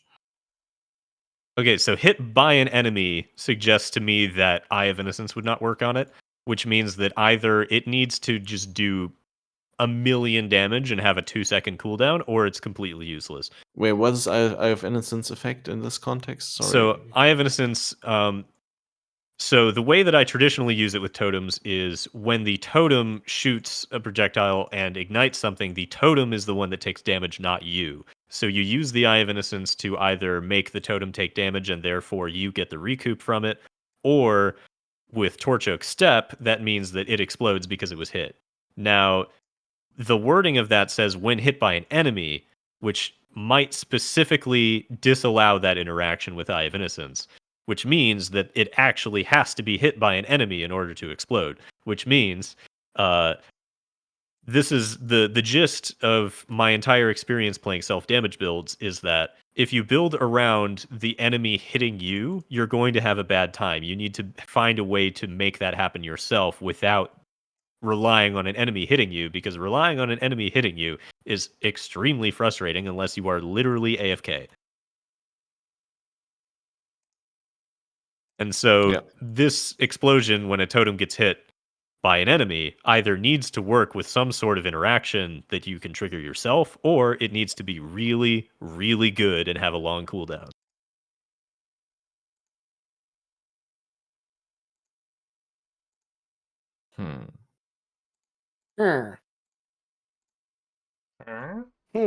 Well, how am I supposed to know?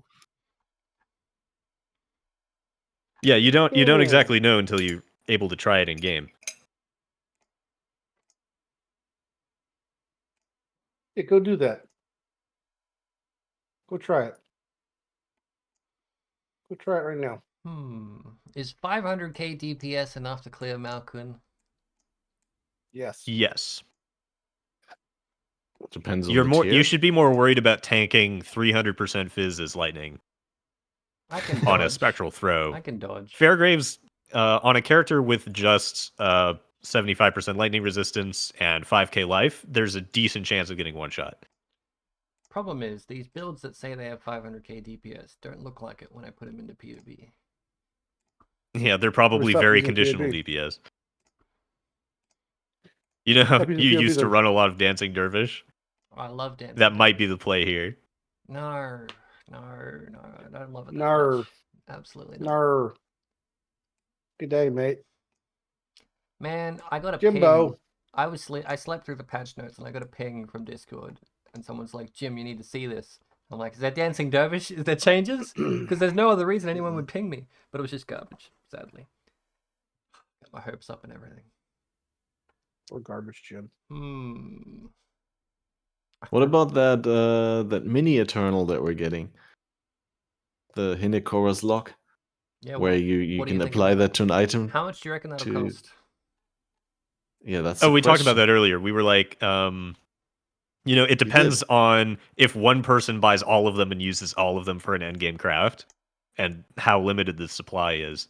Because if there's only like 500 of them and one person uses all of them, they're going to be very expensive. The thing is, it can't ever ruin an item. So you could just... There is no downside to using one. Exactly. Other than the cost. Exactly. But you don't have to use with an Eternal, you'd have to use the currency item, and then if it fails, then you still lost the currency item. Here, you actually see the result before you use it, which is kind of cool. Thinking about reroll the result infinitely. Also, that's the other part. Yeah, you can use a Blessed Orb to re-roll the ID of the item, essentially. So you don't ever have to actually modify the item. You can just spam 500 of them with 500 Blessing Orbs. Exalted, didn't hit anything good. Toss a Blessed Orb, eat the Hinochorus. Wait, that is the thing? You toss Blessed Orbs to... Why wouldn't it work? Change the item ID. Because if you weren't able to change the item ID, it would be it would only save you like one Exalted Orb, right? Or at least the possibility of ruining the item.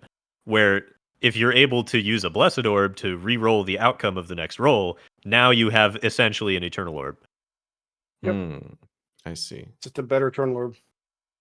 Yeah, a better Eternal Orb, which means if you're able to use 500 of them in quick succession by doing that, that means the item is going to be essentially about a mirror.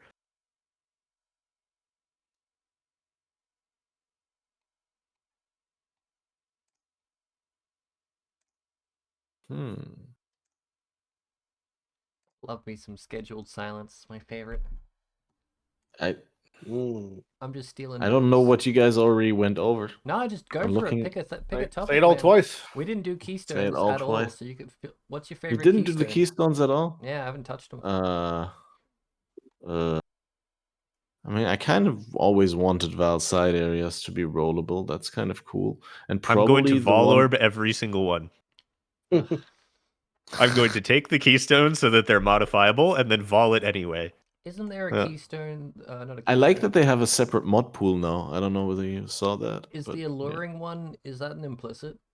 Like, for the love of the queen or whatever, if our side areas have a chance to be alluring? Or is that a roll? Yeah. No, that's a totally different side area. It's not a Val side zone at all. It looks different entirely. But you can make it so that's not corrupted, so that's probably like one of their, like, they said there's 3... It's not a Val side zone. It's an alluring side zone. Right, but... well... And the keystone shouldn't work for it. But it's part of the Val side area thing. Well, how could they make it not... Oversight? Either it works and it shouldn't, or it's an oversight. Either it works and there's a unique thing tied to it, or it's an oversight and it doesn't work. Copy that. Correct. Yeah. Game logic. Well, it's a totally different name. It's a different instance. But it's still a Val side area. Sure. Also, all like the stuff. I mean, all the cool rolls depends on the weighting. The weighting could be atrocious, could be super generous. I will try and do 100 of each. It's like rolling a winged on the old boxes. You could spend 40,000 alterations sitting there and not hit shit, or you could enjoy yourself and spend a couple hundred, hit a trial master fragment, and have a good time. Yep. Are the Trial Master fragments from Valsidirs only one specific type? Didn't specify. Just said Trial Master fragments. If they are weighted, it'll be effectively worthless. Could you get them previously from Valsidiria? Nope, this is totally new. Okay. They're heavily weighted though, and the price differentiation is based off of the annoyance of the content. Like Delve Incursion, way more rare, way more expensive, way more annoying to access. Oh. The div cards also are really indicative of this weighting. We've handed in hundreds of sets of the div cards, and you'll barely hit the Incursion one, barely hit the Delve one, if at all, in hundreds of sets. So if it's the same representation from the side zone, it's kind of a moot point. Like, it might matter in trade, just for like buying the shit ones might go from 5C to 3C, but like the ones that are already rare and already hard to get probably won't really touch their prices too much unless it's not weighted. Well, So there is a relatively similar number of relic foil Trial Master uniques as there are regular ones. Like the Voidborn Reliquary Key is a significant source of Ultimatum uniques compared to actually running Ultimatum. Yeah. Ultimatum is terrible content to really cobble together for the most part. It's very unfortunate to try to farm out those uniques, especially because their weighting is abysmal. The difference in weighting. Like, you have things like the helmet that's like a 50% drop, and you have things like the shield that's a 5% drop. So it's pretty brutal. Just do 20 3 times. People run hundreds. There's been so many people that post their in Trade League and Crucible have posted like their loot from 300 Trial Masters, and if they don't hit a hate for it, they're like, I quit the league because I'm out of money and this was a waste of time. If you hit a hate for it, it's like, yeah, I broke even. Like, cool beans. It's pretty rough. You're better off doing less and praying to the gambler. Better off running Malkoon. And just do Malkoon. That's the plan, baby. There's a guy on Discord who runs thousands of league. Just so you know, Jim, you have competition. You're eating in one of our boys' markets. We have a guy on our Discord who runs thousands of Malkoons a league. I've got a list of many things to try, and so if the Toxic Rain build that I've stolen doesn't end up working, then I just won't do it. He has it solved, like running Malkoon. Like he's this Frost Blink build that he just like leans back, pushes spacebar, and it clears a Malkoon basically. So you could do something like that if you wanted like automation. Slide his POB. Just ask him for his POB. Don't say it's for me. And then I still don't know. This whole time, I've never bothered looking up if it's efficient to full clear and then talk to Fairgraves, or just rush to Fairgraves. Run to the end. Don't talk to Fairgraves at all. What? just don't get any of the chests at the end. Okay. Never mind. Oh, and Malkoon, sorry. Right, yeah, no, not I thought in Act 3 for the Swig of Fate quest or whatever the name is. Anyway, another Keystone passive that I'm excited about personally because they've done something that I've been advocating for or asking for years now. And that is they finally gave Tormented Spirits life and a better AI so that they can actually possess things before they randomly die because you do so much unintentional AoE damage around them. Is their life only for them, or do they also give that life to the rare that they infect? Only for them. No, it's only for the spirits. Oh, thank but they also have like this huge tapering less damage buff. So they're going to be essentially guaranteed that you can chase them into a pack of monsters or a rare or unique, right? Now, and then with the new Keystone passive, yeah, but not if you have the Keystone passive, because then they can possess you for 20 seconds. A lot of people refer to this as like, Tormented Spirits are the new mini shrines or something like that, which is a nice sentiment. But if you think about, these buffs are insanely strong, like the grips. I don't know whether they're scaled for the player versus the monsters, but like if they're not, then you get stuff like, 60% of one element as extra, of fizz as one element, I mean. I'm curious more about their behavioral changes because there's that tagline, we've made them more aggressive to behave better, yada yada yada. Yeah, exactly. Every time they've ever touched Torment, that fucking tagline's been added. and it never is enough. So I'm really curious if it's going to actually. Well, but now like it's enough because they've never before given them like 500%, almost 600% more life at level 83. Yeah, but yeah, so now they won't 20 instantly life get is nothing. blown up off screen. It's What is percentage. They're giving them percentage life. If their flat value of their life is terrible, it's a moot point. Well, They also take value less isn't damage. terrible. They have in this addition huge to them having tapering more off- life, they also take less damage. Like they get the Right. Uber boss. And that part might be more impactful, reduction. but I'm saying if I'm still doing both 20 parts million damage together. off screen. Yeah, but I'm saying it still might not be enough to actually like survive the onslaught of real mapping builds. Well, they don't have to because you can pick that keystone and then they possess you, and then you get like all these awesome They possess buffs. you, but you then I have to stop attacking in a map, run next to a ghost. That seems like super slow. No, you don't. Depends on how fast you are versus the ghost. No, it's possible they can't to possess outrun monsters the ghost anymore. Yeah. They can't possess monsters anymore. They can't and their possess. AI the will... keystone says they can't possess monsters, but does it make them immortal? No, but like, so if you have an auto bomber, you'll kill them. I doubt you're going to be able to kill them, dude. I'm saying, I think you look at how much damage you want them to possess. Yeah, I see it. I'm saying, I understand that, but I'm saying I could look at Jousis. Okay, you know how much life Uber XR has, right? You still have a build that could basically one-shot it. My point I is have a build the scalability. My scalability of our damage you could versus have that a meager build, but enemy. 90% of times you don't. Well, no. The 90% of the think first it's week you reasonable don't. based on the numbers. 100% of the rest of the league you do. I think based on the numbers, it's reasonable to assume that you will not accidentally kill the ghost before it has the chance to possess you, or before you have the chance to see it and want it to possess you. Yeah. Maybe you're gonna have to quickly stop attacking and like walk a little bit towards it, but I doubt it because again, like, and no, that it doesn't sounds say like I'm using exactly the what the goal less and stopping damage to hit taken. mini shrines. Like it just seems like clunky towards. Well, why not mapping. both? Why not both? You use summon spirits. What and would be the mini really shrines. bad? I'm saying the goal is terrible. I'm saying the goal for clicking the mini shrines is terrible. You don't have to click you don't the want to sit there shrines. You can just fiddling take with the quick big time shrines. events.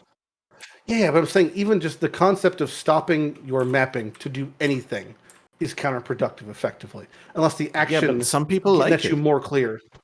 I'm not saying some people won't enjoy it. Some people like to have their balls stomped on. I'm just saying it might not be effective mapping versus what currently is effective Imagine mapping. if going near a dark shrine, like within its radius, automatically gave you the dark shrine instead of having to left click it. That would be great. So there's a lot of factors that's here. the right? ideal what is behavior like here. what's like the ghost's pickup radius? You know, like that's gonna be a big factor. A, can they survive? B, what's their like attachment radius? Because if it's like you see them on screen and they're in you, that's fantastic. If you have to be like on its dick for it to fucking work, then it's like annoying. Because what if it's still fleeing from you? Like, what if it could only possess you, but it still passively walks around and you're playing Chase the Ghost for 10 seconds in the middle of a map to get a buff? Like, that would be abysmal, right? Yeah. Concern. I think even in that noted. scenario, you would still do it, not just for the buff, but because it essentially gives more loot to the enemies that you go near as well. Well, only if you possess it, I'm saying. Yeah, it's not... I'm not saying it wouldn't be annoying to have to chase the ghost. I'm saying even if it is really annoying, you might still want to go do it.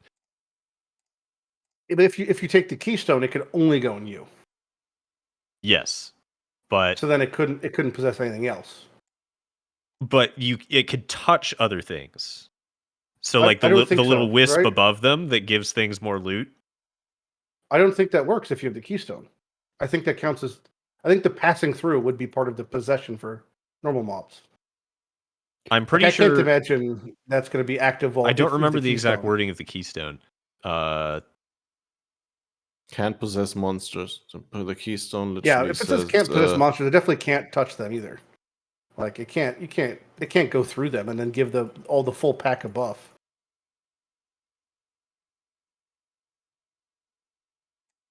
I don't know. Isn't grip the possession? And like touch is not a possession, or is that? Okay, touch is different from possession. No, but a touch is different from grip.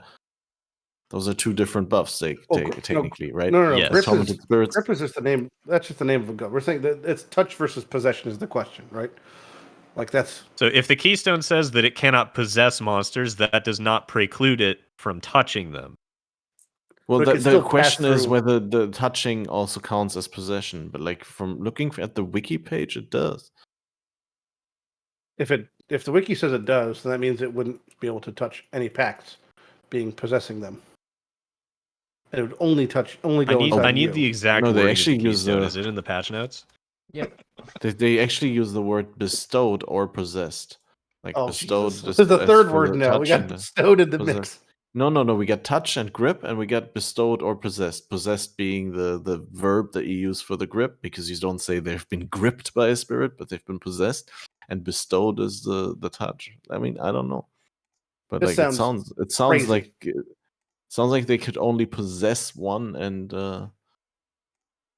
the touch doesn't count as possession. But we'll have to see. Once again, that's something that needs to be clarified. Wouldn't you like to see this sound like something else? I am 99% certain that possession is not the same thing as touching, and the behavior of the tormented spirit will be it will aggressively touch, according to the patch notes, monsters without possessing them, and then will possess you.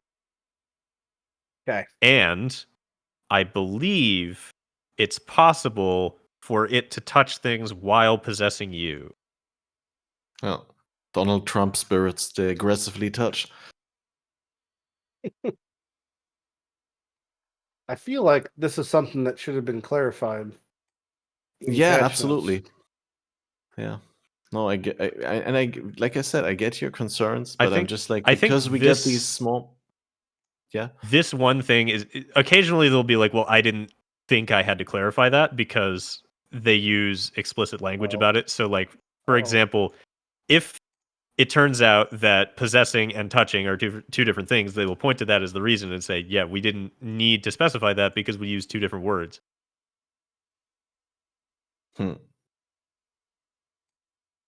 Yes. Uh-oh. Nothing. And then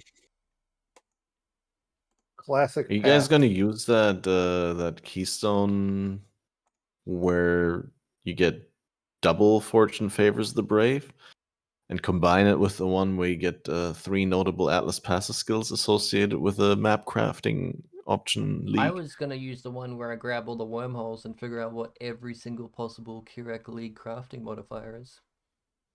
Yeah, and what the pricing is on them, because because it will double them, I think, doesn't it? Double the price, but you get to see everything, or the is that only the ones? No, the 7th gate is free. I mean, aside from the 7 points that you need to invest, right? But hell yeah. Nah, I mean, it sounds cool, like, as an end... The one you're talking about sounds cool as, like, an end game. I've got my tree as I want it, but I also want to dick around with other things. So I'll pay double the price and just do expedition for a bit and just spend it on the points. Seems interesting, but... Oof. The expedition node seems good, but I'm just so paranoid about my build only does one type of damage. Very frequently, I'll break an entire encounter because I didn't read. I'll definitely be using that. That to me sounds like one of the best ones. It does save you a lot of time. So even if you do brick one, you just move on. Yep. If you don't have explosions, I wouldn't fucking bother with that thing. Hey, Cat. Or like actual good clear. The fortune favors the brave gonna be bad. that applies additional random option. Would that mean that the overloaded circuit one would... Wait, I'm so confused. So can you fortune favor as the brave, and then the overloaded circuit one would apply the 3 keystones depending on... Yeah, that's what I'm thinking. Yeah. Right. Because you pay 100% more. It's a more multiplier, so like you actually pay 2 times more. Yeah, right? No, you pay 4 times more, wouldn't you? Yeah, exactly. But 2 times more than you would without the one, obviously. Like, that's not just an increase. It's not like a flat cost that gets added. So you pay like 12 chaos per fortune favors the brave, and then fortune but you get 2 league mods, and each of those league mods spawns with 3 Atlas passive skills treated as allocated. Crazy. So the thing is, you can build a tree that doesn't specialize into any league, right? And you can focus on the boss stuff, right? While you're grinding towards Maven or grinding towards Exarch, and really invest into that sort of stuff. and get your league bonuses from that while you're mapping. I mean, if that's something you want to do, right? A lot of people some people spend take it separately, that they do farming, and some people like just do boss rushing for. like how much do albeit scarabs cost? It's cheaper than scarabs, well, 12 chaos per we map. have no idea next league. Well, I mean, like for a Yeah. good scarab, for one good scarab, like 7C or something. 30 chaos, depending on depending on which one it is, it could be very expensive. You got to spec your entire tree into it. Yeah. Whereas you could just if it's a torment scarab. Well, the torment scarab could also be very expensive now. It's hard oh yeah, to say. true. Yeah. I'm hoping. You know, I have high hopes that they got it right. They have such a small list of changes, right? And the things that they do, for the most part, seem really reasonable, other than the ascendancies. So, and all the balance is predicated on. We talked about this earlier, but I'm gonna paraphrase what Jousis said now, since he did the other thing for me, vice versa. But it's like there could be a ton of balance hiding in these gems that could latently affect tons of active skills that haven't actually been touched in years, right? So Glacial Hammer could get buffed as a byproduct of a gem thing. We have no gem information, nothing we could do to know that right now. And honestly, to me, that doesn't matter really at all, because to me, the veteran change of this patch is going to be the keystones. What is the flavor of the keystones? How does this affect endgame? Path of Exile, the first 5% is for me the worthless percent. That's like getting to 90. Nothing matters until then, right? Like that's the game starts at 90 with a full atlas, and that's when all this sort of stuff is going to come to fruition with these keystones. So I'm hoping these keystones, and they should, by looking at them, provide a lot of variety for endgame mapping potential. And hopefully it's not like just blanket solved, like this is the best XYZ. Because a lot of them seem a lot of fun to use. Like one we didn't talk about that I want to use from a solo self-found perspective is the harvest one could be used potentially to target farm harvest unique. So like the bear belt, for example, very desirable for any build that uses raids that doesn't currently have a headhunter or a mage's blood. The bear belt is probably best in slot, maybe aside from like perseverance and the big two, right? So that's one you could maybe target farm by having your seeds level up accordingly, and on a fourth plot potentially getting to the purple one, because it has all plots start at level 1 crops. When you do a crop, the other colors level up. So if you had 4 plots that spawn, which is like a 50-50 with all the harvest nodes in, you had blue, yellow, purple, right? Those are the 4 plots you spawned. And if I do the blue, then the yellow, the purple is going to be tier 4 seeds, because it's going to have the chance to level up. So if I hit the chances as I go, it should level up accordingly. Now, it said there's a chance. What is the chance? We have no idea what the fucking numbers mean on that. Exactly. So it's like, if it's 50-50, and if it's 50-50, that means it's a 1 in like that's 8 huge. On a 1 in 50. So it's a 1 in 16 that when I do a harvest, it's going to have a bear. That sounds kind of shit, but realistically, that's way better than what it normally is. So if you could like blast maps, that's actually pretty good. Also, that leveling up should be for everything. So you would literally have a plot that has all tier 4 seeds. Like I can't imagine that it can exist, because I think they occupy more spots than possible, but it's possible. No, it's an individual chance per plant. So if it's an individual chance per plant, that still means you can have a plot that has 3 or 4 tier 4 seeds, which would be like kind of wild. So there's like a lot of cool potential with some of these things like that we could see come out as a byproduct of the endgame shit. But again, it's like no numbers, so who knows? Yeah. Wait and see. Yeah. The no numbers theme is really big. Like, but it almost feels like they're afraid to give us the numbers, so we have to play. You attribute it to fear. I attribute it to a lack of testing, which is probably just because they have Path 2 on the lack of testing, as in it's not tested enough, so they don't want to release the numbers because they don't want to expose themselves to the criticism of the community. Yeah, maybe. I think they're testing it right now, and so they're like, "What number should it be?" And honestly, like it doesn't. Again, that like point. From the consumer perspective, like it doesn't matter. Like I don't care why they didn't test it, but like as long as the numbers are out. The one annoying thing with that is like testing to see what the numbers are on an end game setup with harvest with a keystone that's just being introduced. I won't find out for 2 weeks, right? Like I won't have any idea for weeks until I know what that's going to really be like. Versus us wanting to know the numbers on like the Guardian ascendancy. Well, we'll know that like hour 3. So it's like a little bit of a more annoying wait and see, because it's going to take some advanced testing to find out what exactly the numbers or something of like the harvest keystone upgrading part actually is. Catmaster's gone. I have to take a piss. Jousis, talk about Dark Souls. No, I'm here. I'm just Dark Souls. Not Dark Souls. I have a Dark Soul. Hey, Alright. Baldur's Gate, am I right? I hate it. I personally. am not very far into Baldur's Gate. I don't like it at all. But hey, I made the questionable decision to the same day that Baldur's Gate came out. I was like, you know what? I haven't played the Mass Effect series before. I'm going to play Mass Effect 1, 2, and 3. Nice. I'm on Mass Effect 2 currently. And so I've been playing that instead of Baldur's Gate for whatever reason. Yeah, I just don't like turn-based games because I can't think far enough ahead. And Baldur's Gate is just so much turn-based shit and so much talking. What? There's Baldur's a lot Gate is of turn-based. Yeah. You can play in real-time mode. It's just worse. Yeah. But Oh, so like Jagged Alliance. if I could play it real-time mode, first person, and then it's basically just Skyrim, I would, but I can't. So, refund, move on with my life. I've been playing... If you just fundamentally don't like D&D as a concept, I like then, D&D yeah, as a concept. I can't. You just don't like the tedium of the D&D. No, I just like building characters and getting gear isn't what's fun to me, and turn-based is not fun. So I don't play any deck builder card games because they're turn-based. I don't play Baldur's Gate because it's turn-based. I just can't think ahead, and I don't get pleasure from like decapitating someone because I pulled a card out of a deck RNG and it's just... What about the couple of games that I feel made turn-based combat more interesting? Like, have you ever played Chrono Trigger? No. Yep. So that game, it's technically turn-based, but everyone has a speed stat. So, like, if my speed stat is higher, I take more turns than someone that has a lower speed stat. Raid Shadow Legends, it's baby. It's the turns. It's the taking of the turns. It's the having to think ahead that I'm shit at. I can do strategy what about, like, if it's real time, but I can't do it turn-based. I mean, in Chrono Trigger, it's simplified to the point where it's like, okay, I choose the move that nukes the entire screen, but I have to make sure it does the right type of damage. Like, that's the level of thought that goes into it. So you have like 4 moves to choose from, and you pick the right one. I think the closest I got to enjoying a turn-based was like a RuneScape MOBA, but it was like a card game, and there were lanes, but that got discontinued so quick.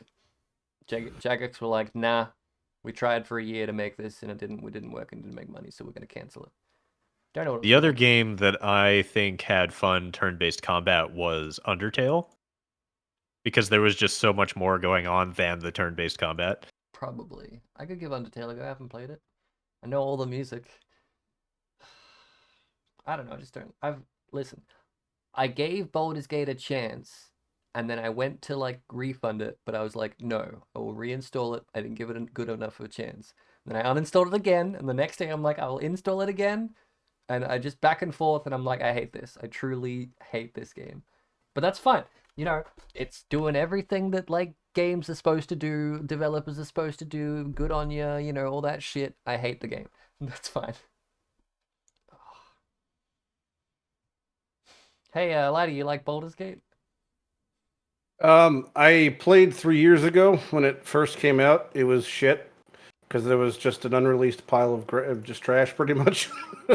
But I'm starting the session series on that Tuesday, so we have recording sessions going forward. I saw you had like 60 Brotato videos. What the fuck's up with that? Yeah, that Brotato series so consistent, dude. There was so like 2 months ago, the developers contacted me to put something out for the game because it was releasing its 1.0. So I took 4 days, recorded, progressed through the entire game, unlocking all the characters and items, and I just recorded all the videos, and then did a rip compilation at the end, of all the times I died, and then had the series come out every 12 hours. It was 62 videos at the end of it. So it's like unlocking every character and beating every character, basically. It was like a side project. It took me 4 or 5 days to do, including all the uploading, rendering stuff. Yeah, but the side project. I was able to. It's like 60 videos over a month. I have a lot of side projects like that though lined up. Nice. That was easy. It's fine. It's a fine game. A lot of people enjoyed it. I would recommend it. It's like $4 or something. Oh yeah, I played it. I saw and. It's like if you like Vampire Survivors, it's much more active. You really can't stand still and build a character to fully AFK. You have to like really. It's a lot more manual dodging. A lot of Path players like it because it's a lot more manual dodging. I think, like a lot more key inputs. But yeah, it's fine. Perfectly good game. Yeah, I'll give that a go. Cheap. I'll buy that 60 times to make up for not buying Baldur's Gate or whatever. I mean, I've played Divinity, Pathfinder, Baldur's Gate, all the D&D-esque games, Gloomhaven. I wouldn't recommend them unless you have a group of like 4 people to play with. Right. Or maybe you had like I you're did really have into a the friend RP be lore, like, but "Oh, I'll play it with you," and Definitely, then I never heard from him. definitely way more fun with a group. yeah. I had issues with DOS 2, but I found enough exploits that I no longer had an issue. So we played with Divinity Original Sin with a set of characters and ways we went about it that worked up until the final boss in the game that was immune to one of our tactics, and we soft locked our ending. So aside from that, it's been fun as a group. Baldur's Gate will probably end a similar fate, where we'll do something that maybe Jousis will be akin to, where it's like pushing enemies off of cliffs or like placing them inside barrels and then off-screening them somehow, and that's just going to work until it doesn't, and then the game's over. So typically how these things go. In DOS 2, you figure out very quickly that yes, I'm a level 1 rogue with a rusty dagger, and I can sneak up behind this enemy and backstab them for 2 to 6 damage. Or I could pick up this ball and chain that's on the ground next to them. The very first enemy in the game, you can do this. There's a ball and chain on the ground behind them. The ball and chain has 25 hit points. If you throw it at them, it will damage both them and the ball and chain for 12 damage instead of the 4 to 6 that you were going to do with your dagger. And you can backstab with that damage. Yep. So throwing the environment at the enemy is almost always more damage than actually playing the game. And so it takes durability to throw stuff at stuff, but you can Matrish Gadol crates inside each other, and the weight accumulates. So you can have like 1,000 nested crates inside of each other, which weighs 10,000 kilograms, which does 5,000 damage and can backstab, and it will only break the outermost crate. Now, there is a quest crate that has infinite durability, so you can put infinite weight into this crate and it will never break. And you can have one person, so it has infinite weight, so you get over encumbered and you move really slowly. You can have one person waiting on the ship, take it out of the ship's storage, and then instant transmission it into your other character's inventory from across the map, and then take it out of your inventory, put it on the ground, and then use telekinesis to throw it so you don't need high strength. And then you have 10% lifesteal. So you one-shot literally everything in the game, full heal every time you one-shot something, and you don't need to actually strategize at all. Well, you have strategized, just you front-loaded your strategy. My strategy is to one-shot everything in the game. Yep. By picking up crates and putting them inside other crates. Can you not just play games normally? What's wrong with you? I tried playing it normally and I got my ass handed to me every single encounter. Yeah. I was about to ask, are there any like interesting mechanics and shit that you've abused in games? But then you just kept going and the story got more and more answering what I was about to ask anyway. Can't think of anything that I've done that horrific. Or I did, but I forgot it by the time the story ended, the crate story. Nice. Great. Did you say you're League starter, by the way, or no? Me? Yeah, sure. Me? Summoning Raging Spirits. Anybody. I'm gonna League start something that needs a United in Dream. And it's gonna go terrifically. You'll have it like day 2. Yeah, I will. Probably. Trade League, baby. I'm League starting something that needs a Trial Master drop. So nice.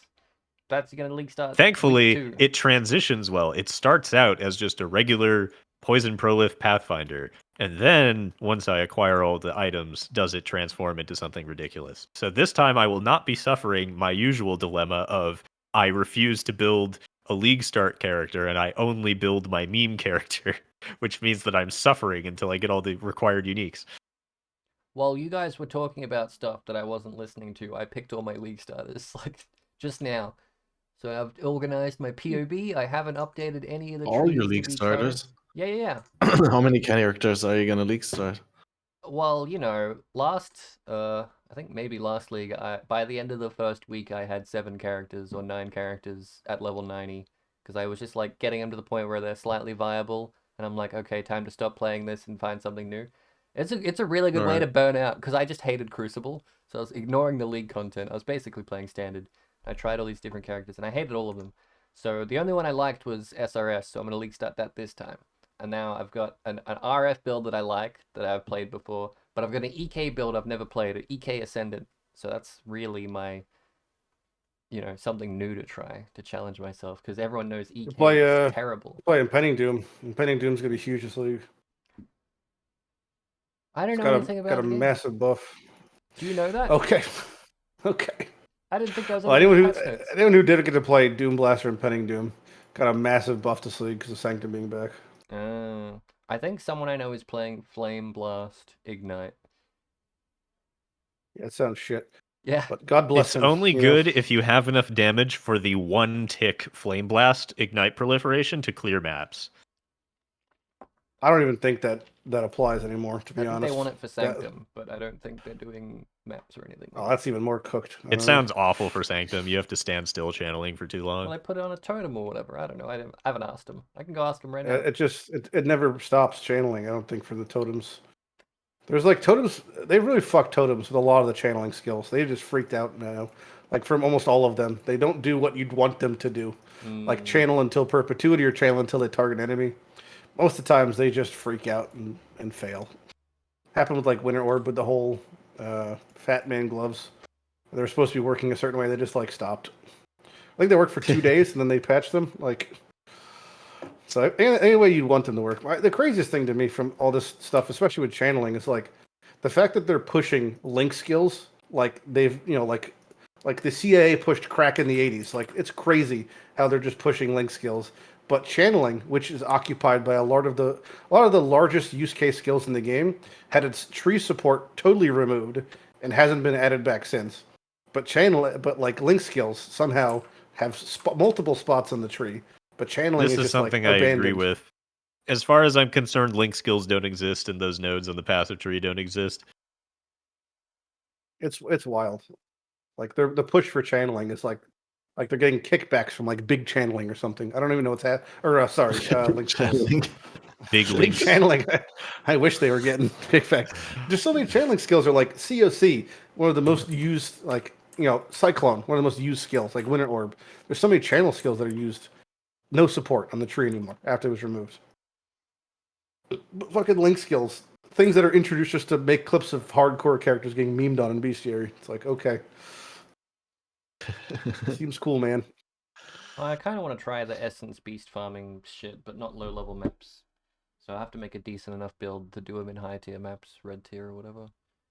Probably just SRS. SRS would be capable of that. But just try and make money with essences and beasts and whatnot. Need a bunch of money for memes, the usual. You heard of playerauctions.com, son? Need a bunch of money that's not like the Path of, what's it, like the PoE Builds YouTube channel that's just an RMT fest? I don't know. I mean, I'm gonna make a bunch of money myself. I got GG to remove that from their YouTube channel 6 years ago. It's still around. It still exists though. We need to all report it into the ground. That's not gonna change anything. What's the point? Like exactly. I'll just make a new one. I don't think GGG cares at all about that existing. Like it's if they would have said this feels like one of the scenarios where they would say Rayclast is a dangerous place. They should fire a mobile developer and hire someone to do YouTube takedowns. You say that, Jousis, but didn't they just add the thing that's like scam prevention for trading? Because it was easy and because it dunked on that one guy in Reddit. I mean, honestly, I think that historically in Trade League, right, the main Path of Exile League, Trade Softcore, scamming has not only been a cornerstone of the economy, but has been effectively promoted by not being prevented for the first 7 to 8 years of the game's existence. Like going back to the days where there was scamming as a cornerstone of the economy is very funny to me. I mean, it literally is though, and it has been even especially like days like Parandus was even more prevalent. But like scam, honestly, the second they added the trade check window, it's everyone who gets scammed is just an idiot at that point. Like it's the ultimate prevention. You're choosing to hit accept. Like I don't care if your shafts looks 4-linked versus 6-linked, just relook it. Like that, all that stuff is in the purview of the player to prevent. Like, it's like getting dragged into the wilderness. I think it's just because we grew up as RuneScape players. Like, we just have thicker skin when it comes to like getting scammed or something. But you getting scammed in Path, I don't think you can get scammed in Path right now and it not be your fault. Dude, I got that's dragged been the into case the for wilderness years. as a kid, and they took so long to try and kill me that I was like, I got bored and left. And I didn't even have a good character, and I only had 1 million GP. Like, I don't know what the fuck they're probably 12-year-olds. Yeah, I mean, I think they should remove the check window from trades. We should go back to the Wild West, like where it should be. Like, you get a trade window, you hit accept. You can't even see the other person's trade before you have to hit accept. It's a complete mystery as to what the other person is offering. That's how it fucking should be. You want to play Trade League, you're signing a binding contract. It just you're says part of this approximate economy, whether you value. like it or not. Honestly, if they could access your stash in your hideout, they should have access to it. Like, Yeah. Let's make it like that's how it should be. They can just if they steal can from your physically stash. yeah, you're inviting. I mean, you're inviting them into your home. Well, you wouldn't invite a stranger into your house. You have to and not, meet like, in a secondary location. We used to meet on the fucking shores, man. Yeah, Back and then in you my both day. drop it and then sprint to the other item. Yeah, then a little kid used to yell "scammer, get scammed" at you. That's how it should be. This is the good old Path. Honestly, I would. Chris is pushing his ruthless dream. I wish he would grow a pair and remove all the trade restrictions. Let's go back to the real days of Path trade. The nitty gritty and the streets are Rayclassed. That's what it really should be. There is a coin flip MTX. I'm surprised no one started up a casino. Although it is 50-50 and there's no like house edge, sadly. Of course, there's house edge. Yeah, The guy going a to Sao 50-50 Paulo is a server. waste of everyone's time unless you find a way to rig it. I did there's- actually there's get that ways. from the mystery box. And I was like, this is absolutely going to be used for gambling. Should be. You can't do it on Twitch though. It's against TOS, unfortunately. Yep, against TOS. Opening the Literally loot box should be against anything. you. I mean, crafting and patch should be against TOS on stream, to be honest. That's the purest form of Yeah, what gambling. I do Close feels your a eyes lot and like slam. gambling. Like people, I mean, the only reason it's not gambling is because the people that gamble vicariously through me, nobody gets anything back. I'm throwing it into a fire. Yeah, Whoops. that's why you got to start view botting. You got to come full circle, like the real good old days Who of was Twitch. the guy Path. that got caught for Because doing that? I'm I doing can't something remember. that's not against TOS, I should do something that's against TOS. Then- Is that your logic? Perfect crime. Fast AF, Path Like of steal. It's like stealing a Path news of van. Who's going to Time. report it? You know, There was someone who was viewbotting on Twitch. Who was it? He had like 150 concurrent views. Jim. and There when was he like rated you, it was almost. like 10. Every single Path creator for the first 3 years of Path was view botting Yeah, on but Twitch. no, who's the guy? was That like is 4 or actually 5 just a got legitimate banned? thing about raids. If you raid someone and you have 5,000 viewers, less than 30% of them are Oh, going to yeah, stick they'll around, like click every out. time. Like they'll click out immediately, but people will click in. But this guy had like none. He had an active, like the chat was active, and then there was none. And then like after a year of it, he got banned because he opened up. There was his view bot Blasting on Cap stream. was one of them. That was, There the there was a- guy blasting cap. There was, that's dude. it. There's so many. There were so many people. No, that's that the only one I view-botted was back thinking then. of. Blasting cap. Yeah. There was countless. Did I You link? have to be careful when using chat as evidence of view botting because, like, my stream in particular, for example, Oh people no, yeah, for sure. people show up to chill for the music and have it on the other monitor, and then I'll be like, I'll say something like, most people are just here lurking instead of chatting, and then like 15 people will alt tab and be like, yep, that's me. That is the best Yeah. one. But like, you can always like suss something out, but you can't prove it, and the Twitch aren't going to ban for it. But Blasting Cap literally alt tabbed into his viewbot that had all the numbers and how much was in his balance Dismantle for Time viewbotting. did as well. Yep. Dismantle Time did it too. Did There you? was Did I couple. send you any of the Reddit alts for Path of Math, Lighty? I've been trying to figure out who I sent them to. Reddit alts. I He mean, had you're saying he had alt accounts? he had alt accounts that he would log into You to really- defend himself. You know, I'd be careful, Jim. I wouldn't really trash talk Path of Math since he's gonna be hired as GG's new community manager. I wouldn't Okay, really. I would give you my left nut if that happened, because I can guarantee that that will never happen. Bex died, so Path of Math shall run. Okay, this is the future. Oh, that's I had This is multiple Path people 1. at ExileCon ask me if under the mask I was Path of Math. And then I was like, no, it's me. Here's my name tag. And they're like, I'm so glad you're not Path of Math. Yeah. Wait, do you look remotely like him? No, I was wearing a completely like black face visor. He was wearing blackface. You heard it here first, people. It's like the third sketch This thing is you've more said blackface this, than ExileCon. podcast. Yeah, I'm if tweeting you it. cut that out of context, you could cut those words together. Cut it. I'm just gonna very tweet poor it. choice of words. Right. I've never gone to Twitter so fast in my life. I think you like on Hold the on. on the. I will footage. send you a picture. It's No, our I've seen favorite you sit picture next to of me and Slippery Jim. Yeah. Hold on. playing at This the is our favorite computer. picture of me and Jim at ExileCon. Oh wow, yeah, that's great. I got it on my desktop, so I can just open it up whenever.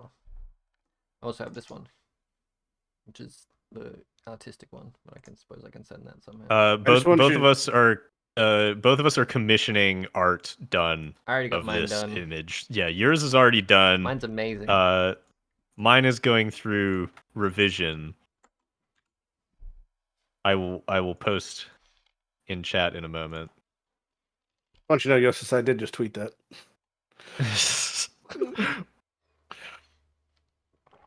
People are gonna. The other sketch thing Jim, you can't cut any of this footage out. You have to people will. I'm not editing. People will be you very want the confused. No, and okay. then this will be the evidence to exonerate me. Immediately when Catmaster showed up and said 2 words, that's when I stopped recording. When I said boy. podcast over, like 2 hours ago. We've just been chatting, have we not? I don't have Twitter, so I can't defend myself. Wait, this is not going in at all?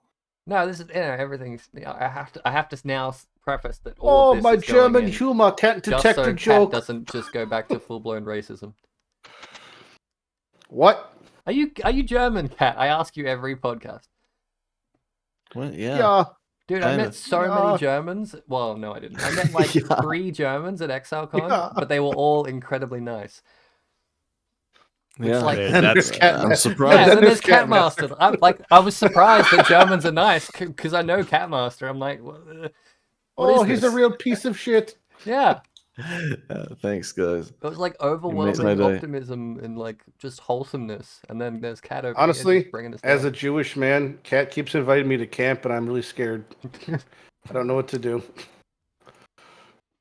Jesus, you just have to take it there, right? Take what there? You're gonna be taking me there on a fucking train. I don't want to go. Jesus oh boy, Christ! Yeah. Yeah. People want longer podcasts, and I'm like, there's a reason why they stop after a while. Yeah, at some point you gotta cut them off. What? That's what all. Oh no. What? American. Anyway, the image I joke. posted, that's the art that I'm having commissioned. Is that at Zuby? Yeah, that is at Ziri. At Zuby. I had another shot. So basically, I went around and took pictures at the after party when no one was inside. So I got a bunch of pictures of the venue that were empty. And one of them is just the Shaper standing in a corner while there's like blue floodlights going everywhere. And it looks like an empty dance floor and the Shaper standing awkwardly in the corner. And I was like, this is an excellent image on which to superimpose like a DJ. And then have us in our ridiculous outfits as like Daft Punk. Yeah, no, this is beautiful. You sweating in that thing? So the toucan head is sitting atop my head, like anchored to the mask instead of my face. Oh. Yeah, it was very uncomfortable. So other than the plastic of the mask digging into my skull, it was totally fine. No one else could wear the toucan head because it just echoed all of your sound directly into your ears, so you couldn't speak. You couldn't see, you couldn't hear, and you couldn't speak. It was great. Oh, it's like that. It's like the Metallica song. I don't know. And so I was wearing that when we went to meet Chris and Bex, and I could not see as security subtly surrounded me. It was like, I don't know if it was necessarily because of you, but it was very noticeable that they all, instead of like... because he's dressed like they the definitely yeah. had extra security for me, because I was the only huge- person concealing their face. This absolutely huge Mary guy came out of nowhere and was just standing directly behind Chris, like off to That, the that was angle. Cam. Yeah. I It also was did Cam. not get to go behind the desk to take a photo with them. I mean, I didn't try, Yeah, you but could've. like They would've- that was they the thing would've that been we fine with it. did with Harishi and Mark and the third person whose name I We were keep forgetting. speedrunning. Because they were like, Chris was Yeah, the getting line- chased by people to do fights and shit. So we were speedrunning the line as quick The as we line was could. super long, and we wanted to make sure everyone got through it, so we didn't sit there and talk for 10 minutes. Like, all of my photos of Jousis meeting them are blurry because I'm running around in circles trying to get angles and just taking photos as I go, and they're all shit. They're all completely shit photos. And there's one photo of me standing behind Chris to try and get like Chris and Bex meeting Jousis. And before I took that photo, I stopped and asked the Maori man if I'm allowed to stand behind where you are, where he was standing. I'm like, is it okay? Is it trespassing? Please. One of my other favorite photos Trespassing. is so standing behind. They let us stand behind the desk with Harishi and Mark and the third person whose name I keep forgetting. And so there was give an him a name awkward at this moment point. where I wasn't close enough Bob. to like I wasn't at level with them, and so they were all looking at me from a distance. Yeah. It was fun, Lighty. You should spend $7,200 for a plane ticket next time. Nah, dude. I mean, I had my bachelor party, like, not pretty much as it was happening, and that was 10 dudes, and that cost like $4,000. And we had a wild time. So A mini. I think I'd rather just do that again. Yeah, you know. Probably just do that again. When's instead. the wedding? Do I get an invite? November? Shit. No. I already got a wedding on. I mean, you November. can get it. You can get it if you want to fly to, New York. Yeah, you want to pay like halfway? You like Nope. you pay. Can I mail you a Accommodation? cardboard cutout of me? Accommodation? Yep. And you just put the cardboard cutout of me in the audience? Well, the after party. That's a good one. Yeah. Hell yeah. I think I totally would, but I have a wedding that I have to go to already. Shame, Yeah. It's just how these things work. Yeah, our wedding is kind of set in stone, unfortunately. Yeah, Can't adjusted for you should push it back so I can attend. It's like almost 200 people at the wedding, also, so it's a little bit much. You could totally push it back just for me. You gotta plan weddings Totally. like 2 years in advance if you want people to be able to show up. Yeah. You're talking about some guy spending like $7,000 on their wedding. I fucking wish, man. That Try is so adding a little for zero. wedding. Try adding at Right. least a zero and change. I was gonna guess like 20, maybe 20 or 30, but that's a No. small wedding. Yeah. It's closer to 6 digits. Bro, I would be Big like, can we just have like we just go to the courthouse and then we spend that money on something practical? like a house. Preaching to the choir, brother.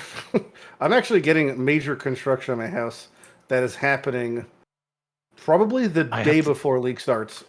I have to finish my studio before League start. Yeah. I'm sitting here at my desk In a that's cupboard. in the wrong room. Like I'm on a USB stick that's allowing my computer to use Wi-Fi instead of the gigabit Ethernet that's in the other room. I need to finish putting like the foam, enough of the foam on the walls, and then like cleaning the room and taking all the shelves off the wall and pulling all the screws out of the wall and spackling the holes and then putting the foam on, and then I can move my desk into the room. Maybe I should get rid of my And garbage then I can play bags. Path of Exile. That'll be my upgrade. I'll get rid of my garbage bags and I'll put my bed back there. That's a good idea. Get rid of those trash bags. You probably have a whole colony of rats living back there, honestly. I gotta get rid of that cupboard and that shelf that I don't want. They're here for some reason. They're not. I don't have my clothes in them. And then I just move my bed over here. All I've got is a desk, a chair, and a bed, and like 10,000 boxes full of shit. Sounds like one of my apartments. That's all you need. It's like my apartment when I was going to school in Florida. It was basically just like a shithole studio. Hell yeah. My mum's Got the job constantly done. telling me to move in with my nana and granddad up at their house because they're apparently deaf and I could scream all night playing video games and they wouldn't care. I'm like, I still feel like they'd care. But I would get so fat if I moved in up there because my grandma would just constantly feed me. I'm pretty sure you have a tapeworm, Jim. I think that's not going to be an I issue. am ridiculously. I can eat whatever I want and never gain weight. It's a blessing. And Unrelated. You ever just notice that Catmaster looks like he's always angry, staring at something? I honestly thought his camera was frozen for a bit there. You just have a resting I leaned big in to face, check. dude. It's because you're It's just German. That particular angle with most of your face obscured by the microphone, like that was really Scrunching funny. eyes. What are you looking at? What you doing, Cat? Porn. It's fucking porn. He's watching porn. I know it. He's watching porn. Look at that dirty dog. He's watching German porn. stuff. What are you watching? No, baby? I'm looking at Nobody old can defend Widowmaker against Lighty Fuda. slander. I'm looking at the hidden ascendancy notables that you can allocate with the Uber Eater of Worlds Forbidden Flames. Right. with the, 9 lives is really good. That's about it. the Marauder one, Indomitable Resolve, deal 10% less damage, but take 25% less damage. Say it 10 times That's fast. crazy. You can't. Uber. What, say 10 times fast? Indomitable Resolve 10 times fast. Go. I'll bomb it, You can't do it, can you? You can't do it, can you? You can't do it, can you? No, you can't. Indomitable resolve, indomitable resolve, indomitable resolve, indomitable resolve, indomitable resolve. You'll like this one, Jousis. Nope, So I ran out of breath. our in our group Iron Man, we had we were doing bandits. Circular breathing. We had a 5 God Sword Shard 1s dropped. And we were trying to say that fucking 5 times God. fast. God Sword Shard 1. As fast as you can. That's a real tongue twister. There's a few that, like, once you get used to them, they're no longer as tongue twisty. Like Irish wristwatch, No. Unique New York. Those are good ones. It's a Ron Burgundy classic. Wristwatch. I can't even. Most people say Irish. Irish wishwash. Yeah, no, I Wishwash. struggled. I definitely struggled. I watch Irish Wishwash. wristwatch. Yeah, an Irish wristwatch. Irish An wristwatch. Irish wristwatch. There's a nice pause between Irish and wristwatch. If you Yeah, don't and then do when the you nice say it pause, multiple you're times fucked. quickly, it just Yeah, just Irish disappears. wishwash. Fatal Flourish also seems sick. Final repeat of attack Fatal skills, what? Yeah, 60% more Do damage. that 10 times fast. Fatal flourish. That does mean, though, that you have to multi-strike 3 times every time. I multi-strike 3 times all the times. Which ends up, so because it's 60% more, but it's on the 3rd repeat, that ends up, like, not being that much more damage. All right, right. It is for Ruthless. We need the Ruthless Ooh. It's support. effectively 30% more If you overall. perfectly sync it with Ruthless support, it stacks multiplicatively. It's always perfectly synced. Unleash potential. Well, because in you relation can to itself. cancel a repeat. Don't. Damage just taken don't. recouped his life. Over If 3 you just seconds. never ever cancel any of your attack animations, then it's perfectly synced. Hmm. Perfectly balanced as all things are. Play Flicker Strike. Non-damaging elements. And then because you're playing Ruthless support and with 60% more damage on the final repeat, do you just play Flicker Strike Ignite and the 3rd one is a big Ignite?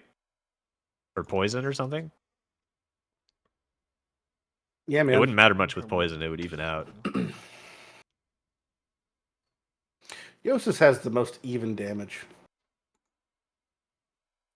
Is that some sort of weird compliment? If Jousis could, he would kill you with box. Jousis I would can't what? kill me. You'd kill. You can't You'd catch kill him me. with a box stacked in so multiple boxes fast. within each box.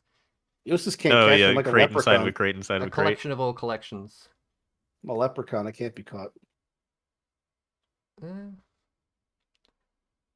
You can't catch me. Too fast. You a try. Jewish Irish leprechaun. Yep. God damn. I'm covered in olive oil. You won the Very potluck. slippery. How am I Yeah, I supposed want to all the fight pots. someone that's covered in oil? I can't grip him. It's true. Use a net. With weights. You can't use a net. Yeah, you can. With the weights around Nope. the edge, like you gone fishing. He'll slip out of You it. could try. No. You gotta I'm use so heavy weights. slippery. Nah, you gotta get your like. No, Simply pin cannot be on your caught. wrist. No, you could Simply definitely I could I'm totally too catch you. moist. I can't be stopped. I could totally catch you. Stop saying moist. Nope. I'm moist to guster and I'm unstoppable. I'm so moist. I can't be beat. I'm Lubricate. fast and I'm moist and I'm angry. Are these your vows? Yeah. This is. That's what Your this is wedding my life. vows. I'm fast, I'm moist, and I'm angry. Yeah. Fight me.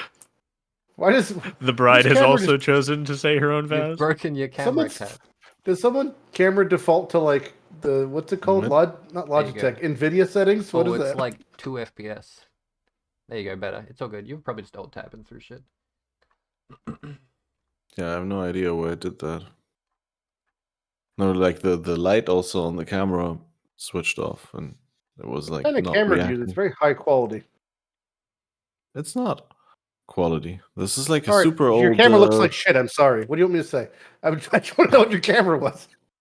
It's a Logitech B910 HD from like 2014 or so. Loggy. All right. So it can actually only do 720p and 30 FPS. But I I use believe you. NVIDIA Broadcast to make that background blur. Without it looks like this. With the background blur, it looks professional. Dude, your camera looks so good. Professionally blurred garbage. That'd be mine. My camera looks like My shit. camera is amazing. I got a new one, and now it can't rotate. It can only go up and down instead of left and right. Garbage. It can only point the way my monitor faces. Absolutely. Yeah, why didn't you have a camera, Jousis? Like just bring your motorcycle helmet. What would it be? That'd be so. That's the all shittest black thing. thing. See, it fogs up and it does weird things with the direction of my voice. Oh. Also, I want to be able to see my screen. The visibility is kind of an issue in that. Especially if I fog it up with my breath. That was a real problem at ExileCon. Whenever it was like not room temperature, it would fog up with my breath. Hot. So I had to have Jim be my seeing eye dog on the way back to the hotel. Many times. I like calling Jim a dog. Do this more. Do more. Wasn't as bad as with Octavian though, because he was like sleep deprived, so he was like willingly stepping into traffic, whereas Jousis was like scared and not willingly stepping into traffic. So it was like a completely different experience. I've had both sides of the spectrum now. Those are not the two words I used to describe you as scared and unwilling. Well, But yeah. that's fine. Well, scared and unwilling. I would say I am unwilling to step into traffic when I cannot see. Yeah, exactly. And the Americans only look one way before they cross. Makes no sense. Yeah, in Australia, that's down. absolutely not true. In Australia, I look you're taught to down. look both ways. And Americans are like, just looking this Jim way, goes and the both cars are ways. going that way, and they're Confirmed. like, wait a minute. Now I have to See, look the this way. problem is, so I live in a town that has a lot of one-way roads, and I still look both ways on every one-way road because there's always someone. That's good. Seed rate. What? Seed rate. I'm just exploring the Wikipedia.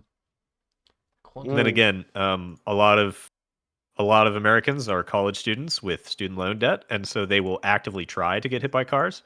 Yeah, that one about the girl fulfilling her Zuma dream of being hit by a bus and paying off her college tuition. Pretty yikes. Oof. Big yikes. Is Survivor's Guild the one with all the harbors? See, now Catmaster's expression is appropriate. Probably is. Appropriate. Guild. So many things to do. Wait, no, Survivor's Guild is a belt. Is there a Survivor's Guild that's like a Kirak mission? Mission. Are they called missions? What are they called? Memory. Joseph, what's your name in RuneScape? Me? Yeah. Yeah, it's spelled the same. Okay. You're gonna send me a private message. My private is on.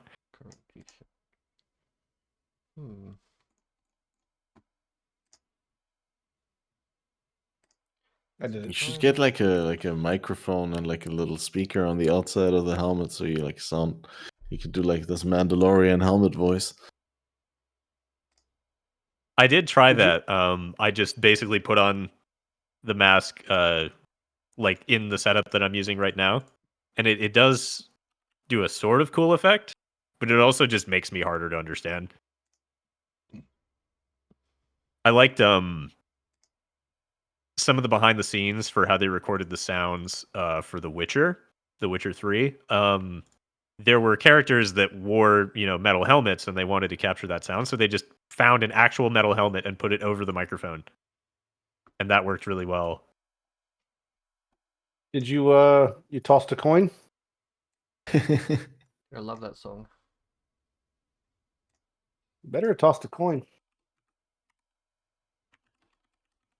When that came out, people were like, "You should do like a cover of it," and I'm like, "There's already 17 of them out. You can Google right now." 17 that you made. Yeah. Where's my cover, Jousis? You didn't respond to me in RuneScape. Christ. What the hell? I didn't get a message. Oh no, it's because my game. I have it on game chat. Hold on. Here, now I will click private. I see. My response to that is no, thank you. Okay. Oh, 64 divines. That's expensive.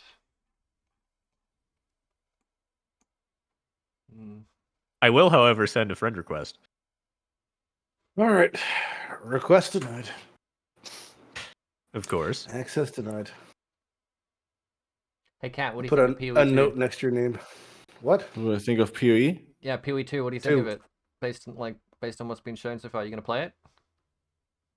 Nah, fuck that shit. What? Why not? No, of course I'm gonna play it. Oh, okay. I mean, hey, either's acceptable. I thought we talked about the game already a little bit. Did but we? yeah, no, Well, I'm a very speedrunner. eager to get into it. What do you think of Crucible? I think of Crucible. Could have been a good league, but it wasn't. Released it in a really weird way, and then it was way too long, and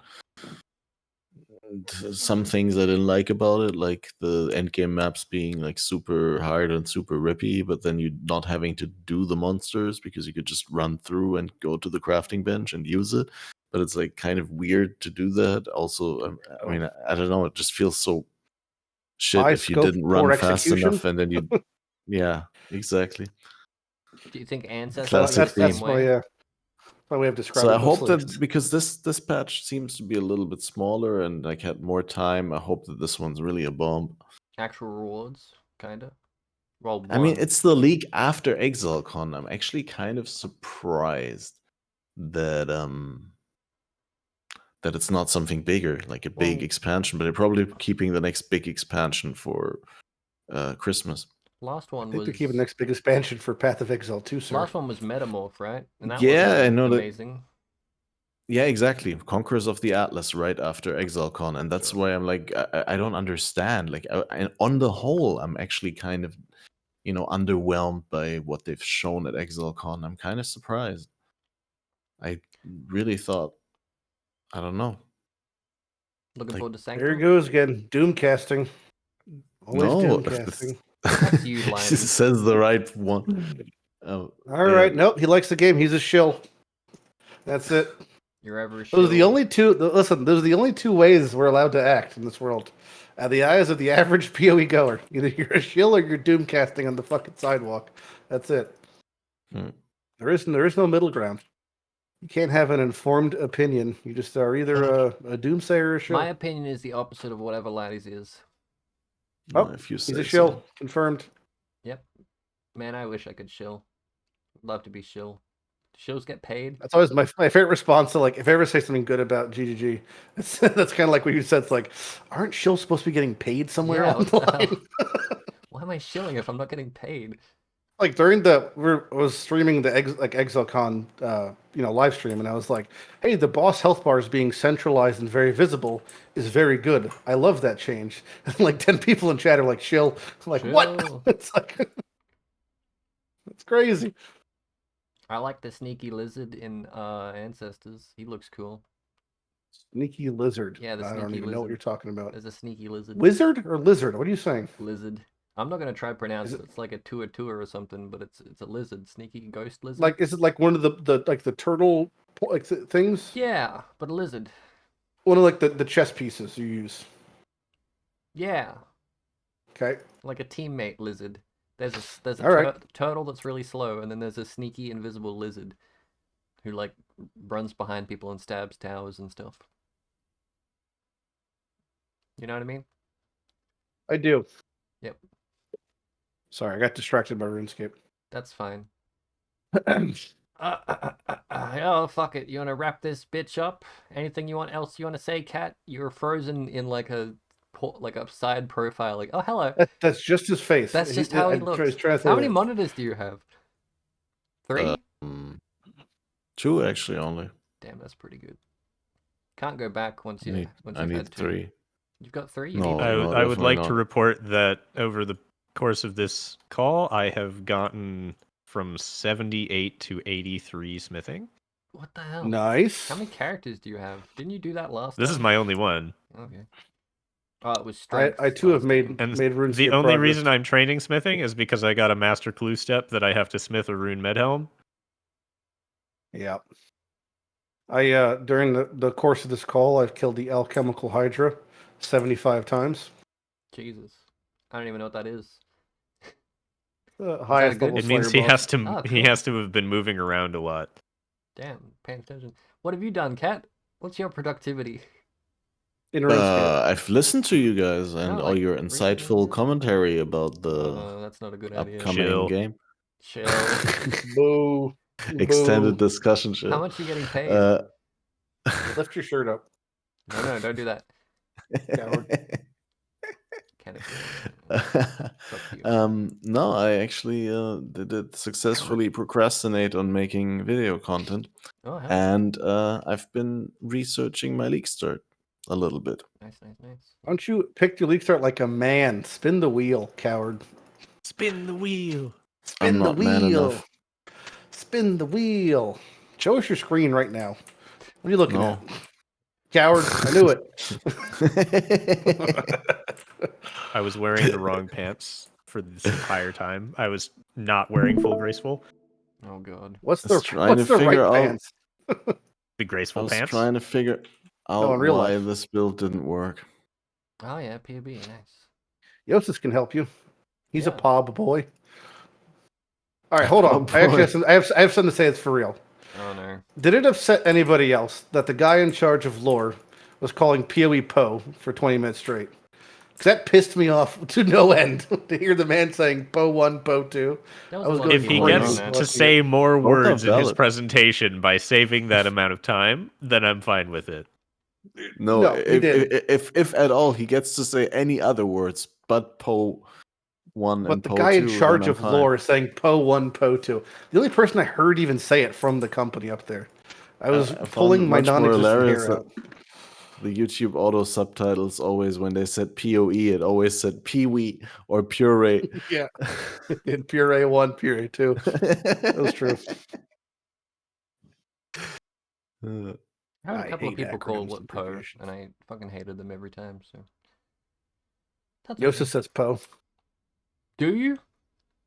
I still remember the one time I was raided by, I still don't know how to pronounce his name. POHX. Fox. Pox. Yeah. Yeah, people say Pox. I was like, POX? Oh, no. Yikes. That was the first and last time that you got raided. I'm going to message him right now. Tell him to blacklist you. Not because the blackface, because He of was this. there when I said it. Yeah. Yikes. You know, every time, like over the past 10 years of Path of Exile streaming and stuff, every time I play RF, which is maybe once every 2 years, he comes in stream and then just like tries to course correct me from all my mistakes because he knows RF better than most people probably do. He's a whole website that's dedicated to it, and I never listen to his advice. It always fails me as a byproduct.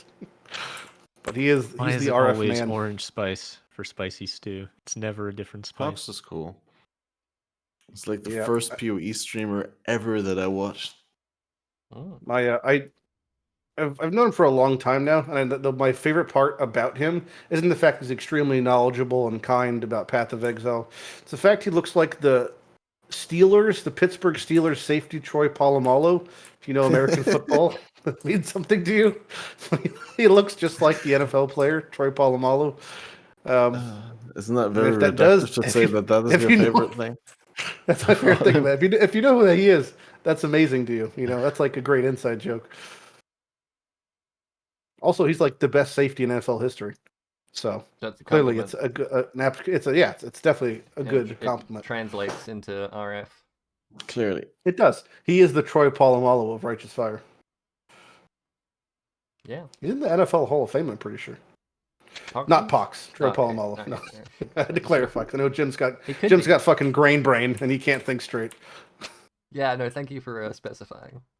Yeah. Otherwise, I would have pulled that as a fun. I remember that one time you told me you you've been eating chips with ants for like 2 weeks straight. I know, it was one time. Yeah, well, as we go. Yeah. This is why I have to clarify things for you. Got ants on the mind. Always. Dude, ants are great. Ants are cool. Fucking ants. Yep. You know what I mean? God damn. Found some recently up in a pile of wood. You watch Quantumania? There's ants in that. Yeah, you really shit talked that movie. I kind of enjoyed it. No, I didn't. I didn't shit talk it. Yeah, you did. No, you're thinking about someone else. I loved it. You said the funniest thing about it was a man that suddenly had holes. Or that was the worst thing about it. You're thinking of someone else. No, I took 150 milligrams of edibles, and I had a great time watching Quantumania. You told me it was the shittest movie in existence. I don't think that's true. I was there. I have Smith Darun Medhelm. Congratulations. I got very lucky with the spicy stew. Good job. Spicy Jousis. Now, what's the next clue step? Because this account can only do like 10% of all master clue steps, and you need to do like 8 in a row. Hope it's the and this is like one. number 3. Hope it's one where it says where. So I did all this grinding to get smithing to do this clue step, and then it's going to give me something that's impossible, and I have to drop it and start master over. clues are like 10 steps too. A minimum of 8, I believe. Yeah. All right, let's see what Sherlock gives me. Go chop a redwood log. I am 61 woodcutting. What does it say to do? I'm running to Sherlock as we speak. I don't have Sherlock teleports. We're gonna wait. I'll turn the podcast off when we figure out. We won't turn it off until we find out. We're waiting on you now. No, until he finishes the clue. What? We're waiting on me? Oh, not that's gonna be a while. We're waiting on Jousis to tell us what the next step of the clue is. All right, Sherlock. We'll never turn the podcast off. It's called extended discussion. It is. Show this to There's Sherlock. not a lot of extended discussion though. It's mostly just a time duration discussion, and not even discussion. It's just like Lighty talks for about 80% of it. Jousis What's the about challenge? The rest. Me occasionally. Angle for an anglerfish while sporting the finest fishing gear. That's easy. That's an easy one. So I need the angler's outfit. And what? I'm at 78 83. fishing. What's like the? 8 hours you can boost to it. 83. 83. Oh, I can boost it. I just need to go get the angler's outfit. That takes an hour or 2 to go do fishing trawler. For Lighty, yeah. For everyone else, like 20. All right, I will consider that a good outcome. I'm glad I did the smithing grind. Good. That's very good. The first 2 steps I think were Phalo the Bard, which is the easiest ones. It's just show him an item. Are there any tools like Hamachi or anything anymore still that work? Tools like what? Hamachi. I don't know. Like the vent, like the software. Like peer-to-peer hosting network. Yeah, the server thing. Yeah. I use it for like Minecraft servers or something. What's it called? No, you said it. I didn't say it. I'm just clarifying. Hamachi, I think, is correct. Okay, well there we go. Never mind. I've solved my problem. All good. Yeah, it's real. Yeah. What do you want it for? I want to play Transport Tycoon, but I don't know how to port forward. Open TTT or which one? Open, yeah. Is there LAN on Open TTT? I don't even know. There's peer to peer you could do. Yeah. So you could do like IP address based, where you have to host and then they can. I tried that and it just didn't work, and no one that I was wanting to play it does. There's also an HP. There's also an HD plugin for it, but it doesn't work for me. There's also a what plugin? Right, because you fucked up. I'm saying I you did could not fuck up. Okay, Lighty, would you like to host an Open TTT server? With you? Yeah. No, you stink. No, I want to play. Come on, what the hell? We got a week. No, you stink. We got 5 days to play. I'd rather cut my own toenails. No. Hop to it then. Mm-mm. Get cutting. Nope, that's what wives are for. Jesus. Yeah, so you paid $70,000 making sandwiches and cleaning kitchens. So she can cut your toenails and make a sandwich. I didn't pay $70,000 for what I got paid $70,000 for a wife to cut my toenails. Yeah. Go math. Oh. That's the American dream. Hey, Catmaster, because I'm not going to do it. Plug your shit. What? No, I was late. I Is don't that get to plug my shit. I don't want let to you down. plug this shit. You plug that shit. Plug your shit sounds like an insult, Jim. Yeah. Plug your shit, you shit talking plugger. It sounds like you're insulting him, like telling him to stop talking. Yeah, it could be. Quite the opposite, though. Maybe he wants to use me. He wants me to use a butt plug. I didn't. Jesus Christ! I didn't put any names on like who Oh was my who, God, and Jim. we didn't do any announcements Jim, on. there we go. Shut up! I'm moving past it. We There didn't do. there We you did. We go. never introduced There you ourselves go, Jim. audibly, so no one knows who anyone is. Jim, show us your screen right now. Could the German? Don't you have an I overlay am. with This like entire names? time, all I've been Show doing us your is showing screen, my Jim. screen. All I've been Yeah, doing. show the entire podcast. third monitor. I've been must have showing my Show the screen. third I monitor. wish Where's that I third wish I had monitor a at? third monitor. I wish I had like What's 6. that third secret third monitor? There You is probably no got third some monitor. weird shit in there, Nothing. like porn of like snorks or something. I did accidentally go Or to like my desktop, Smurfs. but I don't think there's anything suspicious. Rule 34 snorks. I know what you got going on there. Nothing suspicious. Don't lie to me, Jim. I'm giving it a chance. What? Jim, you're lying to yourself and others. Oh, there is a weird Chrome link to some anime that I don't know what it is. That could be something bad. But Yep, redo of a healer, I'm Jim. pretty Classic sure- Jim. I'm pretty sure this is Count of Monte Cristo anime form. But Nope. I can't be Redo positive. of a healer. This could Show your be screen a right now. really bad. Oh, my will. I got my will here. My will and testament of if I die. If Jim dies. Why will do and testament. Jim? Why do you have that? What do you mean? Because I went like 12 traveling. years I old. went traveling to New Zealand, and my family's like, "What happens if you die? How will we get access Oh, to what your are they gonna do? millions?" They're gonna get your 8 Pepsi Yeah, bottles. my millions of dollars that I have hoarded in like third-party countries. Oh my You god. know, they're like, "How do we get that?" And I'm Jim, like, stop "Yeah, writing this wills. You're like 12 years old. This is how we. This is how you get all my You millions. gotta of live a dollars. life. Life is Roblox, Jim. Wasn't there a way to get free Robux recently? Like an Mhm. actual way? Dude, that's big. That's big. You're news. very susceptible to my random transitions. Dude, I Because your don't give a ADHD shit. kicks in I overdrive. will. The original like name for this podcast was like going on a tangent or something about tangents or infinite tangents or something like that. Because I didn't want to talk about PoE. You're the guy that wants to talk about PoE. I don't want to talk about PoE. Oh, what do you want to talk about? Having a bald head, being part of the bald union with me and Kat. I don't think I could pull it off. We have got our bald meeting every week. I am balding, but I don't. Yep. If can't- you Google baldmen.com, you could find us. Uh, We have weekly meetings. no, I'm good. Or you can type in like looking for bald man in, You know in Jousis is Google bald? also. I've seen his face. I've seen his entire scalp. He's 100% bald. It's crazy. Not in his head. Oh, everywhere. I won't contradict this. He's got no armpit area. Oh my god, he's eating. I can It hear is. it. It is in my best interest if he efficiency. incorrectly describes my appearance. It's 100% speed efficient. Like air resistance. He has none because there's no hair follicles on him at all. What are you anywhere in eating, his Jousis? entire body. What are you eating? I hear you Yogurt. chittering back there, It's yogurt. Greek yogurt. like a squirrel. I figured. So I was having problems like clearing my throat and everything. So I figured if I got some really spicy chips, they would clear me out. Jesus. What'd you get? I tried a bunch of different flavors or a bunch of different brands of the chile limon, chili lime chips. They're basically Takis. I don't know what that is. I'm nodding like yes. Potato chips? Wait. Yeah, you didn't French fries. It's like French fries, yeah. it's like habanero spicy instead of jalapeno spicy. Like poutine? He's non-American, so Not like- we don't know what to do with like them. poutine? I don't know. Where are we gonna put them? Or like, are they like Cheetos? Or like They're crisps, mate. crisps? Oh, like, good I day. don't- Listen, Crisps. in So Australia, we picture call a fucking everything regular crisps, crisps. Dorito, isn't it? and then roll it into like a cigarette shape. Oh, like a cone Dorito. A cone Dorito. Yeah, a cone Dorito. And then they make it look like it has grill marks. That's weird. That's Anyway, weird. so hi, I'm proceeds to eat Catmaster. jelly eel. Do you put them on Hi, your Catmaster. fingers? You put them on your fingers? And I'm an alcoholic. Like fingernail? Like little fingernail tubes? Those were bugles. Bugles. Yeah, is that what it is? No, Yeah. it's not the same shape. Oh. Is it like a pyramid? I told Yep. you it's shaped like a cigarette. I don't know what more you want from you me. said it was shaped like a Dorito, all I can picture is triangles. You wanted to hear the alternate EU word for cigarette, which is not Twitch approved.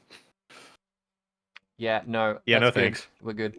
So, Catmaster, you got stuff, links. I'll put them in the description. No one will click Bad on them. job. No Yeah, with viewers. CatmasterOP everywhere, like on YouTube.com, I looked up- Twitter.com, Twitch. I looked up your YouTube channel to see how many Crucible videos you made, which was 4.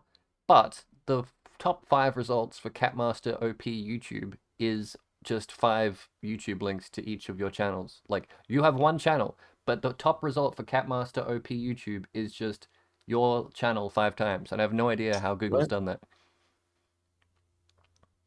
I can He send paid you them the off. picture. Pretty obvious. I think they're all like He bribed them. community posts that you've made or something, but they all link to your YouTube channel. It's really weird. It's channel, Bribes. videos, playlists, and Secret bribes. community posts. Yeah, Just yeah. a It's, shit it's ton of the community different posts. categories of the